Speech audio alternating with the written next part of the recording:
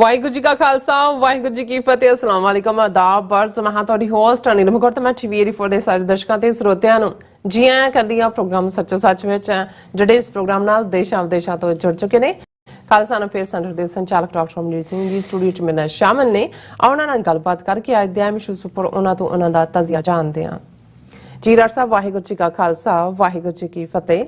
हाँ जी नीलम कौर जी तुहानू भी ते दुनिया भर च बैठे साडे बहुत ही प्यारे सोहणे सियाणे टीवी 84 दे व्यूअर्स नू भी वाहिगुरू जी का खालसा वाहिगुरू जी की फतेह ते साडे बहुत ही प्यारे मुसलमान भैणां भरावां नू अस्सलाम वालेकुम। जी डॉक्टर साहब जी आनू प्रोग्राम सचो सच विच बहुत शुक्रिया जी डॉक्टर साहब। अज 2 मई 2023 19 विसाख नानकशाही संमत 555 ਦਾ ਦਿਨ ਹੈ ਤੇ ਡਾਕਟਰ ਸਾਹਿਬ ਪ੍ਰੋਗਰਾਮ ਸ਼ੁਰੂ ਕਰਨ ਤੋਂ ਪਹਿਲਾਂ ਸਪਨ ਦਰਸ਼ਕਾਂ ਤੇ ਸਰੋਤਿਆਂ ਨੂੰ ਹਮੇਸ਼ਾ ਤਰ੍ਹਾਂ ਦੱਸ ਵਿਊਅਰਸ ਜੇ ਤੁਸੀਂ ਹੱਕ ਸੱਚ ਇਨਸਾਫ ਤੇ ਪੈਰਾ ਦਿੰਦਾ ਇੱਕੋ ਇੱਕ ਚੈਨਲ ਟੀਵੀ 84 ਨੂੰ ਦੇਖਣਾ ਚਾਹੁੰਦੇ ਹੋ ਤਾਂ ਤੁਸੀਂ ਦੇਖ ਸਕਦੇ ਹੋ ਸਪੈਕਟਰਮ ਕੇਬਲ ਆਰਸੀਐਨ ਕੇਬਲ ਬੈਲਫੈਲਟਨ ਕੈਲਡਾ ਰੋਕੂ ਚਾਦੂ ਬਾਕਸ ਸ਼ਾਵਾ ਫੇਸਬੁੱਕ ਟੀਵੀ 84 ਦੀ ਐਪ ਰਾਹੀਂ online streaming and IP box ਤੇ ਤੁਸੀਂ ਟੀਵੀ 84 ਨੂੰ ਦੇਖ ਸਕਦੇ ਹੋ। व्यूअर्स जे तुसी टीवी 84 ਨਾਲ ਪ੍ਰੋਗਰਾਮ ਸੱਚੋ ਸੱਚ ਨਾਲ ਫੇਸਬੁੱਕ ਰਾਹੀਂ ਜੁੜੇ ਤਾਂ ਉਸ ਨੂੰ ਵੱਧ ਲਾਈਕ ਕਰੋ ਤੇ ਸ਼ੇਅਰ ਕਰੋ ਅਤੇ ਨਾਲ ਹੀ YouTube ਤੇ ਸਬਸਕ੍ਰਾਈਬ ਵੀ ਕਰੋ। ਇਹ ਵੀ ਦੱਸ ਦਿਓ ਕਿ ਤੁਸੀਂ ਟੀਵੀ 84 ਦੀ ਐਪ ਨੂੰ ਐਂਡਰੋਇਡ ਐਂਡ ਐਪ ਸਟੋਰ ਤੇ ਡਾਊਨਲੋਡ ਕਰਕੇ ਜੋ ਟੀਵੀ 84 ਦੀ ਲਾਈਵ ਸਟ੍ਰੀਮ ਹੈ ਇਸ ਨੂੰ ਤੁਸੀਂ 24 ਆਵਰਸ ਦੇਖ ਸਕਦੇ ਹੋ। ਸੋ व्यूअर्स ਪ੍ਰੋਗਰਾਮ ਦੀ ਸ਼ੁਰੂਆਤ ਕਰਨ ਜਾ ਰਹੇ ਹਾਂ ਅੱਜ ਦੀ ਸਪਾਂਸਰਸ਼ਿਪ ਦੇ ਵਾਲੇ ਨਾਲ ਕਿ ਅੱਜ ਦੇ ਪ੍ਰੋਗਰਾਮ ਸੱਚੋ ਸੱਚ ਨੂੰ ਸਪਾਂਸਰਸ਼ਿਪ ਕੀਤਾ ਗਿਆ ਹੈ ਟੈਕਸਸ ਤੋਂ ਵੀਰ ਅਮਨਵੀਰ ਸਿੰਘ ਜੀ ਵੱਲੋਂ ਅਤੇ ਸਰਦਾਰ ਗੋਵਿੰਦਰ ਸਿੰਘ ਜੀ ਵੱਲੋਂ। ਸੋ ਇਹਨਾਂ ਨੇ ਬੇਨਤੀ ਕੀਤੀ ਹੈ ਕਿ ਹੁਣ ਸਿੱਧ ਹੋ ਗਿਆ ਹੈ ਕਿ ਪੰਜਾਬ ਵਿੱਚ ਜਿਹੜੀ ਵੀ ਸਰਕਾਰ ਬਣਾ ਲਓ ਸੋ ਚੱਲਣਾ ਉਸਨੇ ਕੇਂਦਰ ਦੇ ਹੁਕਮਾਂ ਤੇ ਹੀ ਹੈ। ਸੋ ਭਗਵੰਤ ਮਾਨ ਅਤੇ ਆਮ ਆਦਮੀ ਪਾਰਟੀ ਇਸ ਦੀ ਸੱਜਰੀ ਉਦਾਹਰਨ ਹਨ। ਇਹਨਾਂ ਨੂੰ ਬਾਹਰੋਂ ਕਿੰਨੀ ਮਦਦ ਮਿਲੀ ਲੋਕਾਂ ਨੇ ਕਿੰਨੀਆਂ ਆਸਾਂ ਲਾਈਆਂ ਪਰ ਅੱਜ ਸਾਡਾ ਕਾਣ ਕਰਨ ਨੂੰ ਇਹੀ ਮੋਰੇ ਲੱਗੇ ਨੇ। ਸੋ ਇਹ ਸ਼ੁਰੂਆਤ ਹੈ ਅਜੇ ਅੱਗੇ ਹੋਰ ਵੀ ਬਹੁਤ ਕੁਝ ਦੇਖਣਾ ਹੈ।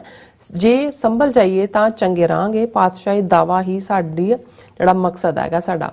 ਸੋ ਅੱਜ ਦੀ ਸਪਾਂਸਰਸ਼ਿਪ ਲਈ ਅਸੀਂ ਵੀਰ ਅਮਨਵੀਰ ਸਿੰਘ ਅਤੇ ਸਰਦਾਰ ਗੋਵਿੰਦਰ ਸਿੰਘ ਜੀ ਦਾ ਤਹਿ ਦਿਲ ਤੋਂ ਧੰਨਵਾਦ ਕਰਦੇ ਹਾਂ ਔਰ ਤੁਹਾਨੂੰ ਵੀ ਅਪੀਲ ਤੇ ਬੇਨਤੀ ਕਰਦੇ ਹਾਂ ਕਿ ਤੁਸੀਂ ਪ੍ਰੋਗਰਾਮ ਸੱਚੋ ਸੱਚ ਨੂੰ ਵੱਧ ਤੋਂ ਵੱਧ ਸਪਾਂਸਰ ਕਰੋ। ਸਪਾਂਸਰਸ਼ਿਪ ਲਈ ਤੁਸੀਂ ਸਾਨੂੰ ਕਾਲ ਕਰ ਸਕਦੇ ਸਾਡੇ ਫੋਨ ਨੰਬਰ ਤੇ 5166191984 ਸੇਮ ਨੰਬਰ ਤੇ WhatsApp ਕਰ ਸਕਦੇ ਹੋ। ਤੁਸੀਂ ਸਾਨੂੰ ਈਮੇਲ ਵੀ ਕਰ ਸਕਦੇ ਹੋ info@tv84.tv ਤੇ। ਸੋ ਵਿਊਅਰਸ ਪਹਿਲੇ ਸੈਗਮੈਂਟ ਦੇ ਵਿੱਚ ਆਪਾਂ ਖਾਲਿਸਤਾਨ ਐਲਾਨਨਾਮੇ ਬਾਰੇ ਆਪਾਂ ਗੱਲਬਾਤ ਕਰਨ ਜਾ ਰਹੇ ਹਾਂ। ਇਹ ਥਰਡ ਪਾਰਟ ਹੈ। ਸੋ 29 ਅਪ੍ਰੈਲ 1986 ਉਹ ਦਿਨ ਹੈ ਜਿਸ ਦਿਨ ਸਰਬੱਤ ਖਾਲਸਾ ਵੱਲੋਂ ਥਾਪੀ 5 ਮੈਂਬਰੀ ਪੰਥਕ ਕਮੇਟੀ ਨੇ ਖਾਲਿਸਤਾਨ ਦਾ ਐਲਾਨਨਾਮਾ ਜਾਰੀ ਕਰਕੇ ਸਿੱਖਾਂ ਦਾ ਜਿਹੜਾ ਰਾਜਸੀ ਨਿਸ਼ਾਨਾ ਜਿਹੜਾ ਉਹ ਮਿੱਥਿਆ ਸੀ ਔਰ ਇਸ ਖਾਲਿਸਤਾਨ ਦੇ ਐਲਾਨਨਾਮੇ ਵਿੱਚ ਭਵਿੱਖ ਦੇ ਖਾਲਿਸਤਾਨ ਦੇ ਸਿਆਸੀ ਸਮਾਜਿਕ ਆਰਥਿਕ ਅਤੇ ਵਿਦਿਅਕ ਢਾਂਚੇ ਬਾਰੇ ਜਿਹੜੇ ਬੀਜ ਰੂਪ ਵਿੱਚ ਤੱਤ ਮੌਜੂਦ ਹਨ। ਸੋ ਇਸ ਬਾਰੇ ਆਪਾਂ ਵਿਚਾਰ ਚਰਚਾ ਕਰਨ ਜਾ ਰਹੇ ਹਾਂ। ਸੋ ਅਸੀਂ ਚਾਹਾਂਗੇ ਕਿ ਤੁਸੀਂ ਨਾਲ ਇਸੇ ਤਰ੍ਹਾਂ ਬਣੇ ਰਹਿਣਾ। ਦੇਖਣ ਸੁਣਨ ਲਈ ਤੁਹਾਡਾ ਸਭ ਦਾ ਬਹੁਤ ਬਹੁਤ ਧੰਨਵਾਦ। ਜੀ ਡਾਕਟਰ ਸਾਹਿਬ ਕੀ ਕਹਿਣਾ ਚਾਹੋਗੇ? देखो सब तो पहला तो असी उन्होंने अपने सारे ही वीरां भैणां दा शुक्रिया अदा करते हैं जिन्होंने सिख डे पैरेड जिस नूं टीवी 84 की टीम ने बड़े सुचज्जे रूप दे विच कवर किया है। तुहाडी एंकरिंग दी भी बहुत तारीफ हुई। Thank you so much. और बहुतियां ने ये कहा कि भी टीवी 84 इस वेले सिर्फ अमरीका च नहीं दुनिया भर दे सिखां दे लई जानकारी दा सब तो वड्डा स्रोत है पंथक मुद्दों के उत्ते भी। और कल का प्रोग्राम भी जड़ा फोकस्ड सी खालसा साजना दिवस और खालिस्तान डिक्लेरेशन डे ते इस फॉर्मैट नूं भी साडे व्यूअर्स वालों पसंद किया गया और उन्हां दा इह सुझाव भी सी कि कदे कदे इस ढंग नाल इशूज़ नूं क्रिटिकली भी एग्जामिन करना चाहिए। सो साडी चाहना तो हमेशा हुंदी है कि भी कोई ना कोई नवे फॉर्मैट भी असीं गल तो उही है समझाण दी जां समझण दी लेकिन असीं उन्हां वीरां भैणां दा भी शुक्रिया अदा करदे हां जिन्हां ने कल दे प्रोग्राम नूं भी जिहड़ा है पसंद कीता और उस दे लई सानूं लिखिआ।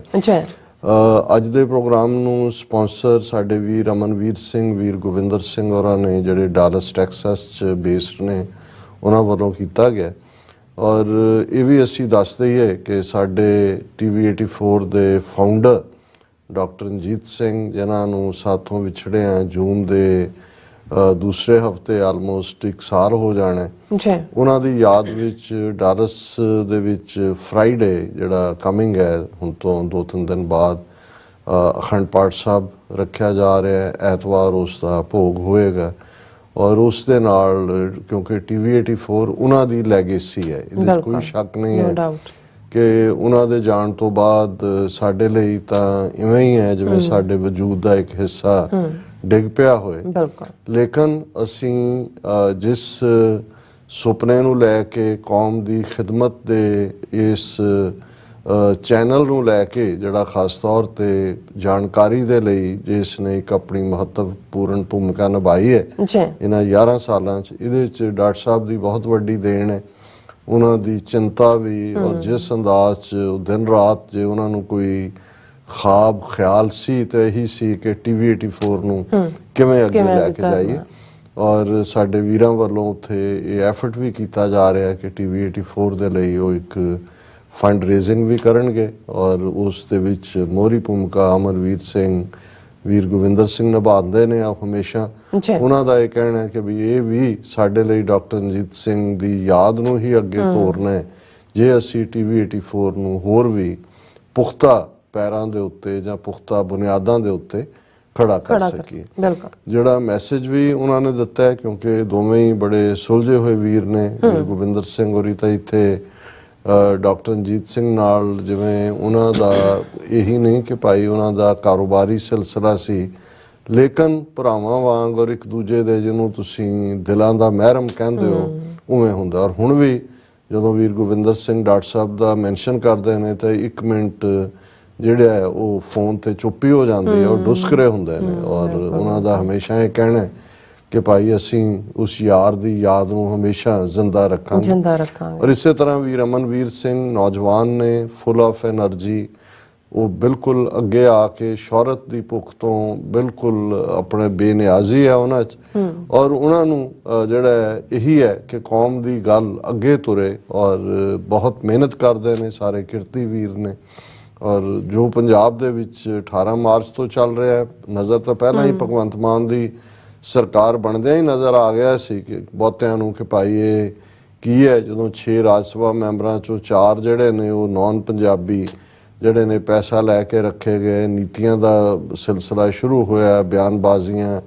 ਔਰ ਜਿਵੇਂ ਈਵਨ ਡਾਕਟਰ ਅੰਬੇਦਕਰ ਜਾਂ ਸ਼ਹੀਦ ਭਗਤ ਸਿੰਘ ਉਹਨਾਂ ਦੇ ਵੀ ਇਮੇਜ ਯੂਜ਼ ਕੀਤੇ ਜਾ ਰਹੇ ਨੇ। ਨਾ ਇਹ ਅੰਬੇਦਕਰ ਰਾਈਟ ਨੇ, ਨਾ ਇਹ ਭਗਤ ਸਿੰਘ ਰਾਈਟ ਨੇ, ਨਾ ਇਹ ਸਿੱਖ ਨੇ, ਨਾ ਕੁਛ ਨੇ, ਹਿੰਦੂਤਵਾਦ ਦੇ ਹੱਥ ਠੋਕੇ ਨੇ।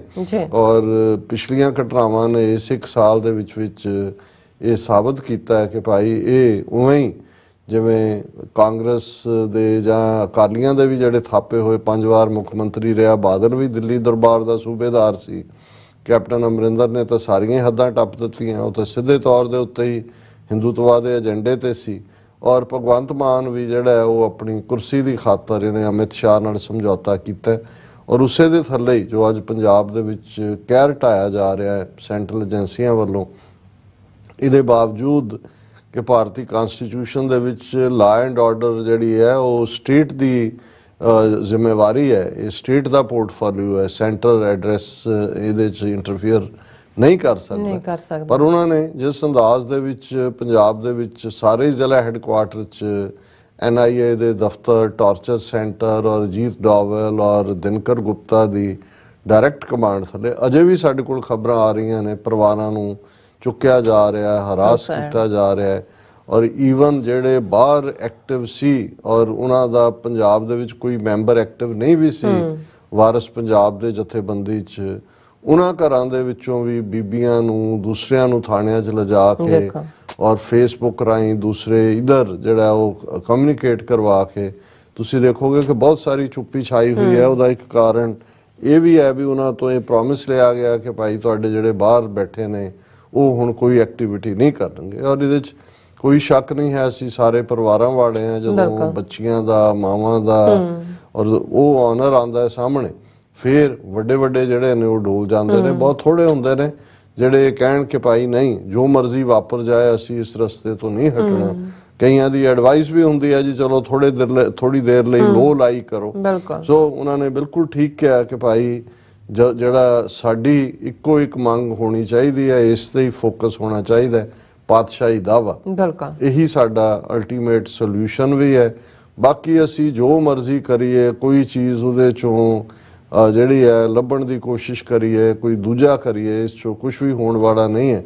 ਅਲਟੀਮੇਟ ਪੋਲੀਟੀਕਲ ਫਰੀडम ਹੀ ਸਾਡਾ ਅਲਟੀਮੇਟ ਸੋਲੂਸ਼ਨ ਹੈ। ਜੀ ਅਸੀਂ ਆਪਣੇ ਵਿਊਅਰਸ ਦੀ ਮੰਗ ਦੇ ਉੱਤੇ ਹੀ ਖਾਲਿਸਤਾਨ ਐਲਾਨਨਾਮੇ ਦੇ ਉੱਤੇ ਜਿਹੜੀ ਹੈ ਥੋੜੀ ਜਿਹੀ ਡਿਸਕਸ਼ਨ ਸ਼ੁਰੂ ਕੀਤੀ ਸੀ। ਹਾਲਾਂਕਿ ਇਸ ਵਾਰ ਜਿਵੇਂ ਅਸੀਂ ਕੱਲ ਵੀ ਮੈਂਸ਼ਨ ਕੀਤਾ ਸੀ ਕਿ ਬਹੁਤ ਵੱਡੀ ਗਿਣਤੀ 'ਚ ਖਾਲਿਸਤਾਨ ਦਾ ਐਲਾਨਨਾਮਾ ਪੰਜਾਬੀ ਔਰ ਅੰਗਰੇਜ਼ੀ 'ਚ ਬਹੁਤ ਸਾਰੀਆਂ ਥਾਵਾਂ ਤੇ ਵੰਡਿਆ ਗਿਆ, ਉਸ ਦੀ ਚਰਚਾ ਵੀ ਸ਼ੁਰੂ ਹੋਈ, ਮੀਡੀਆ ਦੇ ਵਿੱਚ ਵੀ ਆਇਆ।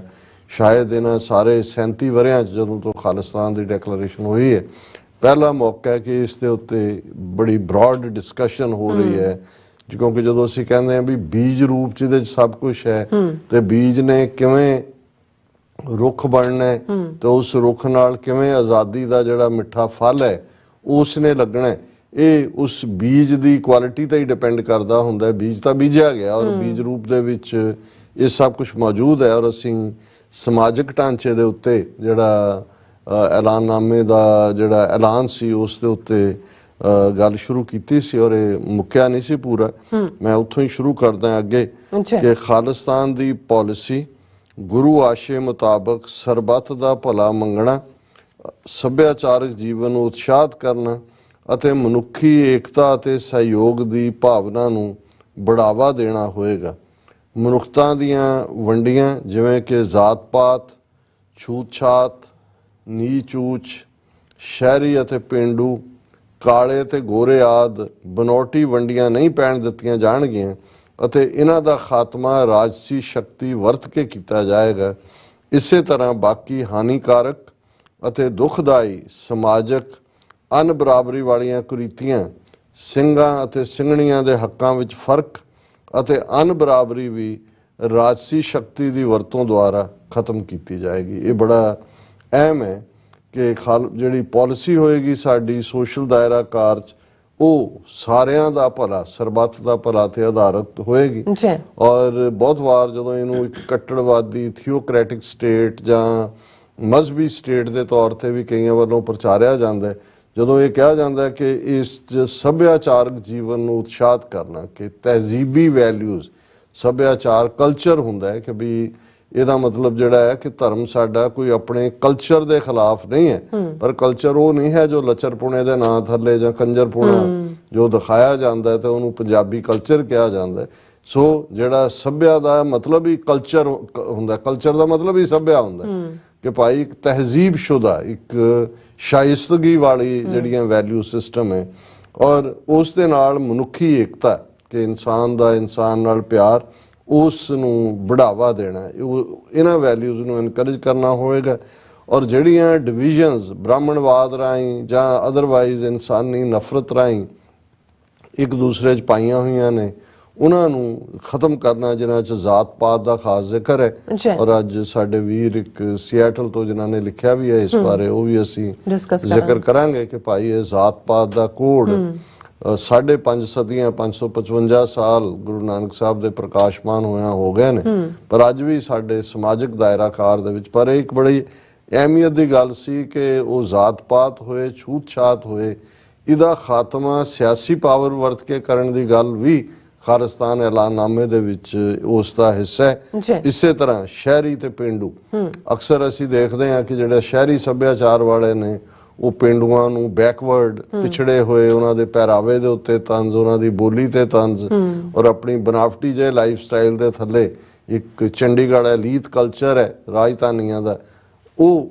ਇਸ ਦਾ ਵੀ ਜ਼ਿਕਰ ਹੈ ਕਿ ਭਾਈ ਇਹ ਵੀ ਜਿਹੜਾ ਵਖਰੇਵਾਂ ਹੈ ਕਿ ਉਹਨਾਂ ਦੇ ਬੱਚੇ ਬੱਚੀਆਂ ਅੰਗਰੇਜ਼ੀ ਸਕੂਲਾਂ 'ਚ ਦੂਜੇ ਪੜ੍ਹਨਗੇ ਤੇ ਪਿੰਡਾਂ ਵਾਲਿਆਂ ਦੇ ਜਿਹੜੇ ਨੇ ਉਹ ਤੱਪੜਾਂ ਵਾਲੇ ਸਕੂਲ 'ਚ ਪੜ੍ਹ ਰਹੇ ਨੇ ਤੇ ਉਹ ਫਿਰ ਉਹਨਾਂ ਨੂੰ ਸਮਝਦੇ ਨੇ ਵੀ ਇਹ ਐਵੇਂ ਜਿਹੜੇ ਨੇ ਉਹ ਘਟੀਆ ਨੇ ਔਰ ਕਾਲਾ ਤਾਂ ਗੋਰਾ, ਇਹ ਰੇਸਿਜ਼ਮ ਵਾਲੀ ਇਸ਼ਾਰਾ ਹੈ ਵੀ ਇਹ ਨਹੀਂ ਹੋਏਗਾ ਔਰ ਇਹਨਾਂ ਦਾ ਖਾਤਮਾ ਰਾਜਸੀ ਸ਼ਕਤੀ ਵਰਤ ਕੇ ਕੀਤਾ ਜਾਏਗਾ।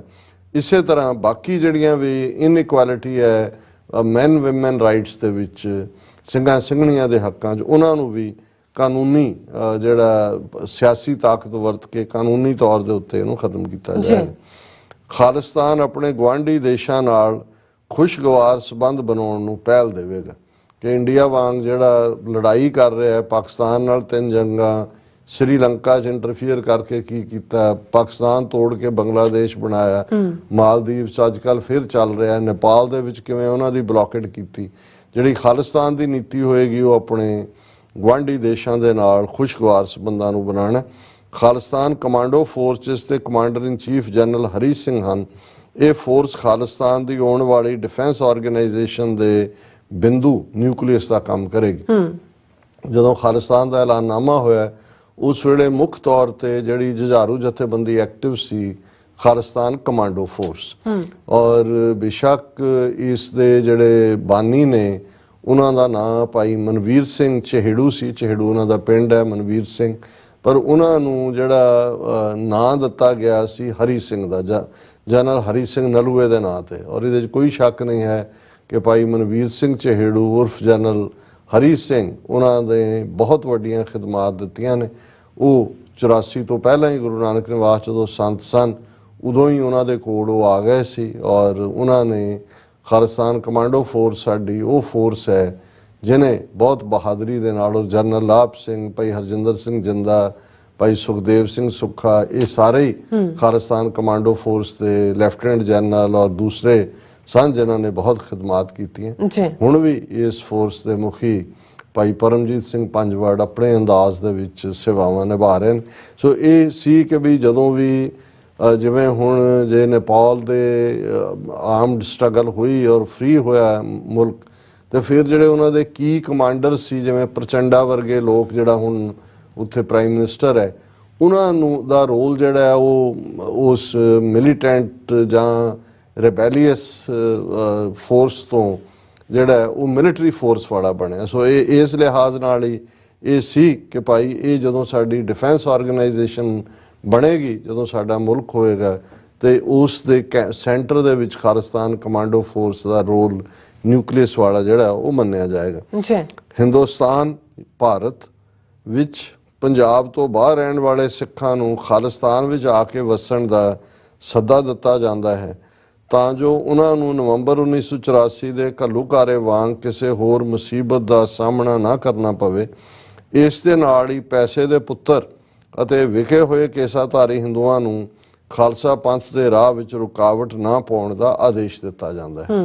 ਹੁਣ ਇਹਨੂੰ ਸਮਝਣ ਦੀ ਲੋੜ ਹੈ। ਜਦੋਂ ਅਸੀਂ ਪਹਿਲਾ ਹਿੱਸਾ ਡਿਸਕਸ ਕੀਤਾ ਉਸ ਦੇ ਵਿੱਚ ਇਹ ਗੱਲ ਕਹੀ ਗਈ ਸੀ ਕਿ ਭਾਈ ਅਸੀਂ ਕਿਸੇ ਵੀ ਉਥਲ ਪੁਥਲ ਅਤੇ ਅਜਾਈ ਲਹੂ ਡੋਲਣ ਦੇ ਹੱਕ ਵਿੱਚ ਨਹੀਂ। ਇਹ ਅਲਫਾਜ਼ ਦਾ ਮਤਲਬ ਹੀ ਇਹ ਸੀ ਕਿ ਇਹ ਅਸੀਂ ਬਿਲਕੁਲ ਨਹੀਂ ਚਾਹਾਂਗੇ ਕਿ ਖਾਲਿਸਤਾਨ ਕਾਇਮ ਹੋਣ ਤੋਂ ਬਾਅਦ ਪੰਜਾਬ ਦੇ ਹਿੰਦੂ ਜਾਂ ਮੁਸਲਮਾਨ ਜਾਂ ਈਸਾਈ ਜਾਂ ਨੌਨ ਬਿਲੀਵਰ ਵੀ ਉਹ ਖਾਲਿਸਤਾਨ ਛੱਡ ਕੇ ਜਾਣ।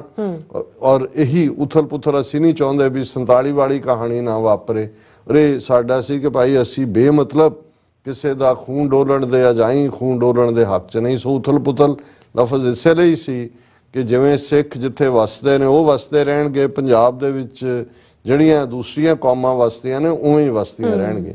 ਪਰ ਇਹਦੇ ਨਾਲ ਉਹਨਾਂ ਨੇ ਇੱਕ ਸੌਫਟ ਆਫਰ ਪੰਜਾਬ ਤੋਂ ਬਾਹਰ ਰਹਿੰਦੇ ਸਿੱਖਾਂ ਨੂੰ ਵੀ ਕੀਤੀ ਹੈ ਕਿ ਭਾਈ ਜੇ ਤੁਹਾਨੂੰ ਲੱਗਦਾ ਵੀ ਤੁਸੀਂ ਸਿਕਿਉਰ ਨਹੀਂ ਹੋ ਤੇ ਫਿਰ ਤੁਹਾਨੂੰ ਇਹ ਸੱਦਾ ਦਿੱਤਾ ਜਾਂਦਾ ਹੈ ਕਿ ਤੁਸੀਂ ਪੰਜਾਬ ਆ ਕੇ ਵਸੋ। ਪਰ ਨਾਲ ਦੀ ਨਾਲ ਇਹ ਜਿਹੜਾ ਕੇਸਾਧਾਰੀ ਹਿੰਦੂ ਕਿਹਾ ਗਿਆ ਜਿਨ੍ਹਾਂ ਨੂੰ ਕਿ ਬਾਹਰਲੇ ਸੂਬਿਆਂ 'ਚ ਬੈਠੇ ਉਹ ਸਿੱਖ ਜਿਹੜੇ ਆਪਣੇ ਬਿਜ਼ਨਸ ਮਫਾਦਾਂ ਲਈ ਖਾਲਿਸਤਾਨ ਦੇ ਰਾਹ 'ਚ ਰੋੜਾ ਬਣਨਗੇ, ਉਹਨਾਂ ਨੂੰ ਇਹ ਵਾਰਨ ਕੀਤਾ ਗਿਆ ਕਿ ਭਾਈ ਇਹ ਤੁਸੀਂ ਜਿਹੜਾ ਇਹ ਕੰਮ ਰਾਹ 'ਚ ਰੁਕਾਵਟ ਨਾ ਪਾਉਣ, ਇਹ ਉਹਨਾਂ ਨੂੰ ਆਦੇਸ਼ ਦਿੱਤਾ ਜਾਂਦਾ। ਹੁਣ ਕਿਉਂਕਿ ਜਦੋਂ ਡੈਕਲੇਰੇਸ਼ਨਸ ਹੁੰਦੀਆਂ ਨੇ ਹਰ ਇੱਕ ਦਾ ਇੱਕ ਆਪਣਾ ਫਰਵਰ ਹੁੰਦਾ ਹੈ, ਔਰ ਇਹਦੇ 'ਚ ਡੈਕਲੇਰੇਸ਼ਨ ਤੱਕ ਪਹੁੰਚਣ ਤੋਂ ਪਹਿਲਾਂ ਜਿਹਨੂੰ ਫ੍ਰੈਂਚ ਜ਼ਬਾਨ ਦੇ ਵਿੱਚ ਰੈਜ਼ਨ ਡੈਟਰੇ ਕਹਿੰਦੇ ਨੇ, ਉਹ ਵੀ ਉਹਦੇ ਵਿੱਚ ਹੀ ਅਮਲਗਮੇਟ ਕੀਤਾ ਗਿਆ ਕਿ ਖਾਲਿਸਤਾਨ ਦਾ ਐਲਾਨਨਾਮਾ ਤੱਕ ਦਾ ਜਿਹੜਾ ਸਫ਼ਰ ਸੀ ਇਹ ਕਿਵੇਂ ਹੋਇਆ ਔਰ ਕਿਉਂ ਅਸੀਂ ਫਾਈਨਲੀ ਇਸ ਸਿੱਟੇ ਤੇ ਪਹੁੰਚੇ ਕਿ ਖਾਲਿਸਤਾਨ ਤੋਂ ਬਿਨਾਂ ਕੋਈ ਚੋਇਸ ਨਹੀਂ ਹੈ। ਔਰ ਉਹਦੇ 'ਚ 1981 'ਚ 1 ਫਰਵਰੀ 1981 ਨੂੰ ਚੰਡੀਗੜ੍ਹ ਦੇ ਪੰਜਾਬ ਯੂਨੀਵਰਸਿਟੀ ਐਡੀਟੋਰੀਅਮ ਦੇ ਵਿੱਚ ਇੱਕ ਸੈਮੀਨਾਰ ਹੋਇਆ ਸੀ ਜਿਹਦੇ 'ਚ ਕਿ ਦਿੱਲੀ ਦੇ ਜਿਹੜੀ ਵੱਡੀ ਸਭ ਤੋਂ ਮਸੀਤ ਹੈ ਉਸ ਜਾਮਾ ਮਸਜਿਦ, ਉਸ ਦੇ ਸ਼ਾਹੀ ਇਮਾਮ ਅਬਦੁੱਲਾ ਬੁਖਾਰੀ ਉਹ ਗੈਸਟ ਆਫ ਆਨਰ ਸੀ। ਔਰ ਉਹਦੇ 'ਚ ਉਹਨਾਂ ਨੇ, ਔਰ ਇਹ 1981 ਦੀ ਗੱਲ ਹੈ 1 ਫਰਵਰੀ ਦੀ, ਉਦੋਂ ਅਜੇ ਸੰਤਾਂ ਦੀ ਗ੍ਰਿਫਤਾਰੀ ਨਹੀਂ ਸੀ ਹੋਈ 20 ਸਤੰਬਰ ਵਾਲੀ, ਅਜੇ ਘੱਲੂਘਾਰਾ ਨਹੀਂ ਸੀ ਵਾਪਰਿਆ।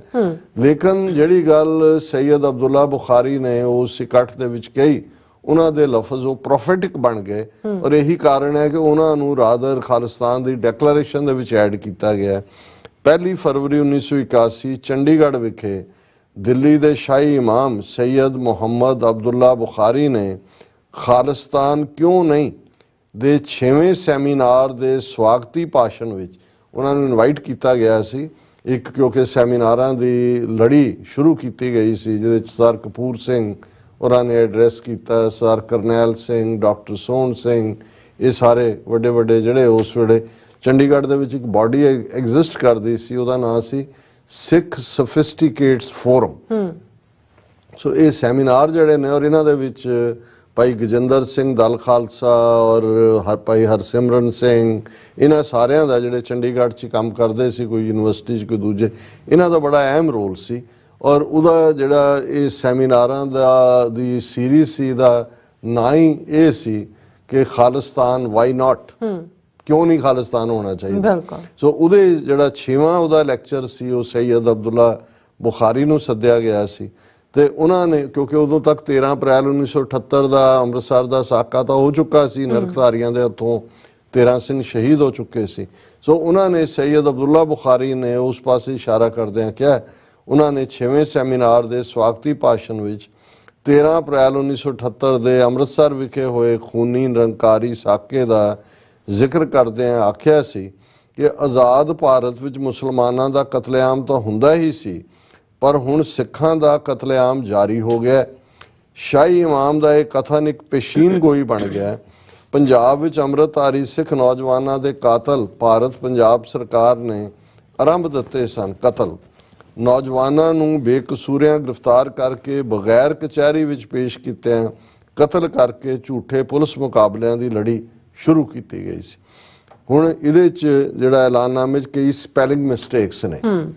ਹੁਣ ਜਦੋਂ ਅਸੀਂ ਖਾਲਿਸਤਾਨ ਅਫੇਅਰ ਸੈਂਟਰ ਵੱਲੋਂ 1992 'ਚ ਇਹਨਾਂ ਨੂੰ ਛਾਪਿਆ ਤੇ ਸਾਡੇ ਕੋਲ ਚੋਇਸ ਸੀ ਕਿ ਅਸੀਂ ਉਹਨਾਂ ਨੂੰ ਕਰੈਕਟ ਕਰ ਸਕਦੇ, ਲੇਕਿਨ ਅਸੀਂ ਉਹ ਨਹੀਂ ਕੀਤਾ, ਉਹਨਾਂ ਨੂੰ ਐਸਾ ਛੱਡ ਦਿੱਤਾ ਕਿਉਂਕਿ ਮੇਰੇ ਸਾਹਮਣੇ ਸੀ ਕਿ ਈਵਨ ਜਦੋਂ ਟਾਮਸ ਜੈਫਰਸਨ ਦੀ ਓਰੀਜਨਲ ਜਿਹੜੀ ਡੈਕਲੇਰ ਹੈ ਉਹਦੇ 'ਚ ਵੀ ਕਟਾਵਟ ਕੀਤੀ ਹੋਈ ਹੈ।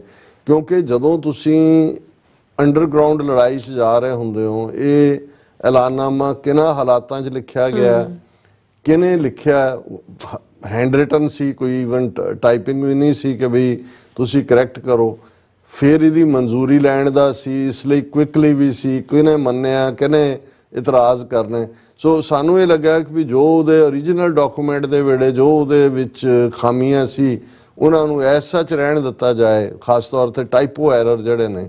ਸੋ ਇਸ ਕਰਕੇ ਕਈ ਲਫ਼ਜ਼ ਜਿਹੜੇ ਨੇ ਉਹਨਾਂ 'ਚ ਅਸੀਂ ਦੇਖਦੇ ਹਾਂ। ਸੋ ਇਸ 'ਚ ਇਹ ਕਿਹਾ ਗਿਆ ਕਿ ਭਾਈ ਇਹ ਪੇਸ਼ੀਨ ਗੋਈ ਲਫ਼ਜ਼ ਸਾਬਤ ਹੋਏ ਸੈਯਦ ਅਬਦੁੱਲਾ ਬੁਖਾਰੀ ਦੇ, ਕਿਉਂਕਿ 13 ਅਪ੍ਰੈਲ 1978 ਤੋਂ ਬਾਅਦ ਪੰਜਾਬ ਦੇ ਵਿੱਚ ਫਿਰ ਜਿਹੜਾ ਸਿੱਖ ਨੌਜਵਾਨਾਂ ਦੀ ਫੜੋ ਫੜੀ ਔਰ ਝੂਠੇ ਕਤਲ ਜਿਹੜੇ ਨੇ ਬੇਕਸੂਰ ਨੌਜਵਾਨਾਂ ਦੇ, ਉਹਨਾਂ ਦੀ ਸ਼ੁਰੂਆਤ ਹੋਈ। ਰਾਜਸਥਾਨ ਦੀ ਪੁਲਿਸ ਦੇ ਮੁਖੀ ਨੇ ਇਹੋ ਜਿਹੀਆਂ 400 ਲਾਸ਼ਾਂ ਰਾਜਸਥਾਨ ਨਹਿਰ ਵਿੱਚੋਂ ਕੱਢਣ ਦੀ ਸ਼ਿਕਾਇਤ ਕੀਤੀ। ਇਸ ਤੋਂ ਬਾਅਦ ਜੂਨ 1984 ਵਿੱਚ ਹਿੰਦ ਸਰਕਾਰ ਨੇ ਫੌਜੀ ਕਾਰਵਾਈ ਕਰਕੇ ਸ਼੍ਰੀ ਦਰਬਾਰ ਸਾਹਿਬ ਸਮੂਹ ਵਿੱਚ ਸ਼੍ਰੀ ਗੁਰੂ ਅਰਜਨ ਦੇਵ ਜੀ ਦੇ ਸ਼ਹੀਦੀ ਦਿਹਾੜੇ ਤੇ ਇਕੱਠੀਆਂ ਹੋਈਆਂ ਸੰਗਤਾਂ ਨੂੰ ਕਰਫਿਊ ਨਾਲ ਢੱਕ ਕੇ ਉਹਨਾਂ ਦਾ ਕਤਲੇਆਮ ਕੀਤਾ। ਇਸ ਤੋਂ ਉਪਰੰਤ ਪੰਜਾਬ ਦੇ ਸਾਰੇ ਵੱਡੇ ਵੱਡੇ ਗੁਰਦੁਆਰਿਆਂ ਵਿੱਚ ਫੌਜੀ ਘੇਰੇ ਪਾ ਕੇ ਫੌਜੀ ਤਾਕਤ ਦੀ ਵਰਤੋਂ ਕਰਕੇ ਸਿੱਖਾਂ ਦਾ ਕਤਲੇਆਮ ਕੀਤਾ। ਪੰਜਾਬ ਦੇ 12,000 ਤੋਂ ਵੱਧ ਪਿੰਡਾਂ ਵਿੱਚ ਕਰਫਿਊ ਲਗਾ ਕੇ ਅੰਮ੍ਰਿਤਧਾਰੀ ਸਿੰਘਾਂ ਨੂੰ ਭਾਲ ਕੇ ਕਤਲ ਕੀਤਾ। ਅੰਮ੍ਰਿਤਧਾਰੀ ਸਿੰਘਾਂ ਦੇ ਕਤਲੇਆਮ ਤੋਂ ਪਹਿਲਾਂ ਹਿੰਦੂ ਫੌਜੀ ਅਫਸਰਾਂ ਅਤੇ ਸਿਪਾਹੀਆਂ ਨੂੰ ਮਾਨਸਿਕ ਅਤੇ ਜਜ਼ਬਾਤੀ ਪੱਖੋਂ ਸਿੱਖਾਂ ਦੇ ਬੀਜ ਨਾਸ ਕਰਨ ਲਈ ਤਿਆਰ ਕਰਨ ਦਾ ਕੰਮ ਫੌਜ ਦੀ ਸਰਕਾਰੀ ਪੱਤਰਕਾ ਬਾਤਚੀਤ ਰਾਹੀਂ ਕੀਤਾ ਗਿਆ। ਬਾਤਚੀਤ ਵਿੱਚ ਇਹ ਸਾਫ਼ ਲਿਖਿਆ ਹੋਇਆ ਸੀ ਕਿ ਅੰਮ੍ਰਿਤਧਾਰੀ ਸਿੱਖਾਂ ਦੀ ਕੀ ਨਿਸ਼ਾਨੀ ਹੈ। ਭਾਵੇਂ ਉਹ ਵੇਖਣ ਨੂੰ ਸ਼ਰੀਫ ਅਤੇ ਭਲੇ ਲੱਗਦੇ ਹੋਣ, ਪਰ ਦਰਅਸਲ ਉਹ ਕਾਤਲ, ਦੇਸ਼ ਵਿਰੋਧੀ ਅਤੇ ਅੱਤਵਾਦੀ ਹੁੰਦੇ ਹਨ। ਇਸ ਲਈ ਹਰ ਇੱਕ ਫੌਜੀ ਦਾ ਫਰਜ਼ ਬਣ ਜਾਂਦਾ ਹੈ ਕਿ ਜੇ ਕਿਤੇ ਉਹਨਾਂ ਨੂੰ ਅੰਮ੍ਰਿਤਧਾਰੀ ਸਿੱਖ ਦਿਸ ਜਾਵੇ ਤਾਂ ਉਸ ਦਾ ਖੁਰਾ ਖੋਜ ਆਪਣੇ ਉੱਚ ਅਧਿਕਾਰੀਆਂ ਕੋਲ ਭੇਜਣ। ਇਹੋ ਜਿਹੀ ਕਾਰਵਾਈ ਦੁਨੀਆ ਦੇ ਇਤਿਹਾਸ ਵਿੱਚ ਕਦੇ ਵੀ ਕਿਸੇ ਫੌਜ ਨੇ ਆਪਣੇ ਹੀ ਮੁਲਕ ਦੇ ਵਾਸੀਆਂ ਨਾਲ ਨਹੀਂ ਕੀਤੀ। ਬਿਲਕੁਲ। ਹੁਣ ਜਿਹੜੀ ਰਾਜਸਥਾਨ ਨਹਿਰ ਹੈ ਪੰਜਾਬ ਤੋਂ ਰਾਜਸਥਾਨ ਜਾਂਦੀ, ਉਹ ਦਰਿਆ ਵਰਗੀ ਹੈ, ਬਹੁਤ ਚੌੜਾ ਔਰ ਪੂਰਾ ਦਰਿਆ ਹੈ। ਹੁਣ ਹੁੰਦਾ ਕੀ ਹੈ ਵੀ ਬਹੁਤ ਵਾਰ ਕਿ ਕੁਝ ਲੋਕ ਇਹ ਜਿਹੜੇ ਨੇ ਜਿਨ੍ਹਾਂ ਨੇ ਆਤਮਘਾਤ ਜਿਹੜਾ ਉਹ ਕਨਾਲ 'ਚ ਛਾਲ ਮਾਰੀ ਤੇ ਉਹ ਮਰ ਗਏ। ਹੁਣ ਜਦੋਂ ਇਹ ਰਾਜਸਥਾਨ ਕੈਨਾਲ ਪੰਜਾਬ ਚੋਂ ਨਿਕਲਦੀ ਹੈ, ਜਦੋਂ ਰਾਜਸਥਾਨ ਦੇ ਵਿੱਚ ਐਂਟਰ ਕਰਦੀ ਹੈ ਤਾਂ ਉਹਨਾਂ ਨੇ ਬੈਰੀਕੇਡ ਲਾਏ ਹੋਏ ਨੇ, ਔਰ ਜਿਹੜੀ ਕੋਈ ਲਾਸ਼ ਇਧਰੋਂ ਗਈ ਹੈ ਉਸ ਨੂੰ ਉੱਥੋਂ ਕੱਢ ਕੇ ਤੇ ਉਹਦਾ ਉਹ ਦਾਹ ਸੰਸਕਾਰ ਕਰ ਦਿੰਦੇ ਨੇ। ਇਹ ਇੱਕ ਪਾਰਟ ਰਿਹਾ। ਪਰ ਹੋਇਆ ਕੀ ਕਿ 1978 ਤੋਂ ਇੱਕਦਮ ਬਾਅਦ ਇਹਨਾਂ ਨੇ ਜਦੋਂ ਪੁਲਿਸ ਨੇ ਔਰ 1980-81 ਤੱਕ ਪਹੁੰਚਦੇ ਆ, ਸਿੱਖ ਨੌਜਵਾਨਾਂ ਨੂੰ ਘਰੋਂ ਚੁੱਕਣਾ, ਗਾਇਬ ਕਰ ਦੇਣਾ, ਮਾਰਨਾ ਔਰ ਨਹਿਰ 'ਚ ਸੁੱਟ ਦੇਣਾ। ਰਾਜਸਥਾਨ ਇਹ ਔਰ ਅਫੀਸ਼ੀਅਲ ਕੰਪਲੇਂਟ ਸੀ ਰਾਜਸਥਾਨ ਗਵਰਨਮੈਂਟ ਦੀ ਪੰਜਾਬ ਸਰਕਾਰ ਨੂੰ ਕਿ ਭਾਈ ਇੰਨੇ ਪੀਰੀਅਡ ਦੇ ਵਿੱਚ 400 ਲਾਸ਼ਾਂ ਸਾਡੇ ਆਈਆਂ ਨੇ ਔਰ ਇਹ ਸਾਡਾ ਖਰਚ ਇੰਨਾ ਹੋ ਰਿਹਾ, ਤੁਸੀਂ ਇਸ ਨੂੰ ਜਿਹੜਾ ਕੰਪਨਸੇਟ ਕਰੋ। ਸੋ ਉਦੋਂ ਇਹ ਗੱਲ ਸਾਹਮਣੇ ਆਈ ਵੀ ਕਿਸ ਲੈਵਲ ਦੇ ਉੱਤੇ ਚੁੱਕ ਕੇ ਜਿਹੜੇ ਨੇ ਨੌਜਵਾਨਾਂ ਨੂੰ ਮਾਰਿਆ ਜਾ ਰਿਹਾ। ਔਰ ਫਿਰ ਦੂਸਰਾ ਜਿਹੜਾ ਅਸੀਂ ਦੇਖਦੇ ਹਾਂ, ਹਾਲਾਂ ਜਿਹੜਾ ਕਾਊਂਟਰ ਵਾਈਟ ਪੇਪਰ ਅਸੀਂ ਜਾਰੀ ਕੀਤਾ ਸੀ ਸਰਕਾਰ ਦੇ ਵਾਈਟ ਪੇਪਰ ਦੇ ਜਵਾਬ 'ਚ ਨਵੰਬਰ-ਦਸੰਬਰ 1984 'ਚ, ਉਦੋਂ ਤੱਕ ਸਾਡੇ ਕੋਲ 37 ਇਤਿਹਾਸਕ ਗੁਰਦੁਆਰਿਆਂ ਦੀ ਲਿਸਟ ਸੀ ਜਿਹਦੇ ਤੇ ਸਰਕਾਰ ਨੇ 3 ਜੂਨ 1984 ਨੂੰ ਧਾਵਾ ਬੋਲਿਆ। ਹੁਣ ਉਹਦਾ ਨੰਬਰ ਹੋਰ ਵੀ ਵੱਧਦਾ ਜਾਂਦਾ, ਪਰ ਮੈਨੂੰ ਲੱਗਦਾ ਵੀ ਸਾਨੂੰ ਉਸ ਨੰਬਰ ਤੇ ਸਟਿਕ ਕਰਨਾ ਚਾਹੀਦਾ ਹੈ ਜਿਹੜਾ ਅਸੀਂ ਕਾਊਂਟਰ ਕਰਦੇ ਆ। ਕਿਹਾ ਸੀ ਇਹਦੇ 'ਚ ਨੰਬਰ ਨਹੀਂ ਦਿੱਤਾ ਗਿਆ ਐਲਾਨਨਾਮੇ 'ਚ, ਪਰ ਉਹਦੇ 'ਚ ਉਹਨਾਂ ਨੇ ਕਿਹਾ ਕਿ ਭਾਈ ਕਰਫਿਊ ਲਾਇਆ, 12,000 ਤੋਂ ਵੱਧ ਪਿੰਡਾਂ 'ਚ ਅੰਮ੍ਰਿਤਧਾਰੀ ਸਿੰਘਾਂ ਨੂੰ ਚੁੱਕਿਆ ਗਿਆ, ਫੌਜੀਆਂ ਨੇ ਘੇਰਾ ਪਾਇਆ। ਔਰ ਜਿਹੜਾ ਦੂਸਰਾ ਪਾਰਟ ਅਕਸਰ ਅਸੀਂ ਪ੍ਰੋਗਰਾਮ 'ਚ ਆਰਮੀ ਵੱਲੋਂ ਇੱਕ ਫੋਰਟਨਾਈਟਲੀ, ਜਿਹਨੂੰ ਅਮਰੀਕਨ ਬਾਈ ਵੀਕਲੀ ਕਹਿਣਗੇ, 15 ਰੋਜ਼ਾ ਉਹਨਾਂ ਦੀ ਇੱਕ ਪਬਲੀਕੇਸ਼ਨ ਹੈ ਬਾਤਚੀਤ, ਉਹ ਫੌਜੀ ਛਾਉਣੀਆਂ ਦੇ ਵਿੱਚ ਸਰਕੂਲੇਟ ਕੀਤੀ ਗਈ ਵੱਡੇ ਪੈਮਾਨੇ ਤੇ। ਇਹ ਜੇ ਮੈਂ ਗਲਤ ਨਾ ਹੋਵਾਂ ਕਿ 10 ਜੁਲਾਈ ਦੇ ਦਿਨ 1984 ਚ ਕੀਤੀ ਗਈ। ਔਰ ਉਹਦੇ ਚ ਇਹ ਕਿਹਾ ਗਿਆ ਸੀ ਕਿ ਭਾਈ a few people are baptized in the name of religion, they wear a miniature kirpan round their neck and are called amritdharis। ਇਹ ਜਿਹੜੇ ਬਿਹਾਰ, ਯੂਪੀ, ਮਦਰਾਸੀ, ਬੰਗਾਲੀ ਫੌਜੀਆਂ ਨੇ ਪਿੰਡਾਂ 'ਚ ਜਾਣਾ ਸੀ, ਉਹਨਾਂ ਨੂੰ ਇਹ ਪਛਾਣ ਦਿੱਤੀ ਗਈ ਕਿ ਉਹਨਾਂ ਨੇ ਕਿਹਨੂੰ ਨਿਸ਼ਾਨਾ ਬਣਾਉਣਾ, ਕਿਹੜੀ ਉਹਨਾਂ ਦੀ ਟਾਰਗੇਟਡ ਕਰਾਊਡ ਹੈ ਜਿਸ ਨੂੰ ਉਹਨਾਂ ਨੇ ਮਾਰਨਾ। ਔਰ ਉਹਦੀ ਇਹ ਨਿਸ਼ਾਨੀ ਸੀ ਕਿ ਕੁਝ ਲੋਕਾਂ ਨੂੰ ਧਰਮ ਦੇ ਨਾਂ ਤੇ ਸਹੁੰ ਖਵਾਈ ਜਾਂਦੀ ਹੈ, ਉਹ ਛੋਟੀ ਕਿਰਪਾਨ ਗਲ ਦੇ ਦੁਆਲੇ ਪਾਉਂਦੇ ਨੇ ਤੇ ਉਹਨਾਂ ਨੂੰ ਅੰਮ੍ਰਿਤਧਾਰੀ ਕਿਹਾ ਜਾਂਦਾ। ਐਨ ਅਪੀਲ, ਫਿਰ ਇਹ ਅਪੀਲ ਸੀ ਕਿ these Amritdharis, they are very dangerous people. They may appear innocent from outside, but basically they are committed to arson, murder and loot. Any information about the whereabouts of Amritdharis should be brought in the notice of nearby army authorities. It will be a great service to the Indian nation. ਇਹ ਇਸੇ ਦਾ ਹੀ ਮੈਂ ਅੰਗਰੇਜ਼ੀ ਚ ਉਹਦੇ exact ਲਫ਼ਜ਼ ਕਹੇ ਨੇ, ਪੰਜਾਬੀ ਚ ਉਹਨਾਂ ਨੇ ਕਿਹਾ ਕਿ ਭਾਈ ਬਾਤਚੀਤ 'ਚ ਉਹਨਾਂ ਨੇ ਸਾਫ਼ ਕਰ ਦਿੱਤਾ ਸੀ। ਔਰ ਨਾਲ ਹੀ ਉਹਨਾਂ ਨੇ ਕਿਹਾ ਕਿ ਇਹੋ ਜਿਹੀ ਕਾਰਵਾਈ ਦੁਨੀਆ ਦੇ ਇਤਿਹਾਸ ਵਿੱਚ ਕਦੇ ਵੀ ਕਿਸੇ ਫੌਜ ਨੇ ਆਪਣੇ ਮੁਲਕ ਦੇ ਵਾਸੀਆਂ ਨਾਲ ਨਹੀਂ ਕੀਤੀ। ਹਾਲਾਂਕਿ ਕੁਝ ਅਰਸਾ ਬਾਅਦ ਉਹਨੂੰ ਬਾਤਚੀਤ ਨੂੰ ਚੈਲੰਜ ਕੀਤਾ ਗਿਆ ਪੰਜਾਬ ਹਰਿਆਣਾ ਹਾਈ ਕੋਰਟ, ਫਿਰ ਫੌਜ ਨੇ ਵਾਪਸ ਲਿਆ, ਲੇਕਿਨ ਉਹ ਕੰਮ ਬਰਾਬਰ ਜਾਰੀ ਰਿਹਾ। ਇਸ ਤੋਂ ਉਪਰੰਤ ਜਦੋਂ ਇੰਦਰਾ ਨੂੰ ਮਾਰੀਆਂ ਬੇਅੰਤ ਗੋਲੀਆਂ, ਹੁਣ ਇਹ ਬੇਅੰਤ ਨਾਂ ਵੀ ਹੈ ਤੇ ਬੇਅੰਤ ਹੈ ਵੀ ਗਿਣੀਆਂ ਨਹੀਂ ਗਈਆਂ, ਹਾਂ, ਤਾਂ ਭਾਰਤ ਦੀ ਹਿੰਦੂ ਸਰਕਾਰ ਦੇ ਨਵੇਂ ਆਉਣ ਵਾਲੇ ਪ੍ਰਧਾਨ ਮੰਤਰੀ ਅਤੇ ਉਸ ਦੇ ਸਿਆਸੀ ਅਤੇ ਸਰਕਾਰੀ ਸਹਿਯੋਗੀਆਂ ਦੀ ਮਿਲੀ ਭੁਗਤ ਨਾਲ ਦਿੱਲੀ ਅਤੇ ਹਿੰਦੁਸਤਾਨ ਦੇ ਬਾਕੀ ਸ਼ਹਿਰਾਂ ਵਿੱਚ ਸਿੱਖਾਂ ਦਾ ਯੋਜਨਾਬੱਧ ਕਤਲੇਆਮ ਹੋਇਆ, ਜਿਹੜਾ ਕਿ ਕਈ ਦਿਨ ਚੱਲਦਾ ਰਿਹਾ। ਹੁਣ ਇਸ ਗੱਲ ਦਾ ਧਿਆਨ ਰਹੇ ਕਿ ਅਮਰੀਕਾ 'ਚ ਆਲਮੋਸਟ ਜਿੰਨੀਆਂ ਅਸੈਂਬਲੀਜ਼ ਨੇ ਪਾਸ ਕੀਤਾ ਨਵੰਬਰ 84 ਨੂੰ ਸਿੱਖ ਜੈਨੋਸਾਈਡ ਮਾਨਤਾ ਦਿੰਦੇ ਆ, 30,000 ਦੀ ਫਿਗਰ ਦਿੱਤੀ ਗਈ ਹੈ, ਜਦੋਂ ਕਿ ਜੇ ਤੁਸੀਂ ਭਾਰਤੀ ਸੋਰਸਿਸ ਤੋਂ 3-4 ਹਜ਼ਾਰ ਦਿੱਲੀ 'ਚ ਸਮੇਟ ਦਿੰਦੇ ਨੇ, 1000 ਕਿਤੇ ਹੋਰ, ਉਹ 5000 ਨੂੰ ਕ੍ਰਾਸ ਨਹੀਂ ਕਰਦੇ। ਪਰ ਇਹ ਭਾਰਤ ਭਰ ਦੇ ਸ਼ਹਿਰਾਂ, ਗਲੀਆਂ, ਕੂਚਿਆਂ 'ਚ 30,000 ਤੋਂ ਜ਼ਿਆਦਾ ਸਿੱਖਾਂ ਦਾ ਯੋਜਨਾਬੱਧ ਢੰਗ ਦੇ ਨਾਲ ਜਿਹੜਾ ਹੈ ਉਹ ਨਸਲਕੁਸ਼ੀ ਕੀਤੀ ਗਈ। ਇਸ ਕਤਲੇਆਮ ਨੇ ਨਾਦਰ ਸ਼ਾਹ ਦੇ ਦਿੱਲੀ ਵਿੱਚ ਕੀਤੇ ਹੋਏ ਕਤਲੇਆਮ ਨੂੰ ਕੋਹਾਂ ਪਿੱਛੇ ਛੱਡ ਦਿੱਤਾ। ਹੁਣ ਬਹੁਤ ਵਾਰ ਜਦੋਂ ਲੁੱਟ ਦਾ ਜ਼ਿਕਰ ਹੁੰਦਾ ਹੈ ਤੇ ਨਾਦਰਸ਼ਾਹੀ ਲੁੱਟ, ਨਾਦਰਸ਼ਾਹੀ ਕਤਲੇਆਮ, ਕਿਉਂਕਿ 1739 ਚ ਜਦੋਂ ਨਾਦਰ ਸ਼ਾਹ ਨੇ ਦਿੱਲੀ ਦੇ ਵਿੱਚ ਸੂਰਜ ਚੜ੍ਹਨ ਤੋਂ ਲੈ ਕੇ ਡੁੱਬਣ ਤੱਕ ਹੀ ਕਤਲੇਆਮ ਕੀਤਾ, ਉਹਨੂੰ ਵਰਸਟ ਕਿਹਾ ਜਾਂਦਾ। ਪਰ ਇਹ ਜਿਸ ਲੈਵਲ ਦੇ ਉੱਤੇ ਕੱਲਾ ਦਿੱਲੀ ਨਹੀਂ, ਨਾਦਰ ਸ਼ਾਹ ਨੇ ਤਾਂ ਦਿੱਲੀ 'ਚ ਹੀ ਕੀਤਾ ਹੈ।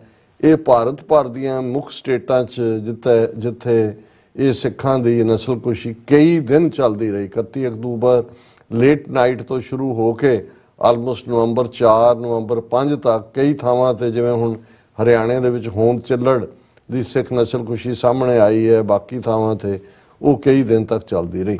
ਫਿਰ ਇਹਦੇ 'ਚ ਜਦੋਂ 1985 ਦੇ ਵਿੱਚ ਚੋਣਾਂ ਪੰਜਾਬ 'ਚ ਹੋਈਆਂ ਰਾਜੀਵ ਲੌਂਗੋਵਾਲ ਅਕੋਰਡ ਤੋਂ ਬਾਅਦ, ਔਰ ਸੁਰਜੀਤ ਸਿੰਘ ਬਰਨਾਲਾ ਚੀਫ ਮਿਨਿਸਟਰ ਬਣਿਆ ਸੀ, ਤੇ ਉਹਨੇ ਰਿਟਾਇਰਡ ਜੱਜ ਪੰਜਾਬ ਹਰਿਆਣਾ ਹਾਈ ਕੋਰਟ ਦੇ ਜਸਟਿਸ ਅਜੀਤ ਸਿੰਘ ਬੈਂਸ, ਉਹਨਾਂ ਦੀ ਪ੍ਰਧਾਨਗੀ ਥੱਲੇ ਇੱਕ ਜਿਹੜੀ ਹੈ ਉਹਨਾਂ ਨੇ ਕਮੇਟੀ ਬਣਾਈ ਸੀ ਕਿ ਜਿਹੜੇ ਝੂਠੇ ਜੇਲ੍ਹਾਂ 'ਚ ਇਕੱਲੇ ਹੀ ਨਹੀਂ ਵੀ ਮਾਰੇ, ਬਹੁਤ ਸਾਰੇ ਵੱਡੀ ਗਿਣਤੀ 'ਚ ਉਹਨਾਂ ਨੇ ਛੋਟੇ ਛੋਟੇ ਬੱਚੇ ਵੀ ਜਿਹੜੇ ਨੇ ਉਹ ਟਾਡਾ ਔਰ ਦੂਸਰੇ ਕਾਨੂੰਨਾਂ ਦੇ ਥੱਲੇ, ਜਿਵੇਂ ਹੁਣ NSA ਜੇ ਤੇ ਮਰਜ਼ੀ ਲਾ ਦਿਓ, ਜਿਵੇਂ 10 ਸਾਡੇ ਵੀਰ ਜਿਹੜੇ ਨੇ NSA ਲਾ ਕੇ 2900 ਕਿਲੋਮੀਟਰ ਦੂਰ ਨਵਾਂ ਕਾਲਾ ਪਾਣੀ ਡਿਬਰੂਗੜ੍ਹ 'ਚ ਭੇਜੇ ਨੇ।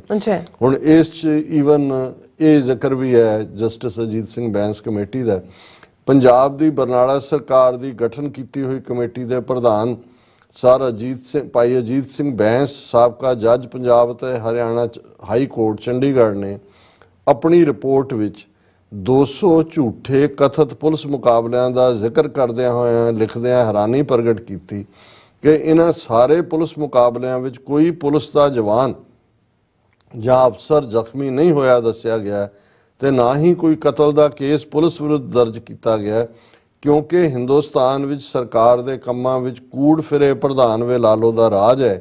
ਇਹੋ ਹੀ ਸਹੀ ਅਰਥ ਹੈ ਬ੍ਰਾਹਮਣੀ ਅਸੂਲਾਂ ਦਾ ਕਿ ਪ੍ਰਚਾਰ ਕਰਨਾ ਸਤਿਅਮੇਵ ਜਯਤੇ ਅਤੇ ਬੋਲਣਾ ਕੋਰਾ ਸਫੇਦ ਝੂਠ। ਕਿਉਂਕਿ ਜਸਟਿਸ ਅਜੀਤ ਸਿੰਘ ਬੈਂਸ ਕਮੇਟੀ ਨੇ ਆਪਣੀ ਰਿਪੋਰਟ, ਔਰ ਉਹਨਾਂ ਦੀ ਰਿਪੋਰਟ ਤੋਂ ਬਾਅਦ ਕੁਝ ਨੌਜਵਾਨ ਰਿਲੀਜ਼ ਵੀ ਹੋਏ ਸੀ ਜੇਲ੍ਹਾਂ 'ਚੋਂ, ਉਹਨਾਂ ਕਿਹਾ ਵੀ 200 ਪੁਲਿਸ ਮੁਕਾਬਲੇ ਹੋਏ ਨੇ ਉਸ ਪੀਰੀਅਡ 'ਚ ਹੀ ਹੈ ਬਿਲਕੁਲ, ਤਾਂ ਉਹਨਾਂ ਨੇ ਕਿਹਾ ਉਹਦੇ 'ਚ ਇੱਕ ਵੀ ਪੁਲਸੀਆ ਕਿਹੋ ਜਿਹਾ ਮੁਕਾਬਲਾ ਹੈ ਕਿ ਮਾਰੇ ਗਏ ਸਿੰਘ ਔਰ ਪੁਲਸੀਆ ਕੋਈ ਜ਼ਖਮੀ। ਇਹਦਾ ਮਤਲਬ ਇਹੀ ਹੈ ਕਿ ਉਹਨਾਂ ਨੂੰ ਝੂਠਿਆਂ ਨੂੰ ਜਿਹੜਾ ਉਹ ਝੂਠੇ ਮੁਕਾਬਲੇ ਬਣਾਏ ਗਏ, ਘਰੋਂ ਚੁੱਕ ਕੇ ਉਹਨਾਂ ਨੂੰ ਜਿਹੜਾ ਉਹ ਕਤਲ ਕੀਤਾ ਗਿਆ, ਔਰ ਉਹਨਾਂ ਨੂੰ ਕਿਹਾ ਕਿ ਜੀ ਇਹ ਅਸੀਂ ਜਾ ਰਹੀ ਸੀ ਪੁਲਿਸ ਪਾਰਟੀ, ਫਾਇਰ ਹੋਇਆ, ਜਵਾਬੀ ਫਾਇਰ ਹੋਇਆ।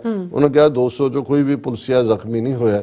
ਔਰ ਇਹਦੇ 'ਚ ਗੁਰਬਾਣੀ ਦੀ ਜਿਹੜੀ ਤੁਕ ਹੈ, ਜਿਹਦੇ 'ਚ ਗੁਰੂ ਨਾਨਕ ਸਾਹਿਬ ਨੇ ਜੋ ਬਾਬਰ ਦੇ ਹਮਲੇ ਵੇਲੇ ਇਹ ਫਰਮਾਇਆ ਸੀ ਕਿ ਕਾਜ਼ੀਆਂ ਬਾਹਮਣਾ ਕੀ ਗੱਲ ਥੱਕੀ, ਅਗਦ ਪੜੈ ਸ਼ੈਤਾਨ ਵੇ ਲਾਲੋ, ਇਸ ਸਾਰੇ ਰਾਗ ਤਲੰਗ ਦੇ ਵਿੱਚ ਤੇ ਨਾਲ ਦੀ ਨਾਲ ਇਹ ਸੀ ਕਿ ਭਾਈ ਇਸ ਵੇਲੇ ਜੇ ਕੋਈ ਕਿਸੇ ਚੀਜ਼ ਦਾ ਰਾਜ ਚੱਲ ਰਿਹਾ ਹੈ ਤੇ ਉਹ ਕੂੜ ਫਿਰੈ ਪ੍ਰਧਾਨ ਵੇ ਲਾਲੋ, ਚਾਰ ਚਫੇਰੇ ਕੂੜ ਹੈ। ਔਰ ਇਹ ਕਿਹਾ ਗਿਆ ਵੀ ਭਾਰਤ ਦਾ ਜਿਹੜਾ ਸਿਆਸੀ ਇਨਸਿਗਨੀਆ ਉਹ ਤਾਂ ਸਤਿਅਮੇਵ ਜਯਤੇ ਹੈ ਕਿ ਸੱਤ ਦੀ ਜਿੱਤ ਹੋਏਗੀ, ਪਰ ਵਰਤਾਰਾ ਜਿਹੜਾ ਹੈ ਉਹ ਕੂੜ ਫਿਰੇ ਪ੍ਰਧਾਨ ਵੇ ਲਾਲੋ। ਸਿੱਖ ਧਰਮ ਦਾ ਖੁਰਾ ਖੋਜ ਮਿਟਾਉਣਾ ਬ੍ਰਾਹਮਣਵਾਦ ਦਾ ਅਟਲ ਨਿਸ਼ਾਨ ਹੈ, ਕਿਉਂ ਜੋ ਸਿੱਖ ਧਰਮ ਬ੍ਰਾਹਮਣਵਾਦ ਦੀ ਜ਼ਾਤ ਪਾਤ ਅਤੇ ਵਿਪਰਨ ਕੀ ਰੀਤ ਦੀ ਪ੍ਰਣਾਲੀ ਦਾ ਵਿਰੋਧੀ ਹੈ। ਜਿਸ ਤਰ੍ਹਾਂ ਕਿ ਸ਼ੰਕਰਾਚਾਰੀਆ ਨੇ ਫੌਜੀ ਸ਼ਕਤੀ ਦੀ ਵਰਤੋਂ ਕਰਕੇ ਲੱਖਾਂ ਬੌਧੀ ਭਿਕਸ਼ੂਆਂ ਨੂੰ ਮੌਤ ਦੇ ਘਾਟ ਉਤਾਰ ਕੇ ਬੋਧੀਆਂ ਦੇ ਮੰਦਰ ਅਤੇ ਦੂਸਰੇ ਧਾਰਮਿਕ ਚਿੰਨ੍ਹ ਢਹਿ ਢੇਰੀ ਕਰ ਦਿੱਤੇ ਸਨ। ਬੁੱਧ ਧਰਮ ਜਿਹੜਾ ਕਿ ਹਿੰਦੁਸਤਾਨ ਵਿੱਚ ਪੈਦਾ ਹੋ ਕੇ ਦੂਰ ਦੁਰਾਡੇ ਚੀਨ, ਜਾਪਾਨ, ਮਲਾਇਆ, ਬਰਮਾ ਆਦਿ ਦੇਸ਼ਾਂ ਵਿੱਚ ਫੈਲਿਆ, ਉਹਦਾ ਆਪਣੀ ਜਨਮ ਭੂਮੀ ਵਿੱਚੋਂ ਨਾਮੋ ਨਿਸ਼ਾਨ ਹੀ ਮਿਟਾ ਦਿੱਤਾ ਗਿਆ। ਇਹ ਹੈ ਅਸਲੀ ਅਰਥ ਬ੍ਰਾਹਮਣਵਾਦ ਦੇ ਅਪਣਾਏ ਹੋਏ ਅਹਿੰਸਾ ਪਰਮੋ ਧਰਮਾਂ ਦੇ ਅਸੂਲ ਦਾ। ਹੁਣ ਇਹ ਪੂਰਾ ਪੈਰਾਗ੍ਰਾਫ ਬੁੱਧ ਧਰਮ ਦੇ ਖਾਤਮੇ ਨੂੰ ਦੇਣਾ ਬੜਾ ਅਹਿਮੀਅਤ ਵਾਲਾ ਹੈ, ਕਿਉਂਕਿ ਜੋ ਕੁਝ ਬੁੱਧ ਧਰਮ ਦੇ ਨਾਲ ਕੀਤਾ, ਔਰ ਸ਼ੰਕਰਾਚਾਰੀਆ ਦਾ ਖਾਸ ਮੈਂਸ਼ਨ ਹੈ, ਉਹਦਾ ਨਾਂ ਤਾਂ ਸ਼ੰਕਰਾ ਸੀ, ਪਰ ਉਹਨੇ ਸ਼ਾਸਤਰ ਤੇ ਸ਼ਸਤਰ ਦੋਨਾਂ ਦਾ ਇਸਤੇਮਾਲ ਕਰਕੇ ਬੁੱਧ ਧਰਮ ਦਾ ਬਿਲਕੁਲ ਨਾਮੋ ਨਿਸ਼ਾਨ ਮਿਟਾ ਦਿੱਤਾ ਹੈ। ਔਰ ਇਹਦੇ 'ਚ ਕਿਹਾ ਗਿਆ ਕਿ ਭਾਈ ਇਹ ਅੱਜ ਵੀ ਬੋਧੀ ਜਿਹੜਾ ਧਰਮ ਹੈ, ਬੁੱਧ ਧਰਮ ਚੀਨ, ਜਾਪਾਨ, ਮਲਾਇਆ, ਬਰਮਾ 'ਚ ਤਾਂ ਹੈ, ਲੇਕਿਨ ਉਹਦਾ ਆਪਣੀ ਜਨਮ ਭੂਮੀ ਤੋਂ ਨਾਮੋ ਨਿਸ਼ਾਨ ਮਿਟਾ ਦਿੱਤਾ ਗਿਆ। ਔਰ ਦਿਲਚਸਪ ਗੱਲ ਇਹ ਹੈ ਵੀ ਉਸ ਬੁੱਧ ਦਾ ਜਿਹੜਾ ਮੈਸੇਜ ਸੀ ਅਹਿੰਸਾ ਪਰਮੋ ਧਰਮ, ਕਿ ਨਾਨ ਵਾਇਲੈਂਸ ਹੀ ਵੱਡਾ ਧਰਮ ਹੈ, ਉਹ ਸਾਰੇ ਬੌਧੀਆਂ ਦਾ ਖਾਤਮਾ ਕਰਕੇ ਅੱਜ ਵੀ ਜਦੋਂ ਇਹ ਬਾਹਰ ਆ ਕੇ ਆਪਣਾ ਸੌਦਾ ਵੇਚਦੇ ਨੇ, ਕਹਿਣਗੇ ਜੀ ਅਸੀਂ ਤਾਂ ਭਾਰਤ 'ਚ ਯਕੀਨ ਰੱਖਦੇ ਹਾਂ, ਅਹਿੰਸਾ ਪਰਮੋ ਧਰਮ। ਉਹ ਬੁੱਧ ਦਾ ਪਹਿਲਾਂ ਫਿਰ ਗਾਂਧੀ ਦੇ ਹੱਥ 'ਚ ਫੜਾਤਾ ਝੰਡਾ ਕਿ ਗਾਂਧੀ ਜਿਹੜਾ ਅਹਿੰਸਾ ਪਰਮੋ ਧਰਮ ਕਹਿ ਰਿਹਾ। ਸੋ ਇਹ ਇਸ ਦਾ ਜ਼ਿਕਰ ਹੈ ਕਿ ਭਾਈ ਕਿਵੇਂ ਜਿਹੜੀ ਹੈ ਫੌਜੀ ਸ਼ਕਤੀ ਕਿਵੇਂ ਰਾਜਪੂਤ, ਇੱਕ ਲੰਬੀ ਕਹਾਣੀ ਹੈ, ਅਸੀਂ ਅਕਸਰ ਜ਼ਿਕਰ ਕਰਦੇ ਹਾਂ, ਮੈਂ ਵੇਰਵੇ 'ਚ ਨਹੀਂ ਜਾਵਾਂਗਾ। ਅੱਜ ਕੱਲ੍ਹ ਦੀ ਭਾਰਤ ਸਰਕਾਰ ਸ਼ੰਕਰਾਚਾਰੀਆ ਦੀ ਪਾਲਿਸੀ ਤੇ ਦ੍ਰਿੜਤਾ ਨਾਲ ਚੱਲਦਿਆਂ ਹੋਇਆਂ ਸਭ ਸਿਆਸੀ, ਸੱਭਿਆਚਾਰਕ, ਆਰਥਿਕ, ਪ੍ਰਬੰਧਕੀ ਤੇ ਫੌਜੀ ਸਾਧਨ ਵਰਤ ਕੇ ਸਿੱਖ ਅਤੇ ਸਿੱਖੀ ਦਾ ਭਾਰਤ ਵਿੱਚੋਂ ਖੁਰਾ ਖੋਜ ਮਿਟਾਉਣ ਤੇ ਤੁਲੀ ਹੋਈ ਹੈ। ਇਹੋ ਹੀ ਸਹੀ ਅਰਥ ਹਨ ਬ੍ਰਾਹਮਣਵਾਦ ਦੇ, ਸਹਿਨਸ਼ੀਲ ਹੋਣ ਦੇ ਝੂਠੇ ਦਾਅਵਿਆਂ ਦੇ। ਆਜ਼ਾਦ ਭਾਰਤ ਵਿੱਚ ਘੱਟ ਗਿਣਤੀ ਮਜ਼ਹਬਾਂ, ਧਰਮਾਂ ਉੱਤੇ ਪਾਬੰਦੀਆਂ ਲਾਉਣ ਦਾ। ਭਾਰਤ ਦੀ ਲੋਕ ਸਭਾ ਵਿੱਚ ਹਿੰਦੂਆਂ ਦੇ ਧਰਮ ਤਬਦੀਲ ਕਰਨ ਉੱਤੇ ਪਾਬੰਦੀ ਲਾਉਣ ਦੀ ਮੰਗ ਉੱਠਦੀ ਰਹੀ ਹੈ। ਹਾਈ ਕੋਰਟ ਵਿੱਚ ਮੁਸਲਮਾਨਾਂ ਦੇ ਧਾਰਮਿਕ ਗ੍ਰੰਥ ਕੁਰਾਨ ਸ਼ਰੀਫ ਤੇ ਪਾਬੰਦੀ ਦੀ ਵੀ ਮੰਗ ਖੜੀ ਹੋਈ।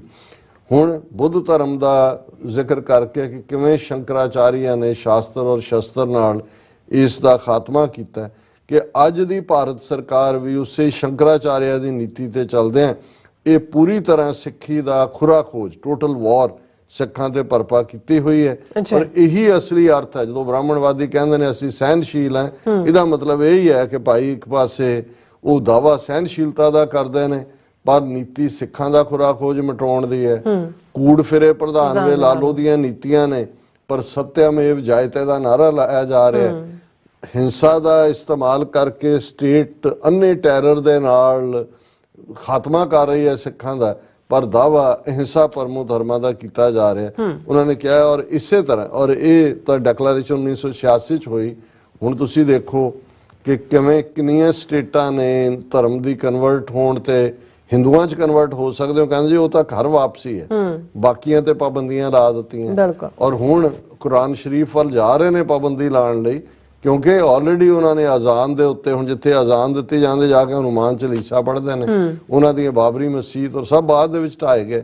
ਔਰ ਇਹ ਹੈ ਕਿ ਭਾਈ ਉਹਨਾਂ ਨੇ ਅੱਜ ਜਿਹੜੀ ਹੈ ਲਾਈਨ ਉਸ ਪਾਸੇ ਨੂੰ ਜਾ ਰਹੀ ਹੈ। ਔਰ ਮੈਂ ਘੜੀ ਵੱਲ ਦੇਖ ਰਿਹਾ, ਇੱਕ ਸਾਡੀ ਡਿਸਕਸ਼ਨ ਹੋਰ ਹੋਏਗੀ ਕੱਲ ਦੇ ਪ੍ਰੋਗਰਾਮ 'ਚ, ਔਰ ਫਿਰ ਇਹ ਐਲਾਨਨਾਮੇ ਦੀ ਜਿਹੜੀ ਵਿਆਖਿਆ ਹੈ ਉਹ ਮੁਕੰਮਲ ਹੋਏਗੀ। ਜੀ ਡਾਕਟਰ ਸਾਹਿਬ, ਤੁਹਾਡਾ ਬਹੁਤ ਬਹੁਤ ਸ਼ੁਕਰੀਆ। ਸੋਥ ਲੈਣੇ ਬ੍ਰੇਕ, ਔਰ ਬ੍ਰੇਕ ਤੇ ਜਾਣ ਤੋਂ ਪਹਿਲਾਂ ਅਸੀਂ ਪ੍ਰਦਰਸ਼ਕਾਂ ਤੇ ਸਰੋਤਿਆਂ ਨੂੰ ਅਪੀਲ ਤੇ ਬੇਨਤੀ ਕਰਦੀ ਵੀਅਰਸ, ਜਿਸ ਤਰ੍ਹਾਂ ਕਿ ਤੁਸੀਂ ਜਾਣਦੇ ਹੋ ਕਿ ਟੀਵੀ 84 ਇੱਕ ਪੰਥਕ ਚੈਨਲ ਹੈ ਔਰ ਟੀਵੀ 84 ਦੀ ਚੜ੍ਹਦੀ ਕਲਾ ਲਈ ਵੱਧ ਤੋਂ ਵੱਧ ਡੋਨੇਟ ਕਰੋ। ਡੋਨੇਟ ਕਰਨ ਲਈ ਸਾਡੀ ਵੈਬਸਾਈਟ tv84.tv ਤੇ ਜਾ ਕੇ ਪੇਪਲ ਦੀ ਵਰਤੋਂ ਕਰਕੇ ਵਨ ਟਾਈਮ ਡੋਨੇਟ ਕਰ ਸਕਦੇ ਹੋ, ਮੰਥਲੀ ਡੋਨੇਟ ਵੀ ਕਰ ਸਕਦੇ ਹੋ।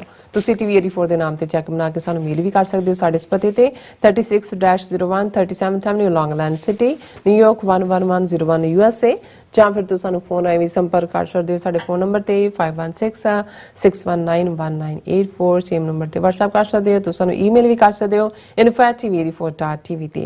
ਅਸੀਂ ਤੁਹਾਡੇ ਤਹਿ ਦਿਲ ਤੋਂ ਸ਼ੁਕਰਗੁਜ਼ਾਰ ਹੋਵਾਂਗੇ। ਸੋ ਹੱਥ ਲੈਣੇ ਬ੍ਰੇਕ ਵੀਅਰਸ, ਤੁਸੀਂ ਇਸੇ ਤਰ੍ਹਾਂ ਬਣੇ ਰਹਿਣਾ। ਮਿਲਦੇ ਹਾਂ ਆਫਟਰ ਦਿਸ ਸ਼ਾਰਟ ਬ੍ਰੇਕ।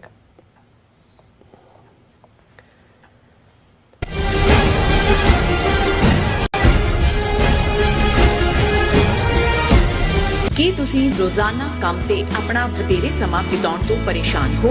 ਆਪਣੀ ਪੂੰਜੀ ਨੂੰ ਕੰਮ ਤੇ ਲਗਾਓ, ਸਾਡੇ ਨਾਲ ਇਨਵੈਸਟ ਕਰੋ। ਅਸੀਂ ਤੁਹਾਡੀ ਪੂੰਜੀ ਤੋਂ ਤੁਹਾਡੇ ਲਈ ਵਧੇਰੇ ਪੈਸੇ ਬਣਾ ਸਕਦੇ ਹਾਂ। ਅਸੀਂ ਪ੍ਰਾਈਵੇਟ ਇਕੁਇਟੀ ਇਨਵੈਸਟਮੈਂਟ ਫਰਮ ਹਾਂ ਤੇ ਕਮਰਸ਼ੀਅਲ ਰੀਅਲ ਏਸਟੇਟ ਵਿੱਚ ਮਾਹਿਰ ਹਾਂ।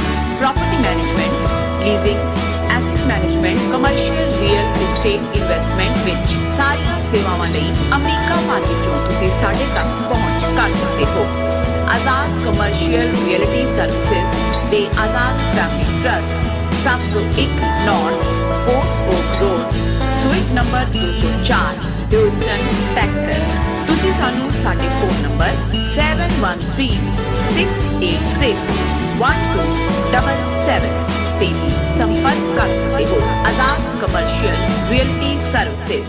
ਕੀ ਤੁਹਾਨੂੰ 30, 40 ਜਾਂ 50 ਦਿਨ ਵੇਟ ਕਰਨੀ ਪੈ ਰਹੀ ਹੈ ਤੁਹਾਡੇ ਚੈੱਕ ਲਈ?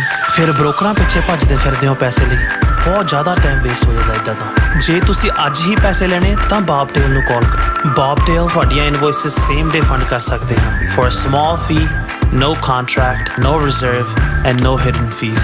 ਅੱਜ ਹੀ ਕਾਲ ਕਰੋ ਬੌਬਟੇਲ ਨੂੰ ਤੇ ਤੁਹਾਡਾ ਪਹਿਲਾ ਮਹੀਨਾ ਫ੍ਰੀ। 410-204-2084, ਅਗੇਨ 410-204-2084।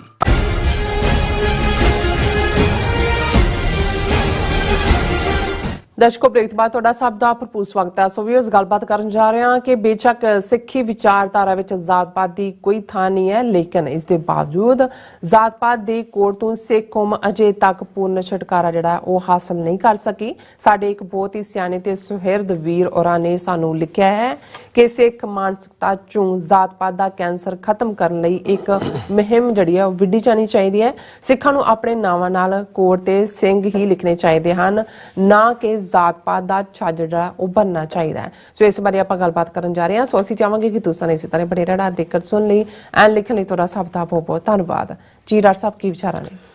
ਦੇਖੋ, ਅਸੀਂ ਪਹਿਲੇ ਸੈਗਮੈਂਟ 'ਚ ਖਾਲਿਸਤਾਨ ਦੇ ਐਲਾਨਨਾਮੇ 'ਚ ਜਿਹੜਾ ਸੋਸ਼ਲ ਪੋਲੀਟੀਕਲ ਸਟਰਕਚਰ ਦੀ ਗੱਲ ਕਰ ਰਹੇ ਹਾਂ, ਜਿਹੜੀਆਂ ਬੀਜ ਰੂਪ ਦੇ ਵਿੱਚ ਮੌਜੂਦ ਨੇ ਚੀਜ਼ਾਂ, ਔਰ ਉਹਦੇ 'ਚ ਕਿਉਂਕਿ ਬੜਾ ਐਮਫੇਸਾਈਜ਼ ਕੀਤਾ ਗਿਆ ਕਿ ਜ਼ਾਤ-ਪਾਤ ਔਰ ਛੂਆ-ਛੂਤ, ਊਚ ਨੀਚ, ਇਹਨਾਂ ਦੇ ਵਖਰੇਵਿਆਂ ਨੂੰ ਸਿਆਸੀ ਤਾਕਤ, ਰਾਜਸੀ ਤਾਕਤ ਦੀ ਵਰਤੋਂ ਕਰਕੇ ਜਿਹੜਾ ਉਹ ਖਤਮ ਕੀਤਾ ਜਾਏਗਾ। ਇਹ ਠੀਕ ਹੈ ਕਿ ਵੀ ਹੁਣ ਜੇ ਅਮਰੀਕਾ ਦੀ ਸੀਐਟਲ ਸਟੇਟ ਤੋਂ ਲੈ ਕੇ ਸੀਐਟਲ ਸਿਟੀ ਤੋਂ ਲੈ ਕੇ ਕੈਲੀਫੋਰਨੀਆ ਦੀ ਜੁਡੀਸ਼ਰੀ ਕਮੇਟੀ ਨੇ ਕਾਸਟ ਡਿਸਕ੍ਰਿਮੀਨੇਸ਼ਨ ਨੂੰ ਇੱਕ ਜਿਹੜਾ ਰੇਸਿਜ਼ਮ ਵਜੋਂ ਜਿਵੇਂ ਡਿਸਕ੍ਰਿਮੀਨੇਸ਼ਨ ਹੈ ਉਸ ਕੈਟਾਗਰੀ 'ਚ ਲਿਆਂਦਾ, ਪਰ ਇਹਦੇ ਬਾਵਜੂਦ ਇੱਕ ਗੱਲ ਦਾ ਧਿਆਨ ਰਹੇ ਕਿ ਅਮਰੀਕਾ 'ਚ ਇੱਕ ਬੜੀ ਪਪੂਲਰ ਐਕਸਪ੍ਰੈਸ਼ਨ ਹੈ, ਯੂ ਕਾਂਟ ਲੈਜਿਸਲੇਟ ਹਿਊਮਨ ਨੇਚਰ, ਕਿ ਜਿਹੜੀ ਕੁਝ ਚੀਜ਼ਾਂ ਸੱਭਿਅਤਾਵਾਂ ਦੇ ਵਿੱਚ, ਤਹਿਜ਼ੀਬਾਂ ਦੇ ਵਿੱਚ ਸਾਡੀ ਸੋਚ ਦਾ, ਸਾਡੇ ਦੇਖਣ ਢੰਗ ਦਾ ਜਿਹੜੀ ਹੈ ਰਿਫਲੈਕਸ਼ਨ ਬਣ ਜਾਂਦੀਆਂ ਨੇ, ਉਹਨਾਂ ਨੂੰ ਕੋਈ ਜਿਹੜਾ ਕਾਨੂੰਨ ਵੀ ਕੰਟਰੋਲ ਨਹੀਂ ਕਰ ਸਕਦਾ। ਕਾਨੂੰਨ ਸਜ਼ਾ ਤਾਂ ਦੇ ਸਕਦਾ ਜਦੋਂ ਕੋਈ ਚੀਜ਼ ਜ਼ਾਹਰਾ ਤੌਰ ਤੇ ਡਿਸਕ੍ਰਿਮੀਨੇਸ਼ਨ ਦੇ ਥੱਲੇ ਆਏ। ਸਾਡੇ ਇਸ ਪੈਰੇਡ ਦੇ ਪ੍ਰੋਗਰਾਮ ਤੋਂ ਬਾਅਦ ਸਾਡੇ ਬਹੁਤ ਹੀ ਸੁਹਿਰਦ ਵੀਰ ਜਿਹੜੇ ਸਾਡੇ ਬੜੇ ਜੈਨਰਸ ਸਪੋਰਟਰ ਨੇ ਸੀਐਟਲ ਤੋਂ, ਉਹ ਅਹੁਦੇ ਤੇ ਬਿਰਾਜਮਾਨ ਨੇ, ਲੇਕਿਨ ਉਹ ਜ਼ਾਹਰਾ ਤੌਰ ਤੇ ਆਪਣਾ ਨਾਮ ਪ੍ਰਗਟ ਨਹੀਂ ਕਰਨਾ ਚਾਹੁੰਦੇ, ਉਹਨਾਂ ਨੇ ਸਾਨੂੰ ਲਿਖਿਆ ਔਰ ਉਹਨਾਂ ਨੇ ਜਿੱਥੇ ਸਾਰੇ ਪ੍ਰੋਗਰਾਮ ਦੀ ਤਾਰੀਫ ਕੀਤੀ, ਸਾਡੀ ਸਪੀਚ ਦੀ ਤਾਰੀਫ ਕੀਤੀ, ਪਰ ਉਹਨਾਂ ਨੇ ਇਸ ਗੱਲ ਵੱਲ ਵੀ ਧਿਆਨ ਦਿਵਾਇਆ ਕਿ ਵੀ ਜਿਹੜੇ ਬਹੁਤ ਸਾਰੇ ਸਾਡੇ ਈਵਨ ਪ੍ਰੋਮੀਨੈਂਟ ਜਿਹੜੇ ਐਕਟਿਵਿਸਟ ਨੇ, ਉਹ ਆਪਣੇ ਨਾਵਾਂ ਨਾਲ ਆਪਣੀ ਜ਼ਾਤ-ਪਾਤ ਦਾ ਛੱਜ ਬੰਨ੍ਹ ਕੇ ਰੱਖਦੇ ਨੇ।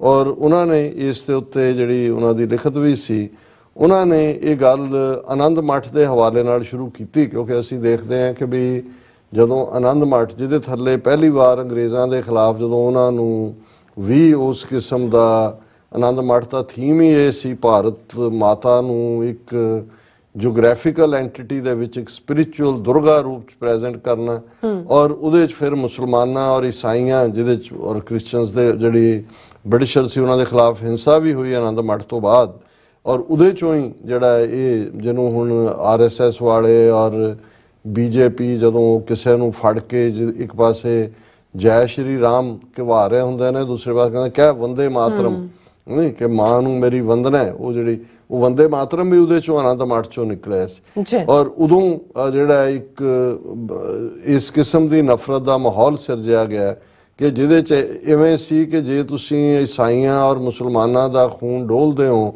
ਤੇ ਜਿਵੇਂ ਉਸ ਕਾਲੀ ਮਾਂ ਦਾ ਖੱਪਰ ਹੁੰਦਾ, ਕਿਉਂਕਿ ਇਹ ਵੀ ਇਹਨਾਂ ਦੀਆਂ ਜਿਹੜੀਆਂ ਗੋਡੈਸਿਸ ਦੇ ਅੱਡ-ਅੱਡ ਰੂਪ, ਕਾਲੀ, ਦੁਰਗਾ, ਵੈਸ਼ਨੋ, ਚਵਿੰਡਾ, ਨੈਣਾ, ਉਹਦੀਆਂ ਵੱਖਰੀਆਂ ਕਹਾਣੀਆਂ ਨੇ। ਵੈਸ਼ਨੋ ਕਿੱਥੇ ਕਿਹਦਾ ਕੀ ਡਿੱਗਿਆ, ਕਿਸੇ ਦੀਆਂ ਅੱਖਾਂ ਡਿੱਗੀਆਂ, ਕਿਤੇ ਉਸ ਦਾ ਕੋਈ ਹੋਰ ਡਿੱਗਿਆ, ਉਹਨਾਂ ਤੇ ਮੰਦਿਰ ਬਣਦੇ ਚਲੇ ਗਏ।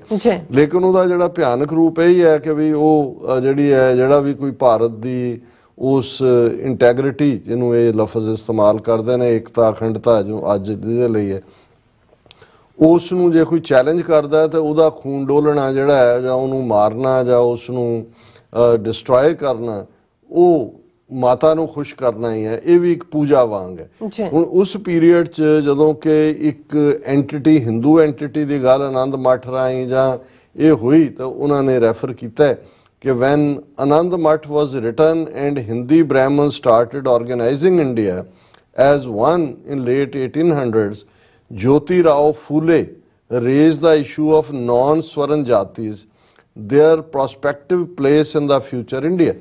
ਹੁਣ ਉਹਨਾਂ ਨੇ ਦੇਖਿਆ ਕਿ ਵੀ ਇਹ ਜਿਹੜੀ ਰਿਟਰਨ ਆਨੰਦ ਮੱਠ ਦੇ ਥੱਲੇ, ਜਿਹੜਾ ਹਿੰਦੂ ਥਾਟ ਦੇ ਥੱਲੇ ਇਹ ਬ੍ਰਾਹਮਣ ਮਤ ਵਾਪਸ ਆ ਰਿਹਾ ਹੈ, ਇਹ ਜਿਹੜਾ ਨੂੰ ਸਾਨੂੰ ਸ਼ੂਦਰ ਬਣਾਇਆ ਹੋਇਆ ਤੇ ਪਹਿਲਾਂ ਹੀ ਇਹਨਾਂ ਦੇ ਥੱਲੇ ਜਿਹੜਾ ਹੈ ਉਹ ਦਬੇ ਹੋਏ ਆ 3000 ਸਾਲ ਤੋਂ 4000 ਸਾਲ ਤੋਂ, ਜੇ ਰਿਗਵੇਦ ਦਾ ਪੀਰੀਅਡ ਕਹਿਣਾ ਹੋਏ। ਅੱਛਾ।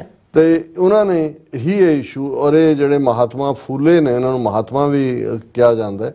ਫਿਰ ਬਹੁਤ ਸਾਰੀ ਜਿਹੜੀ ਮੂਵਮੈਂਟ ਇਹਨਾਂ ਦੇ ਖਿਲਾਫ, ਸਵਰਨ ਜਾਤੀਆਂ ਦੇ ਖਿਲਾਫ ਹੋਈ। ਅੱਜ ਵੀ ਜਦੋਂ ਜਿਹੜੀ ਦਲਿਤ ਮੂਵਮੈਂਟ ਹੈ ਭਾਰਤ ਦੇ ਵਿੱਚ ਬੜੀ ਸਟਰੋਂਗ, ਉਹਨੂੰ ਇਹ ਬੇਸ਼ੱਕ ਮਾਇਆਵਤੀ ਖਾ ਗਈ, ਕਾਂਸ਼ੀ ਰਾਮ ਨੇ ਤਾਂ ਕਾਫੀ ਹਾਈਲਾਈਟ ਕੀਤਾ ਸੀ ਜਦੋਂ ਉਹਨੇ, ਉਹ ਬੜਾ ਖੁੱਲ੍ਹ ਕੇ ਪ੍ਰੈਸ ਕਾਨਫਰੰਸ ਕਹਿੰਦਾ ਸੀ ਕਿ ਬ੍ਰਾਹਮਣਵਾਦ ਹੀ ਸਭ ਪੁਆੜੇ ਦੀ ਜੜ, ਕਿ ਜੋ ਵੀ ਹੈ।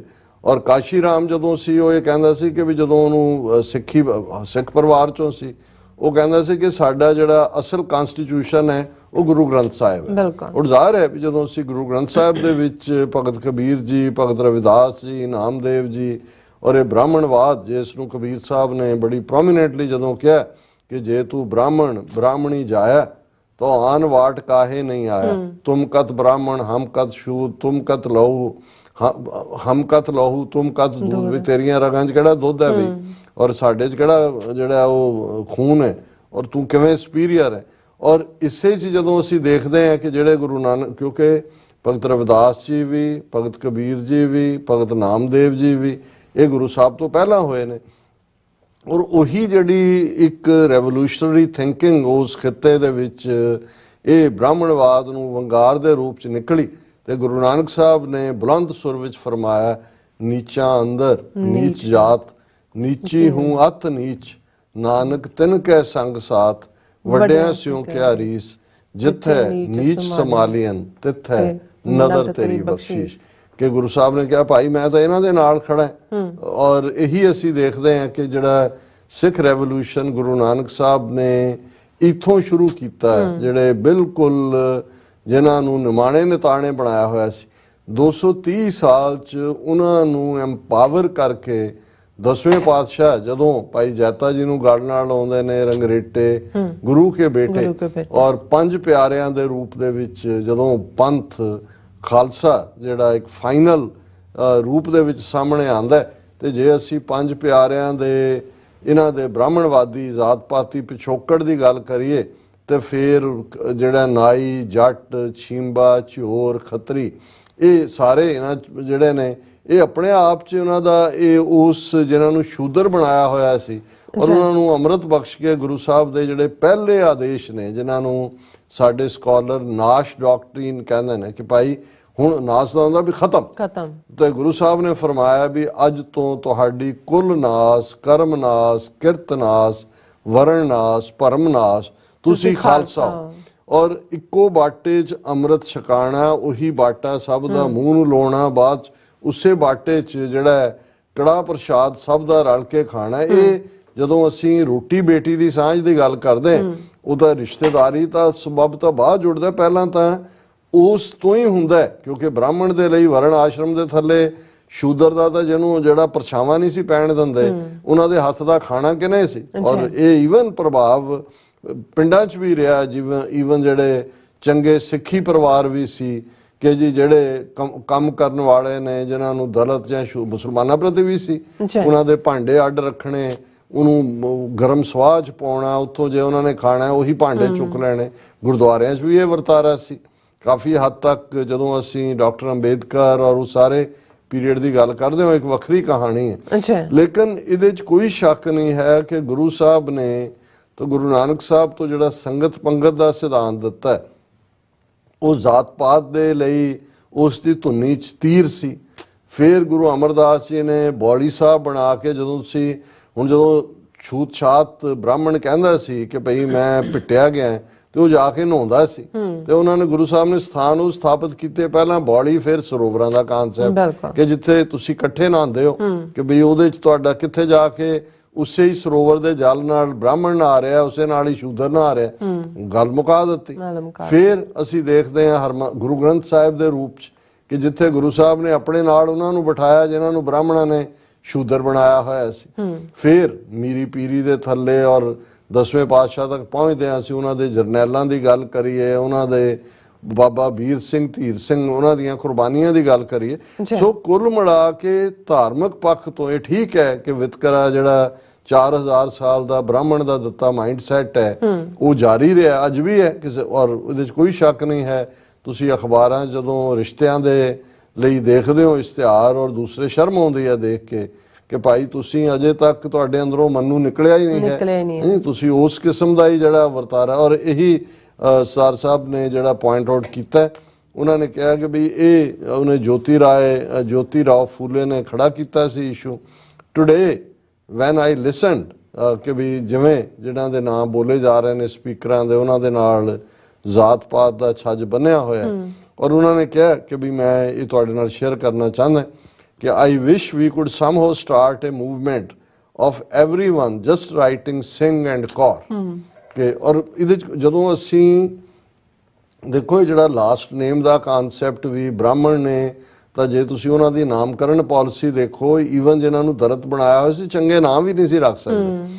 ਜੋ ਸੂਰਜਵੰਸ਼ੀ ਚੰਦਰਵੰਸ਼ੀ ਕੁਲਾਂ ਦੇ ਨਾਮਕਰਨ ਕੀਤੇ ਜਾਂਦੇ ਸੀ, ਜਿਹੜਾ ਹੁਣ ਬਹੁਤ ਸਾਰੇ ਖਿੱਤਿਆਂ ਦੇ ਵਿੱਚ ਹੁਣ ਜੇ ਗਾਂਧੀ ਦਾ ਨਾਮ ਮੋਹਨਦਾਸ ਕਰਮਚੰਦ ਗਾਂਧੀ ਹੈ ਤੇ ਬੰਦੇ ਦੇ ਨਾਂ ਨਾਲ ਪਿਓ ਦਾ ਨਾਂ ਫਿਰ ਉਹਦਾ ਗੋਤਰ ਲਿਖਣ ਦੀ ਲਾਈਨ ਸੀ। ਤਮਿਲ ਔਰ ਦੂਜਿਆਂ ਤਾਂ ਪਤਾ ਨਹੀਂ 3 ਪੀੜ੍ਹੀਆਂ ਤੱਕ ਲਿਖਣ ਦੀ ਲਾਈਨ ਹੈ। ਜਿਹੜਾ ਅੰਗਰੇਜ਼ੀ ਸਿਸਟਮ ਸੀ ਉਹਦੇ ਜਿਹੜਾ ਲਾਸਟ ਨੇਮ ਹੈ ਉਹ ਉਹਨਾਂ ਦਾ ਲਾਰਡਸ਼ਿਪ ਔਰ ਉਹਨਾਂ ਦੀ ਬੈਕਗਰਾਉਂਡ ਦਾ ਸੀ। ਹੁਣ ਜਦੋਂ ਅਸੀਂ ਇਹ ਕਹਿੰਦੇ ਹਾਂ ਵੀ ਸਾਡੇ ਪਿਤਾ ਔਰ ਅੰਮ੍ਰਿਤ ਛਕਣ ਤੋਂ ਬਾਅਦ ਅੱਜ ਤੋਂ ਸਾਡੇ ਪਿਤਾ ਗੁਰੂ ਗੋਬਿੰਦ ਸਿੰਘ ਮਾਤਾ ਸਾਹਿਬ ਕੌਰ ਵਾਸੀ ਆਨੰਦਪੁਰ ਦੇ ਪੀਰੀਅਡ, ਗੱਲ ਮੁੱਕ ਗਈ। ਹੁਣ ਜੇ ਅਸੀਂ ਸਿੰਘ ਤੋਂ ਬਾਅਦ ਜਾਂ ਈਵਨ ਜਦੋਂ ਸਾਡਾ ਫਸਟ ਨੇਮ ਹੈ, ਫਸਟ ਨੇਮ ਕਿਉਂਕਿ ਗੁਰੂ ਗ੍ਰੰਥ ਸਾਹਿਬ ਚੋਂ ਬਾਣੀ ਚੋਂ ਨਿਕਲਦਾ, ਉਹਦੇ ਚ ਮੇਲ ਫੀਮੇਲ ਦਾ ਕੋਈ ਨਹੀਂ ਹੁੰਦਾ। ਅਮਰਜੀਤ ਸਿੰਘ ਵੀ ਹੋ ਸਕਦਾ, ਅਮਰਜੀਤ ਕੌਰ ਵੀ ਹੋ ਸਕਦੀ। ਇਹ ਬਹੁਤ ਵੱਡੀ ਗੱਲ ਹੈ ਕਿ ਜਿਹਦੇ ਚ ਕੋਈ ਹੈ, ਲੇਕਿਨ ਲਾਸਟ ਸਿੰਘ ਔਰ ਕੌਰ ਦੇ ਨਾਲ ਇੱਥੇ ਮੁੱਕ, ਔਰ ਇਸੇ ਲਈ ਸੀ ਕਿ ਵੀ ਲਾਸਟ ਨੇਮ ਤੋਂ ਸਾਡੇ ਜਿੱਥੋਂ ਜੇ ਸਾਡੀ ਲੈਗੇਸੀ ਆਈ ਗੁਰੂ ਗੋਬਿੰਦ ਸਿੰਘ ਸਾਹਿਬ ਤੋਂ ਆਈ, ਤਾਂ ਉਹਨਾਂ ਦਾ ਤਾਂ ਸਿੰਘ ਦੇ ਉੱਤੇ ਨਾਮ ਮੁੱਕ ਗਿਆ। ਹੁਣ ਜੇ ਅਸੀਂ ਨਾਲ ਛੱਜ, ਅਸੀਂ ਤਾਂ ਗੁਰੂ ਦੇ ਹੁਕਮ ਨੂੰ ਵਾਇਓਲੇਟ ਕਰ ਰਹੇ ਹਾਂ, ਰਾਦਰ ਰਿਡੀਕਿਊਲ ਕਰ ਰਹੇ ਹਾਂ ਕਿ ਭਾਈ ਅਸੀਂ ਸਿੰਘ ਦੇ ਉੱਤੇ ਵੀ ਉਹ ਬਾਹਮਣ ਦਾ ਦਿੱਤਾ ਜਿਹੜਾ ਗੋਤਰ ਹੈ ਉਹ ਲਗਾ ਰਹੇ ਹਾਂ, ਉਸ ਨੂੰ ਲਾ ਰਹੇ ਹਾਂ। ਹੁਣ ਨਵੀਂ, ਕਿਉਂਕਿ ਗੋਤਰ ਲਫ਼ਜ਼ ਸੰਸਕ੍ਰਿਤ ਜਾਂ ਬ੍ਰਾਹਮਣ ਨੇ ਜ਼ਿਆਦਾ ਪਪੂਲਰ ਕੀਤਾ, ਜਿਹੜਾ ਸਾਡੇ ਖਿੱਤੇ 'ਚ ਇਸ ਦੇ ਲਈ ਸੀ ਜਦੋਂ ਕਾਸਟ ਨੂੰ ਸਬ ਡਿਵਾਈਡ ਪਾਤ ਸੀ, ਇਸ ਲਈ ਜਦੋਂ ਜ਼ਾਤ ਪਾਤ ਕਿਹਾ ਜਾਂਦਾ ਹੈ, ਔਰ ਇਸ ਦੇ ਉੱਤੇ ਉਹਨਾਂ ਨੇ ਵੀ ਭਾਈ ਸਾਹਿਬ ਨੇ ਵੀ ਕੋਟ ਕੀਤਾ। ਔਰ ਜਦੋਂ ਭਾਈ ਰਤਨ ਸਿੰਘ ਇਹ ਯਾਦ ਦਹਾਨੀ ਕਰਵਾਉਂਦੇ ਨੇ, ਜ਼ਾਤ ਪਾਤ ਸਿੰਘਨ ਕੀ ਦੰਗਾ ਹੀ ਇਨ ਗੁਰਤੇ ਮੰਗਾ। ਹੁਣ ਜੇ ਇਹ ਸਮਝ ਦੀ ਗੱਲ ਸੀ ਕਿ ਵੀ ਸਿੱਖ ਨੇ ਜੇ ਦੇਖਣਾ, ਉਹਨੇ ਲੜਨਾ, ਜ਼ੁਲਮ ਦੇ ਖਿਲਾਫ ਲੜਨਾ, ਵਿਕਾਰਾਂ ਦੇ ਖਿਲਾਫ ਲੜਨਾ, ਉਹਨੇ ਗੁਰੂ ਤੋਂ ਜੇ ਕੁਝ ਮੰਗਿਆ ਤਾਂ ਉਹਨਾਂ ਨੇ ਇਹ ਕਿਹਾ ਕਿ ਮੈਨੂੰ ਲੜਨ ਦੀ ਸਮਰੱਥਾ ਦਿਓ। ਅੱਜ ਭਾਵੇਂ ਦੰਗੇ ਦੀ ਲਫ਼ਜ਼ ਦੀ ਨੈਗੇਟਿਵ ਹੁੰਦੀ ਹੈ ਕਨੋਟੇਸ਼ਨ, ਉਸ ਪੀਰੀਅਡ 'ਚ ਇਹ ਸੀ ਕਿ ਭਾਈ ਤੁਸੀਂ ਸ਼ਸਤਰਬੱਧ ਹੋ ਕੇ ਲੜਾਈ ਪੜਾਈ ਲਈ ਤਿਆਰ ਹੋ। ਔਰ ਬਿਲਕੁਲ ਉਹਨਾਂ ਨੇ ਠੀਕ ਫਰਮਾਇਆ ਕਿ ਭਾਈ, ਔਰ ਮੈਂ ਤਾਂ ਈਵਨ ਇਸ ਤੋਂ ਵੀ ਅੱਗੇ ਜਾ ਕੇ ਮੈਂ ਐਡਵੋਕੇਸੀ ਕਰਦਾ, ਬੇਸ਼ੱਕ ਇਹ ਬਿਲਕੁਲ ਠੀਕ ਹੈ ਕਿ ਸਾਨੂੰ ਆਪਣੇ ਨਾਵਾਂ ਨਾਲ ਸਿਰਫ ਸਿੰਘ ਤੇ ਕੌਰ, ਆਪਣੇ ਬੱਚੇ ਬੱਚੀਆਂ ਦੇ ਨਾਵਾਂ ਨਾਲ ਵੀ ਹਾਲਾਂ। ਔਰ ਤੁਸੀਂ ਇਹ ਦੇਖੋਗੇ ਕਿ ਇਹ ਰੁਝਾਨ ਵੀ 47 ਤੋਂ ਬਾਅਦ ਜ਼ਿਆਦਾ ਜ਼ੋਰ ਨਾਲ ਸ਼ੁਰੂ ਹੋਇਆ ਜ਼ਾਤ ਪਾਤ ਦਾ। ਕਈ ਕਹਿਣਗੇ ਜੀ ਅੰਗਰੇਜ਼ ਕਿਉਂਕਿ ਲਾਸਟ ਨੇਮ ਲਿਖਦੇ ਸੀ, ਮੈਂ ਕਿਹਾ ਜੀ ਜਾ ਕੇ ਤੁਸੀਂ UK, ਬੈਲਜੀਅਮ, ਫਰਾਂਸ ਔਰ ਉਹਨਾਂ ਥਾਵਾਂ ਤੇ first world war, second world war ਜਿਹੜੇ ਸ਼ਹੀਦ ਹੋਏ ਫੌਜੀ ਨੇ, ਸਿੱਖ ਫੌਜੀ, ਉਹਨਾਂ ਦੇ ਨਾਂ ਦੇਖ ਲਓ, ਕਿਸੇ ਦੇ ਨਾਂ ਨਾਲ ਸਿੰਘ ਤੋਂ ਬਾਅਦ ਕੁਝ ਨਹੀਂ ਲੱਗਾ। ਔਰ ਉਹਨਾਂ ਨੇ ਗਵਾਚੇ ਤਾਂ ਨਹੀਂ ਹੈ ਕਿਤੇ ਵੀ ਹੋ ਕੇ ਹੋਏ ਜੇ ਵੀ ਤੁਹਾਡੇ ਨਾਂ ਨਾਲ ਜੇ ਛੱਜ ਲੱਗਾ ਹੋਇਆ ਹੈ ਤਾਂ ਤੁਸੀਂ ਕਿਤੇ ਗਵਾਚ ਨਾ ਜਾਓ। ਸੋ ਇਹ ਵੀ ਬ੍ਰਾਹਮਣਵਾਦ ਦੇ ਪ੍ਰਭਾਵ ਥੱਲੇ ਜਿਹੜਾ ਸ਼ੁਰੂ ਹੋਇਆ, ਔਰ ਐਸਾ ਵਰਸਟ ਫਾਰਮ ਦੇ ਵਿੱਚ ਹੈ ਕਿ ਵੀ ਜੇ ਕੋਈ ਆਪਣੇ ਨਾਂ ਨਾਲ ਨਹੀਂ ਲਿਖਦਾ ਤੇ ਬਹੁਤੇ, ਮੈਨੂੰ ਯਾਦ ਹੈ ਕਿ ਵੀ ਇੱਕ ਵਾਰ ਉਹ ਇੱਕ ਜੂਇਸ਼ ਲੇਡੀ ਜਿਹੜੀ ਸਿੱਖੀ 'ਚ ਕਾਫੀ ਰੁਝਾਨ ਰੱਖਦੀ ਸੀ, ਮੈਰੀਲੈਂਡ 'ਚ ਮਿਲੀ, ਤੇ ਉਹਨੇ ਇਹ ਸਵਾਲ ਪੁੱਛਿਆ। ਉਹਨੇ ਕਿਹਾ ਵੀ ਮੈਨੂੰ ਤਾਂ ਇਹ ਦੱਸਿਆ ਗਿਆ ਕਿ ਜਿਹੜਾ ਸਿੰਘ ਤੋਂ ਬਾਅਦ ਲਿਖਦਾ ਨਹੀਂ ਹੈ ਕੁਛ, ਉਹ ਹੀ ਇਜ਼ ਐਨ ਅਨਟਚੇਬਲ। ਮੈਂ ਕਿਹਾ ਤੈਨੂੰ ਕਿਹਨੇ ਕਿਹਾ? ਕਹਿੰਦੇ ਆਈ ਹਰਡ ਇਟ ਕਿ ਵੀ ਬਾਕੀ ਤਾਂ ਪ੍ਰਾਈਡ ਲੈਂਦੇ ਨੇ ਅਸੀਂ। ਮੈਂ ਕਿਹਾ ਪ੍ਰਾਈਡ ਨਹੀਂ, ਇਹ ਬ੍ਰਾਹਮਣਵਾਦ ਦੇ ਜਿਹੜੇ ਨੇ ਉਹ ਬਣੇ ਹੋਏ ਨੇ ਪਿੱਛ ਲੱਗ, ਕਿਉਂਕਿ ਸਿੱਖੀ ਦੇ ਵਿੱਚ ਸਿੰਘ ਔਰ ਕੌਰ ਤੋਂ ਬਾਅਦ ਕੁਛ ਨਹੀਂ ਹੈ। ਲੇਕਿਨ ਮੈਂ ਤਾਂ ਇਹ ਸਮਝਦਾ ਹਾਂ ਵੀ ਜੇ ਸੱਚਮੁੱਚ ਇਸ ਜ਼ਾਤ ਪਾਤ ਦੇ ਕੋੜ ਨੂੰ ਵੱਢਣਾ ਹੈ, ਬੇਸ਼ੱਕ ਐਲਾਨਨਾਮਾ ਵੀ ਅਸੀਂ ਕੀਤਾ ਹੈ, ਗੁਰਦੁਆਰਿਆਂ 'ਚ ਵੀ ਇਹ ਗੱਲ ਕਹੀ ਜਾਂਦੀ ਹੈ, ਲੇਕਿਨ ਅਸਲੀ ਜਿਹੜੇ ਲੋਕ ਪ੍ਰਚਾਰ ਵੀ ਕਰ ਰਹੇ ਹੁੰਦੇ ਨੇ ਵੀ ਨਹੀਂ ਇਹ ਜ਼ਾਤ ਪਾਤ ਨਹੀਂ ਹੈ, ਜਦੋਂ ਆਪਣੇ ਮੁੰਡੇ ਕੁੜੀਆਂ ਦੇ ਵਿਆਹ ਕਰਨ ਦਾ ਵੇੜਾ ਆਉਂਦਾ ਫਿਰ ਲੱਭ ਰਿਹਾ ਹੁੰਦਾ ਨੇ ਕਿ ਬਈ ਉਸ ਜ਼ਾਤ ਦੇ ਵਿੱਚ ਅਸੀਂ ਕਰਨਾ ਹੈ ਜਾਂ ਜਿਹੜਾ ਮੈਂ ਇਹ ਸਮਝਦਾ ਕਿ ਜਦੋਂ ਇਹ ਆਦੇਸ਼ ਗੁਰੂ ਦਾ ਹੈ, ਸਾਡੀ ਰਹਿਤ ਮਰਿਆਦਾ ਦਾ ਹੈ ਕਿ ਸਿੱਖ ਨਾਲ ਭੇਦ ਵਰਤੇ, ਰੋਟੀ ਬੇਟੀ ਦੀ ਸਾਂਝ ਕਰੇ। ਹੁਣ ਰੋਟੀ ਬੇਟੀ ਦੀ ਸਾਂਝ ਰਿਸ਼ਤੇਦਾਰੀ ਹੈ ਜੀ। ਜਿਸ ਦਿਨ ਸਿੱਖ ਦੇ ਨਾਲ ਆਪਣੀ ਬੇਟੇ ਬੇਟੀ ਦਾ ਬੱਚੇ ਬੱਚੀ ਦਾ ਰਿਸ਼ਤਾ ਕਰਨ ਲੱਗਿਆ, ਇਹ ਵਿਚਾਰ ਨਹੀਂ ਕਰੇਗਾ ਕਿ ਜੀ ਉਹਦਾ ਪਿਛੋਕੜ ਕੀ ਹੈ, ਉਹ ਕਿੱਥੋਂ ਆਇਆ ਹੈ। ਉਹਨੂੰ ਇਹੀ ਹੋਏਗਾ ਕਿ ਭਾਈ ਉਹ ਜਿਹੜਾ ਹੈ ਉਹ ਗੁਰੂ ਦੇ ਰਸਤੇ ਤੇ ਤੁਰਿਆ ਹੋਇਆ ਹੈ। ਉਦਣ ਕੋਈ ਦਾਵਾ ਨਹੀਂ ਕਰ ਸਕੇਗਾ ਕਿ ਜੀ ਕਿਹਦਾ ਪਿਛੋਕੜ ਕੀ ਹੈ। ਔਰ ਇਹੀ ਹੋਏਗਾ ਜਦੋਂ ਕਿ ਇਸ ਜ਼ਾਤ ਪਾਤ ਦਾ ਕੋੜ ਕੌਮ ਚੋਂ ਖਤਮ ਹੋਏਗਾ। ਔਰ ਇਹ ਸਭ ਤੋਂ ਅਹਿਮ ਹੈ। ਮੈਂ ਸਮਝਦਾ ਵੀ ਜੇ ਇਹ ਕੋਡ ਨਾ ਹੁੰਦਾ, ਅੱਜ ਜ਼ਾਤ ਪਾਤਾਂ ਤੇ ਆਧਾਰਿਤ ਗੁਰਦੁਆਰੇ ਬਣੇ ਹੋਏ ਨੇ, ਕਿੰਨਿਆਂ ਦੇ ਤੁਸੀਂ ਨਾਂ ਲਓ, ਕਿਉਂਕਿ ਜਿਹੜੇ ਬਣਾਉਂਦੇ ਨੇ ਉਹਨਾਂ ਨੂੰ ਲੱਗਦਾ ਹੁੰਦਾ ਹੈ ਵੀ ਜਦੋਂ ਉਹ ਮੁੱਖ ਧਾਰਾ ਵਾਲੇ ਗੁਰਦੁਆਰਿਆਂ 'ਚ ਗਏ ਉਹਨਾਂ ਦੇ ਨਾਲ ਠੀਕ ਸਲੂਕ ਨਹੀਂ ਹੋਇਆ ਜਾਂ ਉਹਨਾਂ ਨੂੰ ਮੈਨੇਜਮੈਂਟਲ ਜਿਹੜਾ ਸਿਸਟਮ ਦਾ ਹਿੱਸਾ ਨਹੀਂ ਬਣਾਇਆ ਗਿਆ।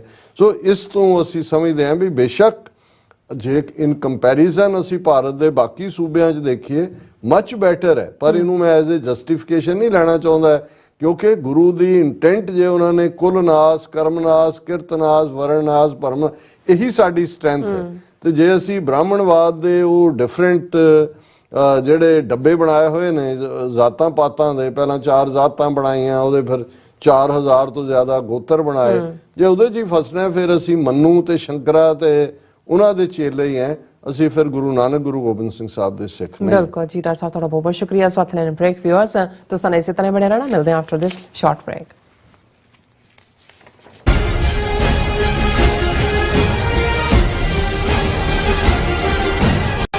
ਕੀ ਤੁਸੀਂ ਰੋਜ਼ਾਨਾ ਕੰਮ ਤੇ ਆਪਣਾ ਵਧੇਰੇ ਸਮਾਂ ਬਿਤਾਉਣ ਤੋਂ ਪਰੇਸ਼ਾਨ ਹੋ? ਆਪਣੀ ਪੂੰਜੀ ਨੂੰ ਕੰਮ ਤੇ ਲਗਾਓ, ਸਾਡੇ ਨਾਲ ਇਨਵੈਸਟ ਕਰੋ। ਅਸੀਂ ਤੁਹਾਡੀ ਪੂੰਜੀ ਤੋਂ ਤੁਹਾਡੇ ਲਈ ਵਧੇਰੇ ਪੈਸੇ ਬਣਾ ਸਕਦੇ ਹਾਂ। ਅਸੀਂ ਪ੍ਰਾਈਵੇਟ ਇਕੁਇਟੀ ਇਨਵੈਸਟਮੈਂਟ ਫਰਮ ਹਾਂ ਤੇ ਕਮਰਸ਼ੀਅਲ ਰੀਅਲ ਏਸਟੇਟ ਵਿੱਚ ਮਾਹਿਰ ਹਾਂ। Property management, leasing, asset management, commercial real estate investment ਵਿੱਚ ਸਾਰੀਆਂ ਸੇਵਾਵਾਂ ਲਈ ਅਮਰੀਕਾ ਭਰ ਵਿੱਚੋਂ ਤੁਸੀਂ ਸਾਡੇ ਤੱਕ ਪਹੁੰਚ ਕਰ ਸਕਦੇ ਹੋ। ਆਜ਼ਾਦ ਕਮਰਸ਼ੀਅਲ ਰੀਅਲਟੀ ਸਰਵਿਸਿਜ਼ ਤੇ Azad Family Trust, 701 North Post Oak Road, suite number 204, Houston, Texas.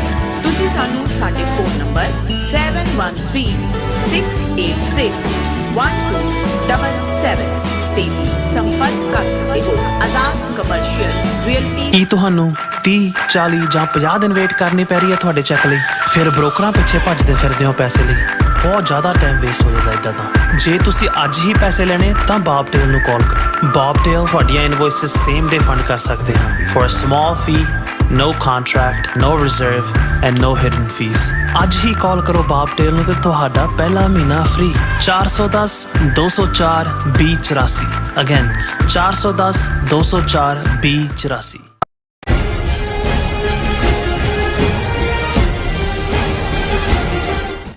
Viewers, welcome back on programme. So viewers, ਗੱਲਬਾਤ ਕਰਨ ਜਾ ਰਹੇ ਹਾਂ ਕਿ ਅਮਰੀਕਨ ਕਾਂਗਰਸ ਵੱਲੋਂ 1998 ਵਿੱਚ ਇੰਟਰਨੈਸ਼ਨਲ ਰਿਲੀਜੀਅਸ ਫਰੀडम ਐਕਟ ਰਾਹੀਂ ਹੋਂਦ ਵਿੱਚ ਆਏ US ਸਰਫ ਨੇ ਸਾਲ 2023 ਦੀ ਆਪਣੀ ਰਿਪੋਰਟ ਜਾਰੀ ਕੀਤੀ ਹੈ। ਇਸ ਰਿਪੋਰਟ ਵਿੱਚ ਭਾਰਤ ਵਿੱਚ ਮਨੁੱਖੀ ਹੱਕਾਂ ਦੇ ਘਾਣ ਤੇ ਫਿਕਰ ਦਾ ਇਜ਼ਹਾਰ ਕਰਦਿਆਂ ਸਟੇਟ ਡਿਪਾਰਟਮੈਂਟ ਤੋਂ ਮੰਗ ਕੀਤੀ ਗਈ ਹੈ ਕਿ ਭਾਰਤ ਨੂੰ ਕੰਟਰੀ ਆਫ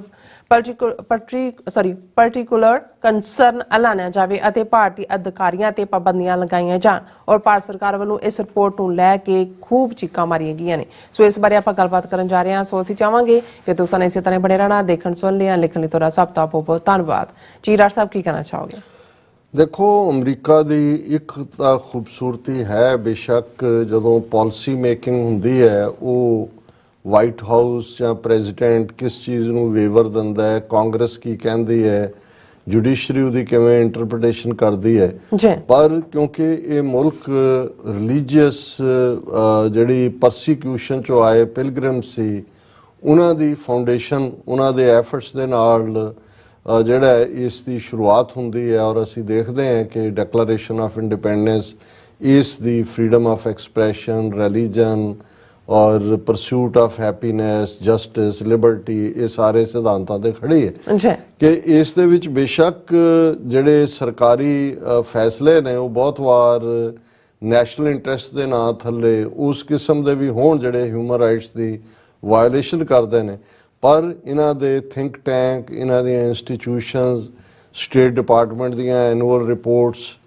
NGOs ਅਦਰਵਾਈਜ਼, ਔਰ 1998 ਦੇ ਵਿੱਚ ਇੰਟਰਨੈਸ਼ਨਲ ਰਿਲੀਜੀਅਸ ਫਰੀडम ਐਕਟ ਦੇ ਥੱਲੇ ਜਿਹੜੀ ਸੰਸਥਾ ਹੋਣ ਦੇ ਵਿੱਚ ਆਈ US SURF, ਜਿਹਨੂੰ ਇਨ ਬਰੀਫ ਕਿਹਾ ਜਾਂਦਾ ਹੈ, ਜੀ United States commission on international religious freedom, ਔਰ ਇਹ ਬੜੀ ਪਾਵਰਫੁਲ ਹੈ। ਬਿਲਕੁਲ ਇਹ ਤਾਂ ਨਹੀਂ ਹੈ ਵੀ ਇਸ ਦੀਆਂ ਰਿਪੋਰਟਸ ਬਾਈਂਡਿੰਗ ਨੇ ਗਵਰਨਮੈਂਟ ਦੇ ਉੱਤੇ, ਲੇਕਿਨ ਇਸ ਦੀ ਰਿਪੋਰਟ ਦਾ ਨੋਟਿਸ ਲਿਆ ਜਾਂਦਾ ਹੈ ਕਿਉਂਕਿ ਕਾਂਗਰੈਸ਼ਨਲ ਐਕਟ ਦੇ ਥੱਲੇ 1998 ਚ US SURF ਹੋਂਦ ਚ ਆਇਆ, ਔਰ ਇਹਨਾਂ ਦੀ ਰਿਪੋਰਟ ਨੂੰ ਬਹੁਤ ਕਲੋਜ਼ਲੀ US ਕਾਂਗਰਸ 'ਚ ਦੇਖਿਆ ਜਾਂਦਾ ਹੈ, ਕੋਟ ਕੀਤਾ ਜਾਂਦਾ ਹੈ।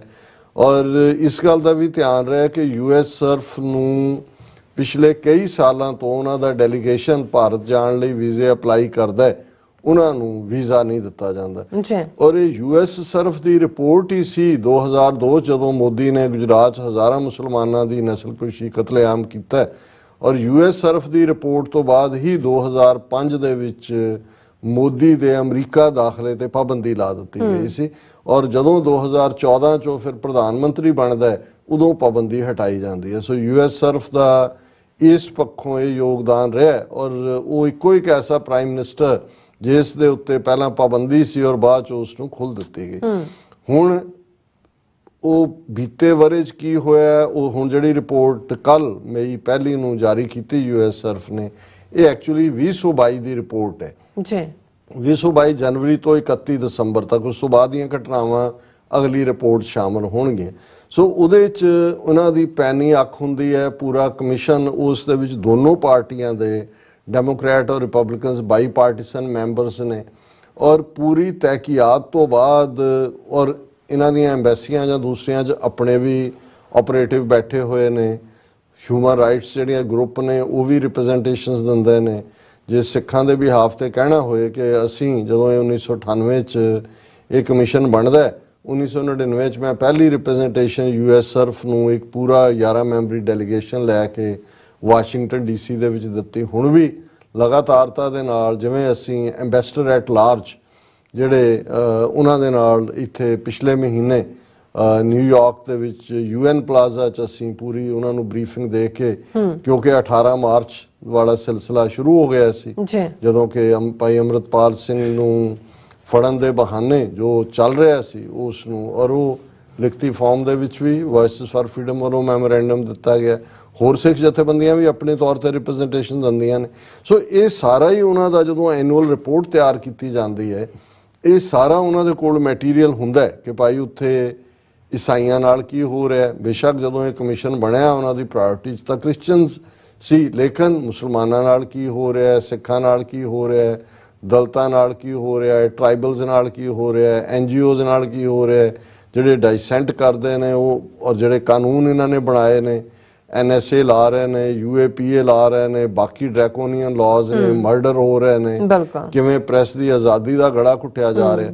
ਸੋ ਉਸ ਸਾਰੇ ਤੇ ਬੇਸਡ ਫਿਰ ਇਹ ਜਿਹੜੇ ਨੇ ਰਿਪੋਰਟ ਦੇ ਵਿੱਚ ਰਿਕਮੈਂਡ ਕਰਦੇ ਨੇ ਕਿ ਇਸ ਮੁਲਕ ਦੇ ਵਿੱਚ ਇਹ ਚੱਲ ਰਿਹਾ, ਇਹਨੂੰ ਕੰਟਰੀ ਆਫ ਕੰਸਰਨ ਐਲਾਨਿਆ ਜਾਏ, COC, ਜਿੱਥੇ ਘੱਟ ਵਾਇਓਲੇਸ਼ਨਸ ਨੇ, ਕੰਟਰੀ ਔਨ ਸਪੈਸ਼ਲ ਵਾਚ ਐਲਾਨਿਆ ਜਾਏ, ਜਿਵੇਂ ਇਸ ਵਾਰ ਸ੍ਰੀਲੰਕਾ ਨੂੰ ਰਿਕਮੈਂਡ ਕੀਤਾ ਉਹਨਾਂ ਨੇ ਪਹਿਲੀ ਵਾਰ, ਔਰ ਇੱਕ ਜਿਹੜੀ ਸਭ ਤੋਂ ਸਖਤ ਕੈਟਾਗਰੀ ਹੈ ਉਹ ਕੰਟਰੀ ਆਫ ਪਾਰਟਿਕੂਲਰ ਕੰਸਰਨ, ਕਿ ਬਈ ਇੱਥੇ ਬਹੁਤ ਵਾਇਓਲੇਸ਼ਨਸ ਨੇ, ਪੂਰੀਆਂ ਧੱਜੀਆਂ ਉਡਾ ਰਹੇ ਨੇ, ਮਾਈਨੋਰਿਟੀ ਸੁਰੱਖਿਅਤ ਨਹੀਂ ਨੇ।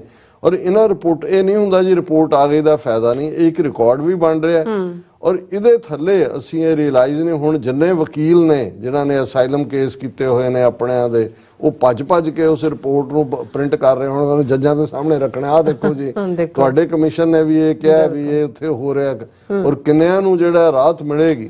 ਲੇਕਿਨ ਤਕਲੀਫ ਭਾਰਤ ਨੂੰ ਇਹ ਲੱਗਦਾ ਵੀ ਮੈਂ G20 ਦਾ ਪ੍ਰਧਾਨ ਰੋਟੇਸ਼ਨ ਵਾਈਜ਼ ਮਿਲਿਆ, ਔਰ ਇਹ ਇੱਕ ਤੋਂ ਬਾਅਦ ਇੱਕ ਐਵੇਂ ਨਹੀਂ ਉਹ ਕਹਿਣ ਲੱਗ ਗਏ ਉੱਥੇ ਬੈਠੇ ਹਿੰਦੂਤਵੀ ਐਂਕਰ ਕਿ ਜੀ ਇਹ ਤੇ ਅਮਰੀਕਾ ਖਾਲਿਸਤਾਨ ਬਣਾਉਣਾ ਚਾਹੁੰਦਾ। ਹੁਣ ਇਹ ਕਹਿਣਗੇ ਦੇਖੋ ਜੀ ਇਹ ਖਾਲਿਸਤਾਨੀਆਂ ਨੇ ਰਿਪੋਰਟ ਜਾਰੀ ਕਰਾ ਦਿੱਤੀ ਜੀ, ਕਿਉਂਕਿ ਅਮਰੀਕਾ ਜਿਹੜਾ ਹਾਲਾਂਕਿ ਇਹ ਉਹਨਾਂ ਦੀ ਇੱਕ ਐਨੂਅਲ ਪ੍ਰੋਸੈਸ ਹੈ, ਟਾਈਮਿੰਗ ਵੀ ਉਹਨਾਂ ਦੀ ਆਪਣੀ ਹੈ, ਇਹਨਾਂ ਦਿਨਾਂ 'ਚ ਉਹ ਜਾਰੀ ਕਰਦੇ ਨੇ।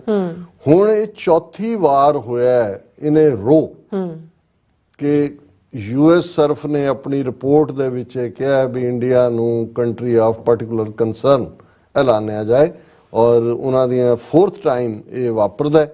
ਔਰ ਉਸ ਦੇ ਵਿੱਚ ਜਿਹੜਾ ਉਹਨਾਂ ਨੇ ਉਸ ਰਿਪੋਰਟ ਤੇ ਬੇਸਡ ਕਿਹਾ ਕਿ ਵੀ ਉਸ ਰਿਪੋਰਟ 'ਚ ਲਿਖਿਆ ਹੋਇਆ ਹੈ ਕਿ ਵੀ ਸਮੁੱਚੇ 2022 ਸਾਲ ਦੇ ਵਿੱਚ ਹਾਲਾਤ ਵੱਧ ਤੋਂ ਬਦਤਰ ਹੁੰਦੇ ਚਲੇ ਗਏ। Throughout the year, the Indian government at the national, state and local levels promoted and enforced religiously discriminatory policies, including laws targeting religious conversion, interfaith relationships, the wearing of hijabs and cow slaughter, which negatively impact Muslims, Christians, Sikhs, Dalits and Adivasis, said the report. ਹੁਣ ਇੱਕ ਤਾਂ ਇਹ ਹੈ ਕਿ ਜਿਹੜੇ ਸਾਡੇ ਇੱਥੇ effort ਹੁੰਦੇ ਨੇ ਉਹ ਵੀ ਫਰੈਕਟੀਫਾਈ ਹੁੰਦੇ ਨੇ, ਔਰ ਉਹਨਾਂ ਨੂੰ ਜੋ ਸਿੱਖਾਂ ਦੇ ਨਾਲ ਚੱਲ ਰਿਹਾ ਹੈ ਉਹ ਵੀ ਮੈਂਸ਼ਨ ਹੈ, ਜੋ ਦਲਿਤਾਂ ਨਾਲ ਹੋ ਰਿਹਾ ਹੈ, ਜੋ ਮੁਸਲਮਾਨਾਂ ਨਾਲ ਔਰ ਕ੍ਰਿਸਚੀਅਨਸ ਨਾਲ ਔਰ ਦੂਸਰਿਆਂ ਦੇ ਨਾਲ ਹੋ ਰਿਹਾ। ਫਿਰ ਉਹਨਾਂ ਨੇ ਇਹ ਕਿਹਾ ਕਿ ਭਈ ਇਹ ਜਿਹੜਾ ਇੰਡੀਆ ਨੂੰ ਜਿਹੜਾ ਇਹਨਾਂ ਦੀ ਹਾਲਤ ਬਦਤਰ ਹੈ ਔਰ ਇਸ ਨੂੰ ਜਿਹੜਾ ਉਹ ਕੰਟਰੀ ਆਫ ਪਾਰਟਿਕੂਲਰ ਕੰਸਰਨ ਐਲਾਨਿਆ ਜਾਏ। ਜਿਹੜੇ ਵੀ ਇਸ ਰਿਪੋਰਟ 'ਚ ਇੰਟਰਸਟਿਡ ਨੇ ਉਹ ਇਸ ਦਾ ਵੇਰਵਾ ਜਾ ਕੇ ਦੇਖ ਸਕਦੇ ਨੇ, ਔਰ ਉਹਦੇ ਵਿੱਚ ਬਹੁਤ ਸਾਰੀਆਂ ਡਿਟੇਲ ਜਦੋਂ ਗੱਲ ਕਰਦੇ ਨੇ ਕਿ ਉਹ ਬਿਲਕੁਲ ਫੈਕਟਸ ਦੇ ਨਾਲ ਕਰਦੇ ਨੇ ਕਿ ਵੀ ਇਹ ਉਹਨਾਂ ਨੇ ਫਿਰ ਰਿਕਮੈਂਡੇਸ਼ਨ ਜਿਹੜੀਆਂ ਕੀਤੀਆਂ। We also stress the importance of Congress acting to prohibit any person from receiving compensation for lobbying on behalf of foreign adversaries, including those engaging in particularly severe violations of the right to freedom of religion or belief, कि भी ये जड़े compensation इन्हों भी बंद करो। और नाल दी नाल उन्होंने कहा कि भी इंडिया ने despite these secular principles, भावें उन्होंने constitution secularism दी गल है, since 2014 the Indian government led by BJP has facilitated and supported national and state level policies that undermine religious freedom for minority groups. कि 2014 ਤੋਂ ਸੋ ਮੋਦੀ ਨੂੰ ਸਿੱਧਾ ਟਾਰਗੇਟ ਕੀਤਾ ਕਿ ਪਿਛਲੇ ਆਲਮੋਸਟ 7 ਸਾਲ ਤੋਂ ਇਹ ਜਿਹੜਾ 9 ਸਾਲ ਤੋਂ 2014 ਤੋਂ ਹੁਣ ਜਿਹੜਾ 9 ਸਾਲ ਹੋਏ ਨੇ ਇਹ ਡਿਸਕ੍ਰਿਮੀਨੇਸ਼ਨ ਹੋ ਰਹੀ ਹੈ ਮਾਈਨੋਰਿਟੀ ਗਰੁੱਪਸ ਨਾਲ। ਔਰ ਉਹਨਾਂ ਨੇ ਕਿਹਾ ਵੀ ਕੱਲਾ ਇਹੀ ਨਹੀਂ ਵੀ ਇੰਡੀਆ ਨੂੰ ਕੰਟਰੀ ਆਫ ਪਾਰਟਿਕੂਲਰ ਕੰਸਰਨ ਐਲਾਨਿਆ ਜਾਏ। It also called for the US government to condemn ongoing religious freedom violations and impose targeted sanctions on Indian government officials and agencies. कि ਪਾਬੰਦੀਆਂ ਲਾਓ ਜਿਹੜੇ ਇੰਡੀਅਨ ਗਵਰਨਮੈਂਟ ਆਫੀਸ਼ੀਅਲ ਨੇ ਇੱਥੇ ਆਉਣ ਤੇ ਉਹਨਾਂ ਦੀਆਂ ਏਜੰਸੀਆਂ ਜਿਹੜੀਆਂ ਇਹ ਕਰ ਰਹੀਆਂ ਨੇ।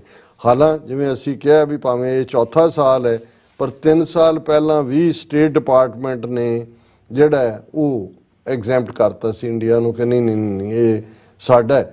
ਔਰ ਇਹਨਾਂ ਨੂੰ ਇੰਡੀਆ ਨੂੰ ਉਦੋਂ ਵੀ ਤਕਲੀਫ ਹੋਈ ਜਦੋਂ ਸਾਊਦੀ ਅਰੇਬੀਆ ਦਾ ਕਰਾਊਨ ਪ੍ਰਿੰਸ ਜਿਹੜਾ ਦੋਸ਼ੀ ਮੰਨਿਆ ਗਿਆ ਸੀ ਜਮਾਲ ਖਸ਼ੋਗੀ ਦੀ ਮਰਡਰ ਦੇ ਵਿੱਚ, ਤੇ US ਨੇ ਜਦੋਂ ਕਰਾਊਨ ਪ੍ਰਿੰਸ ਬਣਿਆ ਉਹਨੂੰ ਨੋਮੀਨੇਟ ਉਹਨੂੰ ਐਗਜ਼ੈਂਪਟ ਕਰਤਾ ਤੇ ਉਦੋਂ ਬੜਾ ਰੌਲਾ ਪਿਆ ਅਮਰੀਕਾ 'ਚ ਕਿ ਉਹਦੀ ਵਾਈਫ ਜਿਹੜੀ ਹੈ ਇੱਥੇ ਰਹਿੰਦੀ ਹੈ ਕਿ ਵੀ ਇਹ ਕੀ ਕਰ ਰਹੇ। ਤਾਂ ਉਹਨਾਂ ਨੇ ਕਿਹਾ ਜੀ ਅਸੀਂ ਮੋਦੀ ਨੂੰ ਵੀ ਭਾਵੇਂ ਉਹ 2002 ਚ ਜ਼ਿੰਮੇਵਾਰ ਸੀ ਨਸਲਕੁਸ਼ੀ ਲਈ ਐਗਜ਼ੈਂਪਟ ਕੀਤਾ ਸੀ ਉਸੇ ਕੈਟਾਗਰੀ ਥੱਲੇ ਇਹਨੂੰ ਕੀ। ਉਦੋਂ ਵੀ ਇੰਡੀਆ ਨੇ ਕਿਹਾ ਸੀ ਜੀ ਸਾਨੂੰ ਸਾਡੇ ਪ੍ਰਾਈਮ ਮਿਨਿਸਟਰ ਨੂੰ ਮਰਡਰ ਕਹਿ ਦਿੱਤਾ। ਹੁਣ ਜਿਹੜੀ ਦੂਸਰਾ ਪਾਰਟ ਇੰਡੀਆ ਦਾ ਰਿਐਕਸ਼ਨ ਦੇਖਣ ਵਾਲਾ ਹੈ ਇਹ ਜਦੋਂ ਰਿਪੋਰਟ ਆਉਂਦੀ ਹੈ ਨਾਲ ਦੀ ਨਾਲ ਜਿਹੜਾ ਉਹਨਾਂ ਦਾ ਐਕਸਟਰਨਲ ਅਫੇਅਰਸ ਮਿਨਿਸਟਰੀ ਦਾ ਸਪੋਕਸਪਰਸਨ ਹੈ ਅਰਿੰਦਾਮ ਬਾਗਚੀ ਉਹ ਪੂਰੀਆਂ ਚੀਕਾਂ ਮਾਰ ਰਿਹਾ। ਉਹ ਇਹ ਕਹਿ ਰਿਹਾ we would urge US surf to desist from such efforts and develop a better understanding of India, its plurality, its democratic ethos and its constitutional mechanism. ਕਿ ਅਸੀਂ US ਸਰਫ ਨੂੰ ਕਹਿੰਦੇ ਹਾਂ ਜੀ ਇੰਡੀਆ ਨੂੰ ਬਦਨਾਮ ਕਰਨਾ ਛੱਡੋ, ਇੰਡੀਆ ਦੀ ਅੰਡਰਸਟੈਂਡਿੰਗ ਲਓ ਕਿਵੇਂ ਸਾਡੀ ਪਲੂਰਲ ਸੋਸਾਇਟੀ ਹੈ, ਡੈਮੋਕ੍ਰੈਟਿਕ ਐਥੋਸ ਨੇ ਔਰ ਦੂਸਰੇ ਨੇ। ਔਰ ਇਹ ਸਾਰ ਇਕੱਲਾ ਇਹੀ ਨਹੀਂ ਕਿ ਇੰਡੀਅਨ ਗਵਰਨਮੈਂਟ ਨੇ ਚੀਕਾਂ ਮਾਰੀਆਂ, ਇਹਨਾਂ ਦਾ ਜਿਹੜੀਆਂ ਈਵਨ ਇੱਥੇ ਬੈਠੀਆਂ ਇੰਡੀਆ ਨੇ ਜਿਹੜਾ ਆਪਣਾ ਇੱਕ ਨੈਟਵਰਕ ਖੜਾ ਕੀਤਾ ਹੋਇਆ ਹੈ ਵਿਦਾਂਤ ਪਟੇਲ ਉਹਨੇ ਵੀ ਚੀਕਾਂ ਮਾਰੀਆਂ ਕਿਉਂਕਿ ਜਿਹੜੀ ਹੈ ਉਹਨਾਂ ਦੀ ਰਿਪੋਰਟ 'ਚ ਬੜੀ ਕਲੀਅਰਲੀ ਉਹਨਾਂ ਨੇ ਯੂਆਪਾ ਔਰ NGOs ਜਿਹੜੀਆਂ ਨੂੰ ਟਾਰਗੇਟ ਕੀਤਾ ਉਹਨਾਂ ਦਾ ਜ਼ਿਕਰ ਕੀਤਾ। ਲੇਕਿਨ ਵਿਦਾਂਤ ਪਟੇਲ ਜਿਹੜਾ ਸਟੇਟ ਡਿਪਾਰਟਮੈਂਟ ਦਾ ਡਿਪਟੀ ਸਪੋਕਸਪਰਸਨ ਹੈ ਭਾਵੇਂ ਉਹਨੇ ਵੀ ਐਵੇਂ ਗੋਂਗਲੂਆਂ ਤੋਂ ਮਿੱਟੀ ਜਿਹੀ ਝਾੜੀ ਹੈ। ਅੱਛਾ। ਪਰ ਜਿਹੜੀ foundation of Indian and Indian diaspora studies ਹੈ FIDS, ਉਹਨਾਂ ਨੇ US ਸਰਫ ਦੀ ਰਿਪੋਰਟ ਨੂੰ ਕਿਹਾ ਜੀ ਇਹ ਬਾਇਸਡ ਰਿਪੋਰਟ ਹੈ, ਇਹ ਅਮਰੀਕਾ 'ਚ ਬੈਠੇ ਹੋਏ। ਹੁਣ ਇਹ ਬਾਇਸਡ ਏਜੰਡਾ, ਬਾਇਸਡ ਰਿਪੋਰਟ, ਲੇਕਿਨ ਇੰਡੀਅਨ ਅਮਰੀਕਨ ਮੁਸਲਿਮ ਕੌਂਸਲ ਨੇ ਇਸ ਨੂੰ ਰਿਪੋਰਟ ਨੂੰ ਵੈਲਕਮ ਕੀਤਾ ਹੈ। ਉਹਨਾਂ ਨੇ ਕਿਹਾ ਕਿ ਵੀ ਇੰਡੀਆ ਨੂੰ ਡੈਜ਼ਿਗਨੇਟ ਕੀਤਾ ਜਾਏ ਕੰਟਰੀ ਆਫ ਪਾਰਟਿਕੂਲਰ ਕੰਸਰਨ।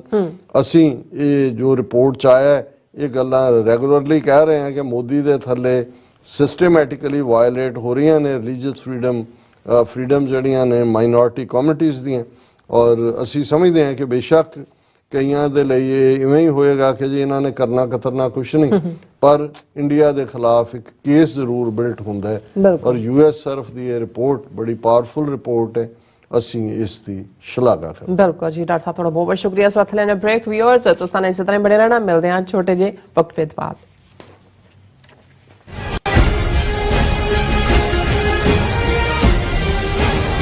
ਕੀ ਤੁਸੀਂ ਆਪਣੇ ਟੈਕਸਿਸ ਨੂੰ ਲੈ ਕੇ ਚਿੰਤਤ ਹੋ? ਤੁਸੀਂ ਆਪਣੀ ਕਮਾਈ ਲਈ ਮਿਹਨਤ ਕਰਦੇ ਹੋ, ਭਾਵੇਂ ਤੁਸੀਂ ਨੌਕਰੀ ਵਿੱਚ ਹੋਵੋ ਜਾਂ ਆਪਣਾ ਬਿਜ਼ਨਸ ਚਲਾਉਂਦੇ ਹੋ। ਜਦੋਂ ਟੈਕਸ ਭਰਨ ਦਾ ਸਮਾਂ ਆਉਂਦਾ ਹੈ ਤਾਂ ਤੁਹਾਨੂੰ ਇੱਕ ਭਰੋਸੇਯੋਗ ਟੈਕਸ ਅਕਾਊਂਟੈਂਟ ਦੀ ਲੋੜ ਹੈ ਜੋ ਟੈਕਸ ਬੈਲੈਂਸ ਦਾ ਤੁਹਾਡੇ ਪੱਖ ਵਿੱਚ ਜਾਣਾ ਯਕੀਨੀ ਬਣਾਵੇ। ਸਿਆਟਲ ਦੀ ਜਾਣੀ ਪਛਾਣੀ company Accurate Accountants and Taxes ਤੁਹਾਡੀ ਸੇਵਾ ਵਿੱਚ ਹਾਜ਼ਰ ਹੈ। ਅਸੀਂ ਹਰ ਤਰ੍ਹਾਂ ਦੇ ਟੈਕਸ ਭਰਨ ਵਿੱਚ ਤੁਹਾਡੀ ਮਦਦ ਕਰਾਂਗੇ। ਟੈਕਸ ਸੰਬੰਧੀ ਕਿਸੇ ਵੀ ਤਰ੍ਹਾਂ ਦੇ ਸਵਾਲ ਲਈ ਅੱਜ ਹੀ ਸਾਡੇ ਤੱਕ ਪਹੁੰਚ ਕਰੋ। Accurate Accountants and Texas. Signature truck service route 81 ਉੱਤੇ ਐਗਜ਼ਿਟ 235 ਤੇ ਟਰੱਕਰ ਵੀਰਾਂ ਲਈ 24 ਘੰਟੇ ਰੋਡ ਸਰਵਿਸ ਦੀ ਸੁਵਿਧਾ ਮੌਜੂਦ। Heavy duty repair, oil change, ਪੁਰਾਣੇ ਅਤੇ ਨਵੇਂ tyre, computer diagnostic, DPF cleaning, brake service ਜਾਂ ਰਸਤੇ ਵਿੱਚ ਆਈ ਹਰ ਤਰ੍ਹਾਂ ਦੀ ਰਿਪੇਅਰ ਪ੍ਰੋਫੈਸ਼ਨਲ ਟੀਮ ਵੱਲੋਂ ਕੀਤੀ ਜਾਂਦੀ ਹੈ। ਬ੍ਰੇਕਫਾਸਟ, ਲੰਚ ਅਤੇ ਡਿਨਰ ਲਈ ਪੰਜਾਬੀ ਢਾਬੇ ਦਾ ਆਨੰਦ ਵੀ ਮਾਣੋ। ਡਰਾਈਵਰ ਅਤੇ ਟਰੱਕ ਆਪਰੇਟਰ ਵੀਰ ਡਿਸਪੈਚ ਦੀ ਸਰਵਿਸ ਲਈ ਸਾਡੇ ਨਾਲ ਸੰਪਰਕ ਕਰਨ। Signature truck service 58 triangle drive, Weyers Cave, Virginia 24486।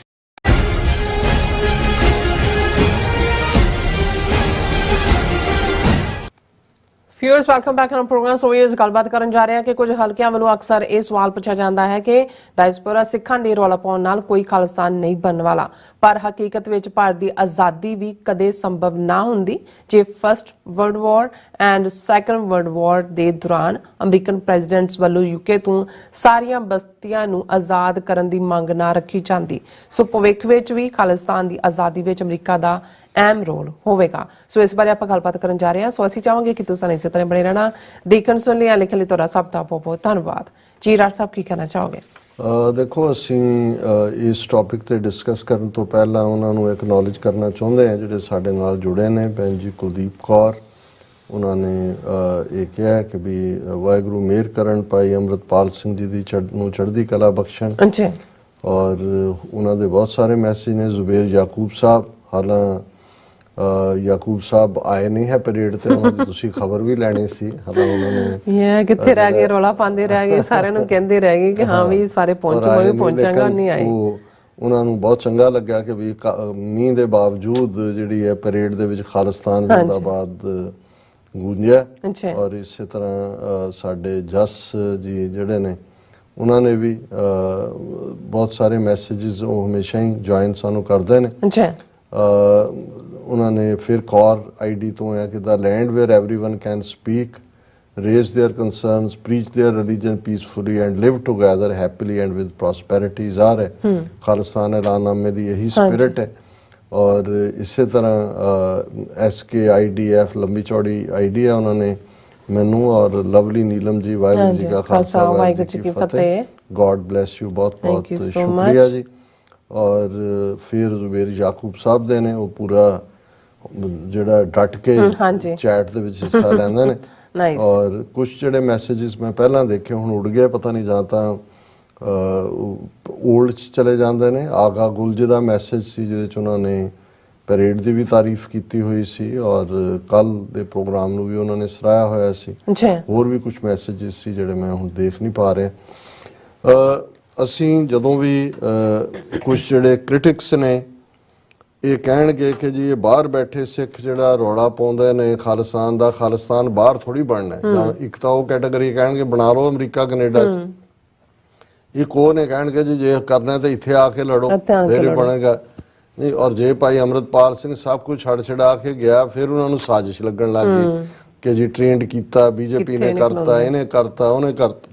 ਸੋ ਇੱਕ ਕੈਟਾਗਰੀ ਤਾਂ ਉਹ ਹੈ ਜੀ।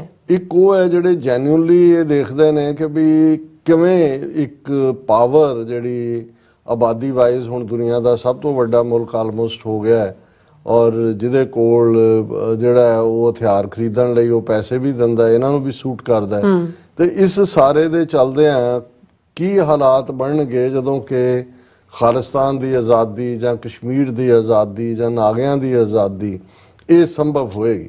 ਔਰ ਉਹਨਾਂ ਦਾ ਇਹ ਕਹਿਣਾ ਹੁੰਦਾ ਵੀ ਬਾਹਰ ਰੌਲੇ ਨਾਲ ਨਹੀਂ ਹੋਣਾ। ਸਾਡੇ ਵੀਰ ਮਲਕ ਸਾਹਿਬ ਨੇ ਇੱਕ ਕਿਤਾਬ ਦਾ ਇੱਕ ਪੇਜ ਸਾਨੂੰ ਭੇਜਿਆ, ਹਾਲਾਂ ਮੈਨੂੰ ਸੈਕੰਡ ਵਰਲਡ ਵਾਰ ਵੇਲੇ ਦਾ ਤਾਂ ਪਤਾ ਹੈ ਕਿ ਅਮਰੀਕਨ ਪ੍ਰੈਜ਼ੀਡੈਂਟ ਰੂਜ਼ਾਵੈਲਟ ਜਿਹੜੇ ਨੇ ਉਹਨਾਂ ਨੇ ਅਹਿਮ ਰੋਲ ਅਦਾ ਕੀਤਾ ਸੀ ਚਰਚਲ ਨੇ, ਜਦੋਂ ਕਿਉਂਕਿ ਪਹਿਲੇ 2-2.5 ਸਾਲ ਤੇ ਅਮਰੀਕਾ ਨਿਊਟਰਲ ਸੀ ਜਿਵੇਂ ਫਸਟ ਵਰਲਡ ਵਾਰ ਵੇਲੇ ਵੀ ਸੀ, ਲੇਕਿਨ ਜਦੋਂ ਇੱਥੇ ਪਰਲ ਹਾਰਬਰ ਤੇ ਅਟੈਕ ਹੋਇਆ ਅਮਰੀਕਾ ਨੇ ਜੁਆਇਨ ਕੀਤਾ। ਪਰ ਉਸ ਤੋਂ ਪਹਿਲਾਂ ਰੂਜ਼ਵੈਲਟ ਨੇ ਅੰਡਰਸਟੈਂਡਿੰਗ ਲਈ ਸੀ ਚਰਚਲ ਤੋਂ ਕਿ ਜਿਹੜੀਆਂ ਕਾਲੋਨੀਜ਼ ਤੁਸੀਂ ਆਪਣੇ ਜ਼ੇਰ ਕੀਤੀਆਂ ਹੋਈਆਂ ਨੇ ਉਹਨਾਂ ਨੂੰ ਆਜ਼ਾਦ ਕਰੋ। ਸੋ ਉਹਨਾਂ ਨੇ ਮੈਨੂੰ ਮਲਕ ਸਾਹਿਬ ਨੇ ਇਹ ਭੇਜਿਆ ਔਰ ਮੈਂ ਇਵੇਂ ਹੀ ਉਸ ਜਿਸ ਪੁਸਤਕ ਚੋਂ ਉਹਨਾਂ ਨੇ ਲਿਆ ਉਹਦਾ ਟਾਈਟਲ ਹੀ ਹੈ ਕਿ ਹੂ ਵਨ ਫਰੀडम ਫॉर ਇੰਡੀਆ। ਔਰ most of will immediately say names of leaders of Indian National Congress like Gandhi ji, Pandit Jawaharlal, Kaul and others. This is only partly true. ਜੇ ਪੁੱਛਿਆ ਜਾਏ ਕਿ ਭਾਰਤ ਦੀ ਆਜ਼ਾਦੀ ਕਿਹਨੇ ਲੈ ਕੇ ਦਿੱਤੀ, ਉਹਨਾਂ ਨੇ ਕਿਹਾ ਜੀ ਉਹਦੇ ਨਾਂ ਲੈਣਗੇ। ਉਹਨਾਂ ਨੇ ਕਿਹਾ ਜੀ ਇਹ ਅੰਸ਼ਕ ਸੱਚ ਹੈ, ਇਨ ਪਾਰਟ, ਸਾਰਾ ਸੱਚ ਨਹੀਂ ਹੈ। Unfortunately, nobody has told us and we have not recognized the contributions of United States of America presidents. Here are the actual stories. ਕਿ ਇਸ ਫਰੀडम ਦੇ ਵਿੱਚ ਅਮਰੀਕਨ ਪ੍ਰੈਜ਼ੀਡੈਂਟਸ ਨੇ ਕੀ ਰੋਲ ਅਦਾ ਕੀਤਾ ਹੈ ਸਾਨੂੰ ਦੱਸਿਆ ਨਹੀਂ ਜਾਂਦਾ। ਫਿਰ ਉਹਨਾਂ ਨੇ ਕੋਟ ਕੀਤਾ ਹੈ ਫਸਟ ਵਰਲਡ ਵਾਰ 1914 ਤੋਂ 1918 America had not joined the war effort. The year is 1916। 1914 ਤੋਂ 1916 ਤੱਕ ਅਮਰੀਕਾ ਫਸਟ ਵਰਲਡ ਵਾਰ ਦਾ ਹਿੱਸਾ ਨਹੀਂ ਸੀ ਬਣਿਆ। The prime minister of UK Sir David Lloyd George approaches President of United States of America Mr. Woodrow Wilson for help. ਇਹ UK ਦਾ president David Lloyd George approach ਕਰਦਾ America ਦੇ Woodrow Wilson president ਨੂੰ। ਔਰ ਵੁਡਰੋ Wilson ਬੜਾ ਆਈਡੀਅਲਿਸਟ ਵੀ ਸੀ ਔਰ Washington ਦੇ ਵਿੱਚ ਵੁਡਰੋ ਵਿਲਸਨ ਰਿਸਰਚ ਇੰਸਟੀਚਿਊਟ ਵੀ ਹੈ ਔਰ ਉਸ ਪੀਰੀਅਡ 'ਚ ਬਹੁਤ ਕੁਝ ਜਿਹੜਾ ਹੈ ਉਹ ਕ੍ਰੀਏਟਿਵ ਵੀ ਹੋਇਆ। What are we fighting for asks Mister Wilson. ਉਹ ਪੁੱਛਦੇ ਨੇ ਕਿ ਵੀ ਇਹ ਦੱਸੋ ਅਸੀਂ ਕਾਹਦੇ ਲਈ ਲੜ ਰਹੇ ਹਾਂ। Freedom of the free world is the response by the British prime minister. ਉਹਨੇ ਕਿਹਾ ਜੀ ਕਿ ਇਹ ਜਿਹੜਾ ਫ੍ਰੀ ਵਰਲਡ ਹੈ ਉਸ ਦੀ ਆਜ਼ਾਦੀ ਦੇ ਲਈ then you should give freedom to all the colonies you hold, says US president. ਉਹਨੇ ਕਿਹਾ ਪਹਿਲਾਂ ਤੁਸੀਂ ਜਿਹਨਾਂ ਨੂੰ ਬਸਤੀਆਂ ਬਣਾਇਆ ਹੋਇਆ ਉਹਨਾਂ ਨੂੰ ਆਜ਼ਾਦੀ ਦਿਓ, ਫਿਰ ਤੁਸੀਂ ਇਹ ਦਾਅਵਾ ਕਰ ਸਕਦੇ ਹੋ ਜੀ ਕਿ ਅਸੀਂ ਫ੍ਰੀ ਵਰਲਡ ਦੀ ਜਿਹੜੀ ਹੈ ਉਹ freedom ਦੇ ਲਈ ਲੜ ਰਹੇ ਹਾਂ। ਬਿਲਕੁਲ। said US, it is promised but conveniently forgotten after the war because the conversation was verbal. ਕਿ ਜਿਹੜੀ ਕਨਵਰਸੇਸ਼ਨ ਅਮਰੀਕਨ ਪ੍ਰੈਜ਼ੀਡੈਂਟ ਵੁਡਰੋ ਵਿਲਸਨ ਔਰ UK ਦੇ ਪ੍ਰੈਜ਼ੀਡੈਂਟ ਡੇਵਿਡ ਲੋਇਡ ਜਾਰਜ ਦੇ ਵਿਚਾਲੇ ਹੋਈ ਉਹ ਜ਼ੁਬਾਨੀ ਕਲਾਮੀ ਸੀ।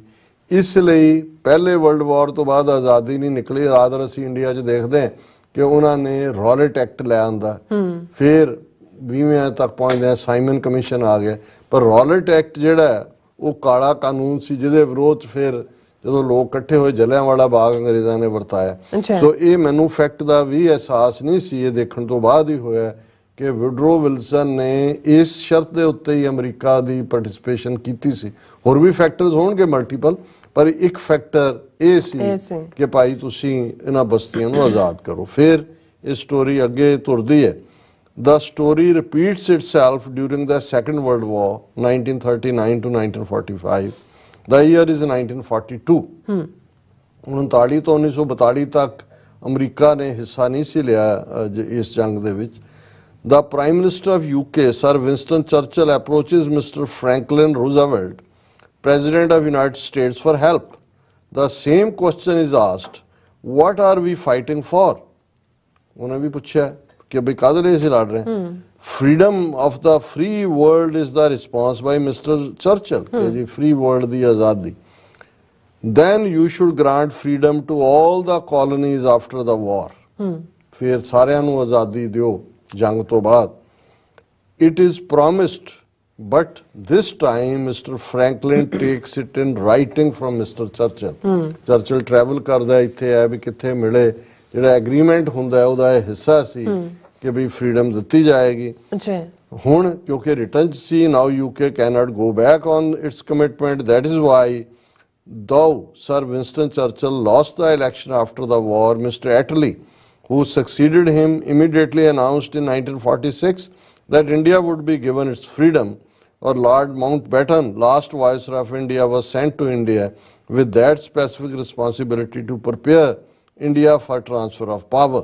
और उन्होंने कहा भी ਅਸੀਂ ਕਦੇ recognize ਹੀ ਨਹੀਂ ਕਰਦੇ ਕਿ ਅਮਰੀਕਾ ਨੇ ਕੀ ਰੋਲ ਪਲੇ ਕੀਤਾ. ਸੋ ਮੈਂ ਸਮਝਦਾ ਹਾਂ ਵੀ ਅੱਜ ਜਦੋਂ ਇੰਡੀਅਨ ਐਂਕਰ 3 ਫੁੱਟੀਆਂ ਉਛਲ ਕੇ 6 ਫੁੱਟ ਕਹਿ ਰਹੀਆਂ ਨੇ ਕਿ ਭਈ ये खालिस्तान वेस्टर्न एजेंडा इनका, अमेरिका का, तभी तो रोक नहीं रहे, रेफरेंडम हो रहा है खालिस्तान का, झंडे खालिस्तान के लहरा रहे हैं. सो ਅਸੀਂ ਸਮਝਦੇ ਹਾਂ ਕਿ ਵੀ ਜਿਵੇਂ ਅਮਰੀਕਾ ਨੇ ਇਹਨਾਂ ਦੋਨੋਂ ਹੀ ਵਰਲਡ ਵਾਰਸ ਦੇ ਵਿੱਚ ਇੱਕ as a kind of precondition ਰੱਖ ਕੇ ਜੁਆਇਨ ਕੀਤਾ ਸੀ, ਹੁਣ ਵੀ ਸਿਚੁਏਸ਼ਨ ਕਿਉਂਕਿ ਜਿਸ ਕਿਸਮ ਦਾ ਜ਼ਬਰ ਇੰਡੀਅਨ ਸਿਸਟਮ ਕਰ ਰਿਹਾ ਮਾਈਨੋਰਟੀਜ਼ ਤੇ, ਔਰ ਅੱਜ ਹੀ ਜਦੋਂ ਅਸੀਂ ਡਿਸਕਸ ਕੀਤਾ US ਸਰਫ ਦੀ ਰਿਪੋਰਟ ਨੂੰ ਕਿੰਨੀ ਕੁ ਦੇਰ, ਅੱਜ ਚੌਥੀ ਵਾਰੀ US ਸਰਫ ਨੇ ਇੰਡੀਆ ਨੂੰ ਕੰਟਰੀ ਆਫ ਪਾਰਟਿਕੂਲਰ ਕੰਸਰਨ ਕਿਹਾ, ਸਟੇਟ ਡਿਪਾਰਟਮੈਂਟ ਵੇਵਰ ਦੇ ਰਿਹਾ ਹੈ, ਸਟੇਟ ਡਿਪਾਰਟਮੈਂਟ ਨਾ ਵੀ ਦੇ, ਪ੍ਰੈਜ਼ੀਡੈਂਟ ਕਿੰਨੀ ਕੁ ਦੇਰ ਕਿਉਂਕਿ ਅਲਟੀਮੇਟਲੀ ਇਹ ਵੀ ਅੱਜ ਇਹਨਾਂ ਦੀ ਫੋਰਨ ਅਫੇਅਰਸ ਮੈਗਜ਼ੀਨ ਦੇ ਵਿੱਚ ਇੱਕ ਆਰਟੀਕਲ ਆਸ਼ੀਸ਼ ਟੈਲਿਸ ਦਾ ਹੈਗਾ ਜਿਹਦੇ ਚ ਉਹਨੇ ਕਿਹਾ ਵੀ ਅਮਰੀਕਾ ਬਦਜ਼ਨ ਹੋ ਰਿਹਾ ਇੰਡੀਆ ਤੋਂ, ਕਿ ਜਦੋਂ ਉਹਨੇ ਸਟ੍ਰੈਟੇਜਿਕ ਪਾਰਟਨਰ ਬਣਾਇਆ ਇੰਡੀਆ ਨੂੰ ਔਰ ਟੈਕਨੋਲੋਜੀ ਸ਼ੇਅਰ ਕੀਤੀ, ਨਿਊਕਲੀਅਰ ਡੀਲ ਕੀਤੀ, ਉਹ ਇਹ ਸਮਝਦਾ ਸੀ ਕਿ ਇੰਡੀਆ ਇੱਕ ਡਿਪੈਂਡੇਬਲ ਪਾਰਟਨਰ ਹੋਏਗਾ फाइट अगेंस्ट चाइना च, उन्होंने कहा भी इंडिया तो लाती नहीं थले ला रहा है और जड़ा अमरीका सावर हो रहा है। सो असी समझते हैं भी वो खट्टापन जल्दी आए, जे सानू कहण असी नींबू वाइट हाउस पहुंचा देने हैं भी अपने पहला दंद खट्टे कर लो चंगी तरह कि भी इन्हां चों कुछ निकलने वाला नहीं है। और खालिस्तान की कायमी ना सिर्फ, और ये मेरा तो रिपीटेड ये कहना है कि भी जे उस खिते दे विच परमानेंट पीस, स्टेबिलिटी, प्रॉस्पैरिटी इसे ही ऑर्डर दे विच तुसी लभदे हो ते फिर खालिस्तान एक बफर स्टेट के तौर पर इंडिया, पाकिस्तान, चाइना दे विचाले तीनों ही न्यूक्लीयर पावर्स, तीनों दी हॉस्टिलिटी अपने अपने ढंग नाल ते खालसा तो सब दा सांझ है। और असी जिथे साडा वैल्यू सिस्टम डेमोक्रेसीज दे नेड़े है उत्थे जिहड़ा साडियां वैल्यूज और जो ओवरऑल साडी कोई इनहेरेंट बिल्ट इन नफरत नहीं है किसी लई भी, ना हिंदुआं लई, ना मुसलमानां लई, ना चीनियां लई। और असी एक बफर दे तौर ते जिहड़ा है उन्हां वैल्यू सिस्टम दा जे रखवाले भी होवांगे जिन्हां दे उत्ते UN चार्टर है, जिन्हां दे उत्ते इंटरनेशनल लॉ। जी डॉक्टर साहब थोड़ा बहुत बहुत धन्यवाद। सो इत्थे ब्रेक व्यूअर्स तुसीं किते नहीं जाना, मिलदे हैं आफ्टर दिस शॉर्ट ब्रेक।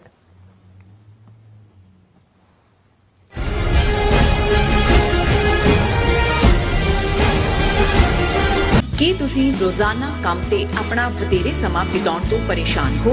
ਆਪਣੀ ਪੂੰਜੀ ਨੂੰ ਕੰਮ ਤੇ ਲਗਾਓ, ਸਾਡੇ ਨਾਲ ਇਨਵੈਸਟ ਕਰੋ। ਅਸੀਂ ਤੁਹਾਡੀ ਪੂੰਜੀ ਤੋਂ ਤੁਹਾਡੇ ਲਈ ਵਧੇਰੇ ਪੈਸੇ ਬਣਾ ਸਕਦੇ ਹਾਂ। ਅਸੀਂ ਪ੍ਰਾਈਵੇਟ ਇਕੁਇਟੀ ਇਨਵੈਸਟਮੈਂਟ ਫਰਮ ਹਾਂ ਤੇ ਕਮਰਸ਼ੀਅਲ ਰੀਅਲ ਏਸਟੇਟ ਵਿੱਚ ਮਾਹਿਰ ਹਾਂ। Property management, leasing, asset management, commercial real estate investment ਵਿੱਚ ਸਾਰੀਆਂ ਸੇਵਾਵਾਂ ਲਈ ਅਮਰੀਕਾ ਭਰ ਵਿੱਚੋਂ ਤੁਸੀਂ ਸਾਡੇ ਤੱਕ ਪਹੁੰਚ ਕਰ ਸਕਦੇ ਹੋ। आजाद कमर्शियल रियलिटी सर्विसेज ते Azad Family Trust 701 North Port Oak Road, suite number 204, Houston, Texas.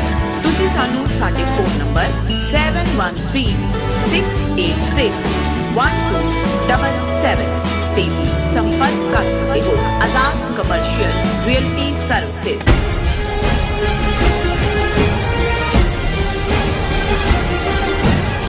Viewers welcome back to program. So viewers end ਵਾਲੇ ਸੈਕਸ਼ਨ ਦੇ ਵਿੱਚ ਆਪਾਂ ਗੱਲਬਾਤ ਕਰਨ ਜਾ ਰਹੇ ਹਾਂ ਕਿ ਭਾਰਤ ਅਤੇ ਪਾਕਿਸਤਾਨ ਵਿਚਾਲੇ ਅਟਾਰੀ ਬਾਰਡਰ ਤੋਂ ਲੈ ਕੇ ਗੁਜਰਾਤ ਤੱਕ ਇੱਕ ਲੰਬੀ ਸਰਹੱਦ ਲੱਗਦੀ ਹੈ, ਪਰ ਰੋਜ਼ਾਨਾ ਅਟਾਰੀ ਬਾਰਡਰ ਤੇ ਤਿਰੰਗਾ ਚਾੜਨ ਤੇ ਲਾਉਣ ਦੀ ਬਾਂਦਰ-ਖੇਡ ਜਿਹੜੀ ਪਰੇਡ ਹੈ ਉਹ ਕੀਤੀ ਜਾਂਦੀ ਹੈ। ਹੁਣ ਅਟਾਰੀ ਬਾਰਡਰ ਤੇ 418 ਫੁੱਟ ਉੱਚਾ ਤਿਰੰਗਾ ਲਾਉਣ ਦਾ ਫੈਸਲਾ ਕੀਤਾ ਗਿਆ ਹੈ ਔਰ ਸਿੱਖ ਕੌਮ ਮੰਗ करे कि इस तिरंगे ਦਾ ਇੱਥੇ ਕੋਈ ਕੰਮ ਨਹੀਂ ਹੈ, ਇਸ ਨੂੰ ਜਾ ਕੇ ਜਿਹੜਾ ਗੁਜਰਾਤ ਦੀ ਸਰਹੱਦ ਤੇ ਲਾਓ। ਸੋ ਇਸ ਬਾਰੇ ਆਪਾਂ ਗੱਲਬਾਤ ਕਰਨ ਜਾ ਰਹੇ ਹਾਂ। ਸੋ ਅਸੀਂ ਚਾਹਾਂਗੇ ਕਿ ਤੁਸੀਂ ਇਸੇ ਤਰ੍ਹਾਂ ਬਣੇ ਰਹਿਣਾ, ਦੇਖਣ ਸੁਣ ਲਈ ਐਂਡ ਲਿਖਣ ਲਈ ਤੁਹਾਡਾ ਸਭ ਦਾ ਬਹੁਤ ਬਹੁਤ ਸ਼ੁਕਰੀਆ ਜੀ। ਡਾਕਟਰ ਸਾਹਿਬ ਕੀ ਵਿਚਾਰਾਂ ਨੇ? ਦੇਖੋ, ਅਸੀਂ ਜਿਹੜੇ ਵੀਰ ਭੈਣਾਂ ਸਾਡੇ ਫੇਸਬੁੱਕ ਰਾਹੀਂ ਜੁੜੇ ਹੋਏ ਨੇ ਉਹਨਾਂ ਨੂੰ ਐਕਨੋਲੇਜ ਕਰਨਾ ਚਾਹੁੰਦੇ ਹਾਂ। ਜੀ ਹਰਦੇਵ ਸਿੰਘ ਬੰਦੇਸ਼ਾ ਲਿਖਦੇ ਨੇ, is Taranjit Sandhu aware of this? Taranjit Sandhu India ਦੇ ਐਂਬੈਸਡਰ ਨੇ ਅਮਰੀਕਾ ਦੇ ਵਿੱਚ, ਔਰ ਜ਼ਾਹਰ ਹੈ ਬਿਸ਼ਨ ਸਿੰਘ ਸਮੁੰਦਰੀ ਦਾ ਲੜਕਾ ਔਰ ਤੇਜਾ ਸਿੰਘ ਸਮੁੰਦਰੀ ਦਾ ਪੋਤਾ ਉਹਨੂੰ ਬਾਰ-ਬਾਰ ਐਕਸਟੈਂਸ਼ਨ ਦੇ ਰਹੇ ਨੇ। ਹੁਣ ਇਹ ਤਾਂ ਉਹਨਾਂ ਨੂੰ ਵੀ ਪਤਾ ਹੈ ਵੀ ਅਵੇਅਰ ਨੇ ਕਿ ਨਹੀਂ, ਲੇਕਿਨ ਇਹ 'ਚ ਕੋਈ ਸ਼ੱਕ ਨਹੀਂ ਹੈ ਕਿ ਤਰਨਜੀਤ ਸੰਧੂ ਇੰਡੀਅਨ ਸਟੇਟ ਦਾ ਜਿਹੜਾ ਇੱਕ ਉਹਨਾਂ ਦੇ ਲਈ ਇੱਕ ਯੂਜ਼ਫੁਲ ਸੰਦ ਹੈ ਜਿਸ ਨੂੰ ਉਹਨਾਂ ਨੇ ਵਰਤਿਆ, ਇਸ ਲਈ ਬਾਰ-ਬਾਰ ਉਸ ਨੂੰ ਐਕਸਟੈਂਸ਼ਨ ਦੇ ਰਹੇ ਨੇ। ਪਰ ਮੈਨੂੰ ਕਿੰਨਾ ਕੁ ਇਸ ਹਿਸਟਰੀ ਤੋਂ ਵਾਕਿਫ ਨੇ ਜ਼ਰੂਰ ਹੋਣਗੇ, ਕਿਉਂਕਿ ਅਦਰਵਾਈਜ਼ ਤਾਂ talented Indian foreign service Russia 'ਚ ਵੀ ਇਹ ਰਹੇ ਨੇ। ਗੁਰਸਿੱਖ ਢਿੱਲੋਂ ਲਿਖਦੇ ਨੇ, ਡਾਕਟਰ ਸਾਹਿਬ ਜੀ ਤੁਹਾਡੀ ਸਾਰੀ ਟੀਮ ਨੂੰ ਵਾਹਿਗੁਰੂ ਜੀ ਕਾ ਖਾਲਸਾ ਵਾਹਿਗੁਰੂ ਜੀ ਕੀ ਫਤਿਹ। ਤੁਸੀਂ ਅੱਜ ਸੁੱਤੀ ਹੋਈ ਕੌਮ ਨੂੰ ਜਗਾ ਰਹੇ ਹੋ, ਪਰ ਸਾਡੇ ਕਈ ਲੋਕ ਅਜੇ ਵੀ ਸੁੱਤੇ ਪਏ ਨੇ, ਪਰ ਉਹ ਲੋਕ ਸਮਝਣ ਨੂੰ ਤਿਆਰ ਹੀ ਨਹੀਂ ਹਨ। ਜੋ ਟਾਈਮ ਹੀ ਲੱਗ ਗਿਆ ਤਾਂ ਫਿਰ ਜਾਗਣ ਦਾ ਕੀ ਫਾਇਦਾ? ਹੁਣ ਸਾਰੀ ਕੌਮ ਨੂੰ ਇੱਕ ਨਿਸ਼ਾਨ ਸਾਹਿਬ ਥੱਲੇ ਇਕੱਠਾ ਹੋਣਾ ਚਾਹੀਦਾ ਹੈ ਤੇ ਖਾਲਿਸਤਾਨ ਜ਼ਿੰਦਾਬਾਦ। No doubt. ਢਿੱਲੋਂ ਸਾਹਿਬ ਬਹੁਤ ਬਹੁਤ ਸ਼ੁਕਰੀਆ। ਅਸੀਂ ਸਾਡੇ ਪਿਤਾ ਜੀ ਕਹਿੰਦੇ ਹੁੰਦੇ ਸੀ ਕਿ ਜੇ ਚੋਰ ਚੋਰੀ ਕਰਨੋਂ ਨਹੀਂ ਹਟਦਾ ਤੇ ਚੌਕੀਦਾਰ ਹੌਕਾ ਦੇਣੋਂ ਕਿਉਂ ਹਟੇ? ਬਿਲਕੁਲ। ਸੋ ਅਸੀਂ ਜੋ ਗੁਰੂ ਨੇ ਸਾਡੇ ਜ਼ਿੰਮੇ ਫਰਜ਼ ਲਾਇਆ ਹੈ, ਸਾਨੂੰ ਤੌਫੀਕ ਦਿੱਤੀ ਹੈ, ਆਪਣਾ ਫਰਜ਼ ਨਿਭਾ ਰਹੇ ਜੀ। ਬਾਕੀ ਇੱਕ ਛੋਟੀ ਪਰਸੈਂਟੇਜ ਹੁੰਦੀ ਹੈ ਜਿਹੜੀ ਐਕਟਿਵਿਸਟ ਦੇ ਤੌਰ ਤੇ ਅੱਗੇ ਆਉਂਦੀ ਹੈ, ਮੈਜੋਰਿਟੀ ਤਾਂ ਸ਼ਾਮਲ ਵਾਜੇ ਹੁੰਦੇ ਨੇ ਕਿਸੇ ਵੀ ਤਹਿਰੀਕ 'ਚ ਦੁਨੀਆ ਦੀ। ਦੇਖੋ, ਔਰ ਮੈਂ ਸਮਝਦਾ ਵੀ ਇਸ ਵੇਲੇ ਜਿਹੜੇ ਸਿੱਖਾਂ ਦੇ ਵਿੱਚ ਜਾਗਰੂਕ ਕਲਾਸ ਹੈ, ਖਾਸ ਤੌਰ ਤੇ ਯੰਗਰ ਜਨਰੇਸ਼ਨ, ਉਹ ਕਾਫੀ ਵੱਡੀ ਗਿਣਤੀ 'ਚ ਹੈ ਜਿਹੜੇ ਕਿ ਪਾਸਾ ਪਲਟਣ ਦੀ ਸਮਰੱਥਾ ਰੱਖਦੇ ਨੇ। ਦਵਿੰਦਰ ਸੰਧੂ ਉਹਨਾਂ ਨੇ ਫਤਿਹ ਬੁਲਾਈ ਹੈ, Jagdish Singh Pandher, doctor Sahib and Neelam Kaur ji Sat Sri ਅਕਾਲ, ਸੋਹਣ ਸਿੰਘ ਮਾਲ ਉਹਨਾਂ ਨੇ ਵੀ ਫਤਿਹ ਬੁਲਾਈ ਹੈ, ਨਮਨ ਕੌਰ ਉਹਨਾਂ ਨੇ ਇਹ ਪੁਆਇੰਟ ਆਊਟ ਕੀਤਾ ਕਿ date is wrong on Facebook 28 ਅਪ੍ਰੈਲ। ਇਹਨੂੰ ਜ਼ਰਾ ਸਾਡੀ ਟੈਕਨੀਕਲ ਟੀਮ ਚੈੱਕ ਕਰ ਲੇ, ਜਿਹੜੇ ਵੀ ਉੱਪਰ ਦੇਖ ਰਹੇ ਨੇ ਉਹਨੂੰ ਕਰੈਕਟ ਕਰੋ। ਦੀਪ ਸਿੰਘ ਕਹਿੰਦੇ ਨੇ ਬੁੱਧ ਧਰਮ ਕਿੱਥੇ ਹੈ? ਹੁਣ ਸਾਰਾ ਕੁਝ ਬ੍ਰਾਹਮਣਵਾਦੀ ਸਿਲਸਿਲਾ ਹੈ, ਅੱਜ ਅਖੌਤੀ ਬੁੱਧ ਧਰਮ। ਬਿਲਕੁਲ ਦੀਪ ਸਿੰਘ ਜੀ, ਤੁਸੀਂ ਠੀਕ ਫਰਮਾਇਆ, ਇਹੀ ਬ੍ਰਾਹਮਣ ਦੀ ਨੀਤੀ ਹੈ। ਜੇ ਅੱਜ ਅਸੀਂ ਈਵਨ ਸਿੱਖ ਧਰਮ ਦੀ ਵੀ ਰੌ ਰੀਤ ਦੇਖੀਏ ਤੇ ਬਹੁਤ ਕੁਝ ਸਾਨੂੰ ਅਸੀਂ ਬ੍ਰਾਹਮਣਵਾਦ ਵੱਲ ਤਿਲਕਦੇ ਜਾ ਰਹੇ ਜੀ। ਇਵੇਂ ਹੀ ਉਹਨਾਂ ਨੇ ਕੀਤਾ ਸੀ। ਉਹਨਾਂ ਨੇ ਬੁੱਧ ਦੀਆਂ ਵੀ ਮੂਰਤੀਆਂ, ਬੁੱਧ ਮੂਰਤੀ ਪੂਜਾ ਦੇ ਖਿਲਾਫ ਸੀ। ਉਹਨਾਂ ਨੇ ਬੁੱਧਿਸਟ ਮੱਠਾਂ ਦੇ ਵਿੱਚ, ਮੋਨੈਸਟਰੀਜ਼ ਦੇ ਵਿੱਚ ਲਿਆ ਕੇ ਬੁੱਧ ਦੀਆਂ ਮੂਰਤੀਆਂ ਰੱਖਤੀਆਂ। ਜੇ ਉਹਨੇ ਲੋਕਲ ਜ਼ਬਾਨ ਇਸਤੇਮਾਲ ਕੀਤੀ ਸੀ ਪ੍ਰਚਾਰ ਲਈ, ਜਿਹੜਾ ਪਾਲੀ ਡਾਇਲੈਕਟ ਸੀ, ਉਹਨਾਂ ਨੇ ਸੰਸਕ੍ਰਿਤਾਈਜ਼ ਕਰਕੇ ਮਹਾਯਾਨਾ, ਲਘੂਯਾਨਾ, ਹੀਨਾਯਾਨਾ ਕਿੰਨੇ ਉਸ ਦੀਆਂ ਬ੍ਰਾਂਚਿਸ ਬਣਾ ਦਿੱਤੀਆਂ ਔਰ ਵਿਸ਼ਨੂੰ ਦਾ ਅਵਤਾਰ ਵੀ ਸਾਬਤ ਕਰਤਾ। ਔਰ ਜਿਹੜੇ ਕੋਈ ਉਸ ਨੂੰ ਅਪੋਜ਼ ਕਰਨ ਵਾਲੇ ਸੀ, ਉਹ ਸ਼ੰਕਰਾਚਾਰੀਆਂ ਨੇ ਸ਼ਾਸਤਰ ਤੇ ਸ਼ਸਤਰ ਦੋਨਾਂ ਦੇ ਨਾਲ ਐਲੀਮੀਨੇਟ ਕਰ ਦਿੱਤੇ। ਹੁਣ ਅੱਜ ਜਿਹੜੇ ਨੇ, ਇਹ ਠੀਕ ਹੈ ਕਿ ਡਾਕਟਰ BR ਅੰਬੇਦਕਰ ਜਦੋਂ ਉਹਨਾਂ ਨੇ ਬੁੱਧ ਧਰਮ ਜੁਆਇਨ ਕੀਤਾ, ਇਹ ਜਿਹੜੇ ਅੰਬੇਦਕਰਾਈਟ ਬੁੱਧਿਸਟ ਨੇ, ਇਹ ਬ੍ਰਾਹਮਣਵਾਦ ਨੂੰ ਲੈਂਦੇ ਨੇ, ਪੈਂਦੇ ਨੇ, ਪਰ ਅਲਟੀਮੇਟਲੀ ਜਿਹੜੀ ਮੈਜੋਰਿਟੀ ਹੈ ਉਹ ਉਸੇ ਕੈਟਾਗਰੀ 'ਚ ਹੈ। ਈਵਨ ਤਿਬਤਨ ਬੁੱਧਿਜ਼ਮ, ਦਲਾਈ ਲਾਮੇ ਦਾ ਰੋਲ ਤੁਸੀਂ ਦੇਖ ਲਓ, ਉਹ ਤਾਰੀਫਾਂ ਕਰ ਰਿਹਾ ਹੁੰਦਾ ਕਿ ਬਹੁਤ ਵੱਡਾ ਇੰਡੀਆ ਦੇ ਵਿੱਚ ਜਿਹੜਾ ਹੈ ਉਹ ਧਾਰਮਿਕ ਸਹਿਨਸ਼ੀਲਤਾ ਹੈ। ਸੋ ਅਸੀਂ ਆਪਣੇ ਸਾਰੇ ਵੀਰਾਂ ਭੈਣਾਂ ਦਾ ਸ਼ੁਕਰੀਆ ਅਦਾ ਕਰਦੇ ਹਾਂ। ਗੱਲ ਸਾਡੇ ਬਾਰਡਰ ਦੀ, ਅਟਾਰੀ ਦੀ, ਹੁਣ ਤੁਸੀਂ ਦੇਖੋਗੇ ਕਿ ਵੀ ਜਿਹੜਾ ਪਾਕਿਸਤਾਨ ਦੇ ਨਾਲ ਭਾਰਤ ਦਾ ਬਾਰਡਰ ਲੱਗਦਾ ਹੈ, ਅਟਾਰੀ ਤੋਂ ਸ਼ੁਰੂ ਹੋ ਕੇ ਪੰਜਾਬ ਦੇ ਵਿੱਚ ਫਿਰ ਹੁਸੈਨੀਵਾਲਾ, ਉਹ ਸ਼ਾਇਦ 500-600 ਕਿਲੋਮੀਟਰ ਤੋਂ ਜ਼ਿਆਦਾ ਨਹੀਂ, ਲੇਕਿਨ ਸਾਰੇ ਰਾਜਸਥਾਨ ਤੋਂ ਗੁਜਰਾਤ ਤੱਕ, ਕੱਛ ਤੱਕ ਜਾ ਕੇ ਲੱਗਦਾ। ਪਰ ਇਹ ਜਿਹੜੀ ਸਾਰੀ ਨੌਟੰਕੀ ਕੀਤੀ ਜਾਂਦੀ ਹੈ, ਬਾਂਦਰ ਖੇਡ ਅਟਾਰੀ ਬਾਰਡਰ ਤੇ, ਕਿ ਜੀ ਰੋਜ਼ਾਨਾ ਸ਼ਾਮ ਨੂੰ, ਔਰ ਹੁਣ ਤਾਂ ਉਹਨਾਂ ਨੇ ਉਹਨੂੰ ਇਸ ਕਿਸਮ ਦਾ ਬਣਾ ਲਿਆ ਕਿ ਜਿਹੜੇ ਨੇ ਉਹ ਪਹਿਲਾਂ ਉੱਥੇ ਅਟਾਰੀ ਜਾਂਦੇ ਨੇ, ਫਿਰ ਉਹ ਦਰਬਾਰ ਸਾਹਿਬ ਆਉਂਦੇ ਨੇ, VIPs ਤੋਂ ਲੈ ਕੇ ਦੂਜੇ, ਮੂੰਹ ਤੇ ਉਹਨਾਂ ਦੇ ਤਿਰੰਗੇ ਬਣਾਏ ਹੁੰਦੇ ਨੇ। ਉਹੀ ਜਿਹੜੀ ਉਹ ਇੱਕ ਹਰਿਆਣਵੀ ਬੱਚੀ ਨੇ ਜਿਸ ਕਿਸਮ ਦਾ ਕੀਤਾ ਸੀ ਡਰਾਮਾ, ਤੇ ਉੱਥੇ ਉਹਨਾਂ ਨੇ ਅੱਗੋਂ ਰੰਗ ਦੇ ਕੇ ਬਿਠਾਇਆ, ਉਹਨੇ ਤਿਰੰਗਾ ਬਣਾਓ ਔਰ ਉੱਥੇ ਭੇਜੋ। ਲੇਕਿਨ ਇੱਕ ਪੂਰੀ ਜਿਹੜੀ ਇੱਕ ਨੌਟੰਕੀ ਹੁੰਦੀ ਹੈ ਕਿ ਜੀ ਝੰਡਾ ਲਾ ਚੜ ਰਿਹਾ ਹੈ, ਦੂਜਾ ਦੋਨੋਂ ਪਾਸਿਆਂ ਦੇ ਜਵਾਨ ਭਾਰਤ ਪਾਕਿਸਤਾਨ ਬੂਟ ਨਾਲ ਬੂਟ ਮਾਰ ਰਹੇ ਨੇ, ਲੋਕ ਉਹ ਦੇਖਣ, ਇਧਰ ਭਾਰਤ ਮਾਤਾ ਕੀ ਜੈ ਕਰ ਰਹੇ ਹੁੰਦੇ ਨੇ, ਉਧਰ ਪਾਕਿਸਤਾਨ ਪਾਇੰਦਾਬਾਦ ਕਰ ਰਹੇ ਹੁੰਦੇ ਨੇ। ਫਿਰ ਇੱਕ ਦੌੜ ਕੁਛ ਦੇਰ ਪਹਿਲਾਂ ਦੀ ਲੱਗੀ ਸੀ ਜੀ, ਝੰਡਾ ਕਿਹਦਾ ਉੱਚਾ, ਇੰਡੀਆ ਨੇ ਲਾਇਆ, ਉਹ ਪੁੱਠਾ ਹੋ ਗਿਆ, 2-4 ਮੀਂਹ ਪੈ ਜਾਂ ਦੂਜੇ ਪੈ, ਉਹਦਾ ਰੰਗ ਉੱਡ ਗਿਆ, ਪਤਾ ਨਹੀਂ ਉਹ ਵੀ ਝੰਡਾ ਵੀ ਉੱਡ ਗਿਆ। ਹੁਣ ਜਿਹੜੀ ਖਬਰ ਕਰਕੇ ਮੈਂ ਇਹਨੂੰ ਕਰ ਰਿਹਾ, 418 feet high tricolor, India's tallest to be hoisted at Atari।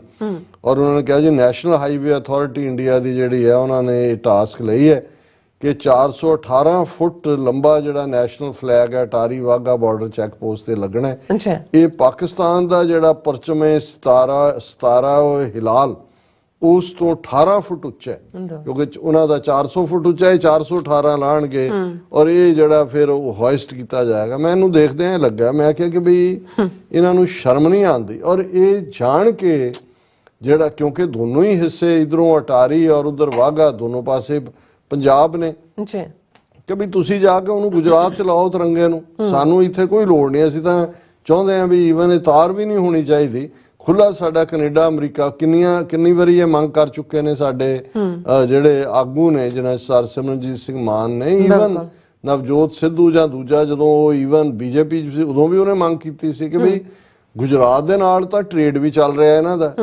Karachi ਵੀ ਨਾਲ ਵੀ ਚੱਲ ਰਿਹਾ, ਪੰਜਾਬ ਨੂੰ ਹੀ ਉਹਨਾਂ ਨੇ ਨਫ਼ਰਤ ਦੇ ਲਈ ਰੱਖਿਆ ਹੋਇਆ ਵੀ ਦੋਨੋਂ ਪਾਸਿਓਂ ਤੁਸੀਂ ਨਫ਼ਰਤ ਫੈਲਾਣੀ ਹੈ ਔਰ ਇਹ ਸਾਨੂੰ ਨਹੀਂ ਲੋੜ ਹੈ, ਤੇ ਲੈ ਜਾਓ ਆਪਣਾ ਤਿਰੰਗਾ ਲਾ ਕੇ ਜਾ ਕੇ ਤੁਸੀਂ ਉੱਥੇ ਬੈਠੋ।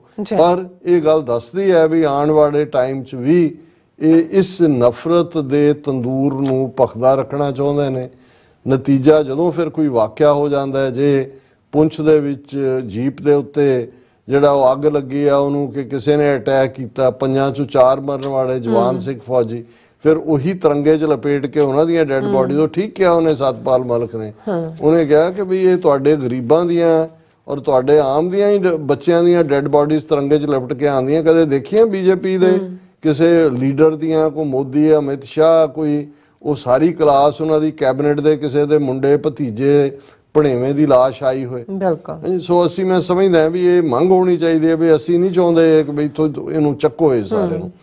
ਅਸੀਂ ਇਕਰਾਰ ਕੀਤਾ ਸੀ ਲਾਸਟ ਟਾਈਮ, ਕਿਉਂਕਿ ਸਾਡੇ ਬਹੁਤ ਸਾਰੇ ਵਿਊਜ਼ ਨੇ ਕਿਹਾ ਵੀ ਕੀ ਗੱਲ ਹੁਣ ਤੁਸੀਂ ਸਾਡੀ ਰੂਹਾਨੀਅਤ ਦਾ ਸਾਨੂੰ ਜਿਹੜਾ ਉਹ ਨਗੇਟਸ ਆਫ ਵਿਜ਼ਡਮ ਦਿੰਦੇ ਸੀ ਉਹ ਨਹੀਂ ਦਿੰਦੇ। ਅੱਜ ਅਸੀਂ ਬਰੀਫ ਹੀ ਡਿਸਕਸ ਕਰਾਂਗੇ। ਔਰ ਕਿਉਂਕਿ 18 ਮਾਰਚ ਤੋਂ ਬਾਅਦ ਖਬਰਾਂ ਦਾ ਸਿਲਸਿਲਾ ਇੰਨਾ ਜ਼ਿਆਦਾ ਹੈ ਔਰ ਇਸ ਤੇਜ਼ੀ ਨਾਲ ਕਿਉਰਿਓਸਿਟੀ ਵੀ ਸੀ, ਫਿਕਰ ਵੀ ਸੀ, ਸੋ ਇਸ ਲਈ ਅਸੀਂ ਇਹ ਸੈਗਮੈਂਟ ਵੀ ਖਬਰਾਂ ਦੇ ਹਵਾਲੇ ਕੀਤਾ ਸੀ। ਹੁਣ ਅਸੀਂ ਉਹਨੂੰ ਵਾਪਸ ਲੈ ਆਏ ਹਾਂ ਔਰ ਇਹ ਤੀਸਰੇ ਪਾਤਸ਼ਾਹ ਦਾ ਸ਼ਲੋਕ ਹੈ, ਸ਼ਲੋਕ ਮਹੱਲਾ 3, ਉੱਥੋਂ ਹੀ ਸ਼ੁਰੂ ਕਰ ਰਹੇ ਹਾਂ ਜਿੱਥੇ ਅਸੀਂ ਛੱਡਿਆ ਸੀ। ਕਲਮ ਜਲੋ ਸਣ ਮਸਵਾਣੀ ਹੈ, ਕਾਗਤ ਭੀ ਜਲ ਜਾਓ, ਲਿਖਣ ਵਾਲਾ ਜਲ ਬਲੋ, ਜਿਨ ਲਿਖਿਆ ਦੂਜਾ ਭਾਓ, ਨਾਨਕ ਪੂਰਬ ਲਿਖਿਆ ਕਮਾਵਣਾ, ਅਵਰ ਨਾ ਕਰਨਾ ਜਾਏ। ਹੁਣ ਜੇ ਕਲਮ ਚੱਲੇ ਤੇ ਸਿਰਫ ਉਸ ਰੱਬ ਦੀ ਤਾਰੀਫ ਵਿੱਚ ਚੱਲੇ, ਜਿਹੜੀ ਕਲਮ।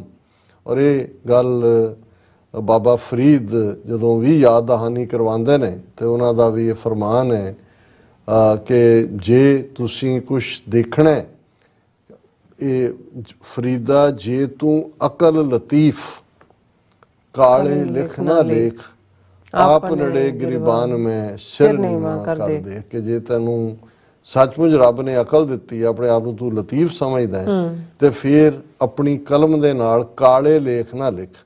ਕਿਉਂਕਿ ਜਦੋਂ ਤੂੰ ਕਿਸੇ ਬਾਰੇ ਨਾ ਪੱਖੀ ਲਿਖਦਾ ਹੈ ਤੇ ਉਸ ਤੋਂ ਪਹਿਲਾਂ ਆਪ ਨੜੇ ਗਰੀਬਾਨ ਮੈਂ ਸਿਰ ਨੀਵਾਂ ਕਰ ਦੇਖ, ਆਪਣੇ ਅੰਦਰ ਝਾਕ ਕੇ ਦੇਖ ਕਿ ਤੂੰ ਕੀ ਹੈ।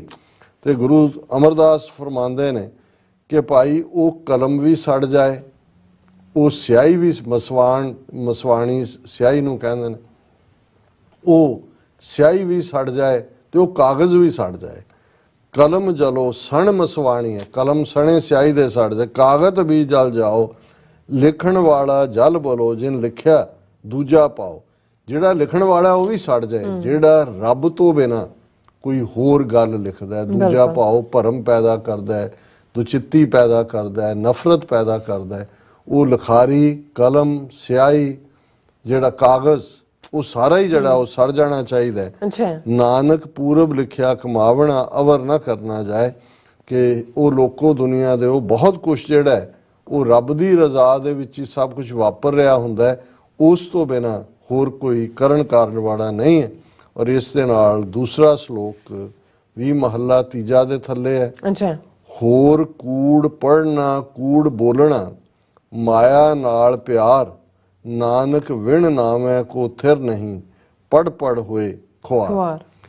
ਕਿ ਉਸ ਵਾਹਿਗੁਰੂ ਦੇ ਨਾਮ ਤੋਂ ਬਿਨਾ ਕੁਝ ਹੋਰ ਪੜਨਾ ਕੁਝ ਬੋਲਣਾ, ਇਸ ਦਾ ਮਤਲਬ ਇਹ ਹੈ ਕਿ ਤੁਸੀਂ ਜੇ ਮਾਇਆ ਦੇ ਪਿਆਰ 'ਚ ਫਸੇ ਹੋਏ ਹੋ ਤੇ ਇਸ ਗੱਲ ਨੂੰ ਯਾਦ ਰੱਖੋ ਕਿ ਥਿਰ ਰਹਿਣ ਵਾਲਾ ਨਾਮ ਹੈ। ਨਾਨਕ ਵਿਣ ਨਾਮ ਹੈ ਕੋ ਥਿਰ ਨਹੀਂ, ਪੜ ਪੜ ਹੋਏ ਖੁਆਰ। ਜਿਹੜੇ ਸਿਰਫ ਦੁਨਿਆਵੀ ਪੜ੍ਹਾਈਆਂ ਦੇ ਵਿੱਚ ਖਚਤ ਔਰ ਉਸ ਪੜ੍ਹਾਈ ਨੂੰ ਵੀ ਮਾਇਆ ਇਕੱਠੀ ਕਰਨ ਦੇ ਲਈ ਵਰਤਦੇ ਨੇ, ਉਹਨਾਂ ਦੇ ਕੋਲ ਖੁਆਰੀ ਤੋਂ ਬਿਨਾ ਕੁਛ ਨਹੀਂ ਹੈ। ਔਰ ਜਿਵੇਂ ਗੁਰੂ ਗ੍ਰੰਥ ਸਾਹਿਬ ਦਾ ਪੈਟਰਨ ਸ਼ਲੋਕ ਦੇ ਨਾਲ ਪੌੜੀ ਉਸੇ ਥਾਟ ਨੂੰ ਅੱਗੇ ਤੋਰਦੀ ਹੈ। ਇਸ ਸ਼ਲੋਕ ਦੀ ਪੌੜੀ ਹੈ, ਹਰ ਕੀ ਵਡਿਆਈ ਵੱਡੀ ਹੈ ਹਰ ਕੀਰਤਨ ਹਰ ਕਾ, ਹਰ ਕੀ ਵਡਿਆਈ ਵੱਡੀ ਹੈ ਜਾਂ ਨਿਆਓ ਹੈ ਧਰਮ ਕਾ, ਹਰ ਕੀ ਵਡਿਆਈ ਵੱਡੀ ਹੈ ਜਾਂ ਫਲ ਹੈ ਜੀ ਕਾ, ਹਰ ਕੀ ਵਡਿਆਈ ਵੱਡੀ ਹੈ ਜਾਂ ਨਾ ਸੁਣਈ ਕਿਆ ਚੁਗਲ ਕਾ, ਹਰ ਕੀ ਵਡਿਆਈ ਵੱਡੀ ਹੈ ਅਪੁੱਛਿਆ ਦਾਨ ਦੇਵ ਕਾ। ਹੁਣ ਜਿੱਥੇ ਸ਼ਲੋਕ ਦੇ ਵਿੱਚ ਇਹ ਯਾਦ ਦਹਾਨੀ ਸੀ ਕਿ ਭਾਈ ਸਿਰਫ ਤੇ ਸਿਰਫ ਜਿਹੜਾ ਨਾਮ ਹੈ ਉਸ ਨਾਲ ਜੁੜਿਆ ਹੀ ਤੁਹਾਨੂੰ ਜਿਹੜੀ ਹੈ ਉਹ ਤੁਹਾਡਾ ਅੰਦਰ ਟਿਕਦਾ ਹੈ, ਉਸ ਤੋਂ ਬਿਨਾ ਤੁਸੀਂ ਜੋ ਕੁਝ ਵੀ ਕਰਦੇ ਹੋ ਉਹ ਕੂੜ ਦੇ ਖਾਤੇ 'ਚ ਚਲਾ ਜਾਂਦਾ ਹੈ।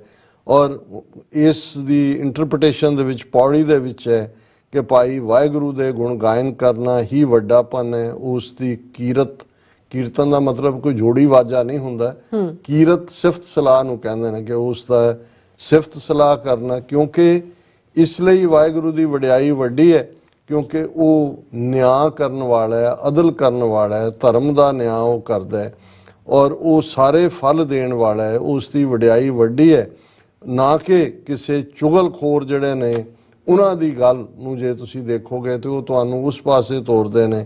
ਹਰ ਕੀ ਵਡਿਆਈ ਵੱਡੀ ਹੈ ਅਪੁੱਛਿਆ ਦਾਨ ਦੇਵ ਕਾ, ਕਿ ਅਲਟੀਮੇਟਲੀ ਜਦੋਂ ਤੁਸੀਂ ਰੱਬ ਦੇ ਗੁਣ ਗਾਇਨ ਕਰਦੇ ਹੋ ਫਿਰ ਤੁਹਾਨੂੰ ਰੱਬ ਉਹ ਗਿਫਟਸ ਦਿੰਦਾ ਹੈ, ਉਹ ਤੋਹਫੇ ਦਿੰਦਾ ਹੈ, ਉਹ ਤੁਹਾਨੂੰ ਉਸ ਦੌਲਤ ਨਾਲ ਮਾਲਾ ਮਾਲ ਕਰਦਾ ਹੈ ਜਿਹੜੀ ਦੁਨਿਆਵੀ ਦੌਲਤ ਨਾਲੋਂ ਬਿਲਕੁਲ ਵੱਖਰੀ ਔਰ ਤੁਹਾਡੇ ਅੰਦਰ ਨੂੰ ਟਿਕਾ ਸਹਿਜ ਦੇ ਵਿੱਚ ਰੱਖਣ ਵਾਲੀ ਹੈ। ਜੀ, ਇਹ ਅੱਜ ਦਾ ਵਿਚਾਰ ਜੀ। ਡਾਕਟਰ ਸਾਹਿਬ ਤੁਹਾਡਾ ਬਹੁਤ ਬਹੁਤ ਸ਼ੁਕਰੀਆ, ਤੁਸੀਂ ਅੱਜ ਦੇ ਐਮ ਇਸ਼ੂ ਤੇ ਅੱਜ ਦਾ ਵਿਚਾਰ ਸਾਡੇ ਦਰਸ਼ਕਾਂ ਨਾਲ ਸਾਂਝਾ ਕੀਤਾ। ਸੋ ਇਸ ਨਾਲ ਆਪਣੇ ਵੀਡੀਓ ਕੋਲ ਲੈਣੇ ਇਜਾਜ਼ਤ। ਵਿਊਅਰਸ, ਸਾਡੇ ਪ੍ਰੋਗਰਾਮ ਦਾ ਸਮਾਂ ਇੱਥੇ ਸਮਾਪਤ ਹੁੰਦਾ। ਤੁਸੀਂ ਆਪਣੀ ਰਾਏ ਤੇ ਸੁਝਾਅ ਸਾਨੂੰ ਭੇਜਣਾ ਭੁੱਲਣਾ। ਸਾਡੇ ਇਸ ਪਤੇ ਤੇ sos@tv84.tv ਤੇ ਅਸੀਂ ਆਪਣਾ ਪ੍ਰੋਗਰਾਮ ਲੈ ਕੇ ਫਿਰ ਦੁਬਾਰਾ ਤੁਹਾਡੇ ਸਨਮੁਖ ਹੋਵਾਂਗੇ। ਤਦ ਤੱਕ ਲਈ ਮੈਨੂੰ ਤੇ ਆਪਣਾ ਸੁਣਾਉਂਗੇ ਦੋ ਦੇਖਦੇ ਰਹੋ TV84। ਬੁਲਾ ਦਿਓ ਫਤਿਹ। ਵਾਹਿਗੁਰੂ ਜੀ ਕਾ ਖਾਲਸਾ, ਵਾਹਿਗੁਰੂ ਜੀ ਕੀ ਫਤਿਹ। ਰੱਬ ਰਾਖਾ।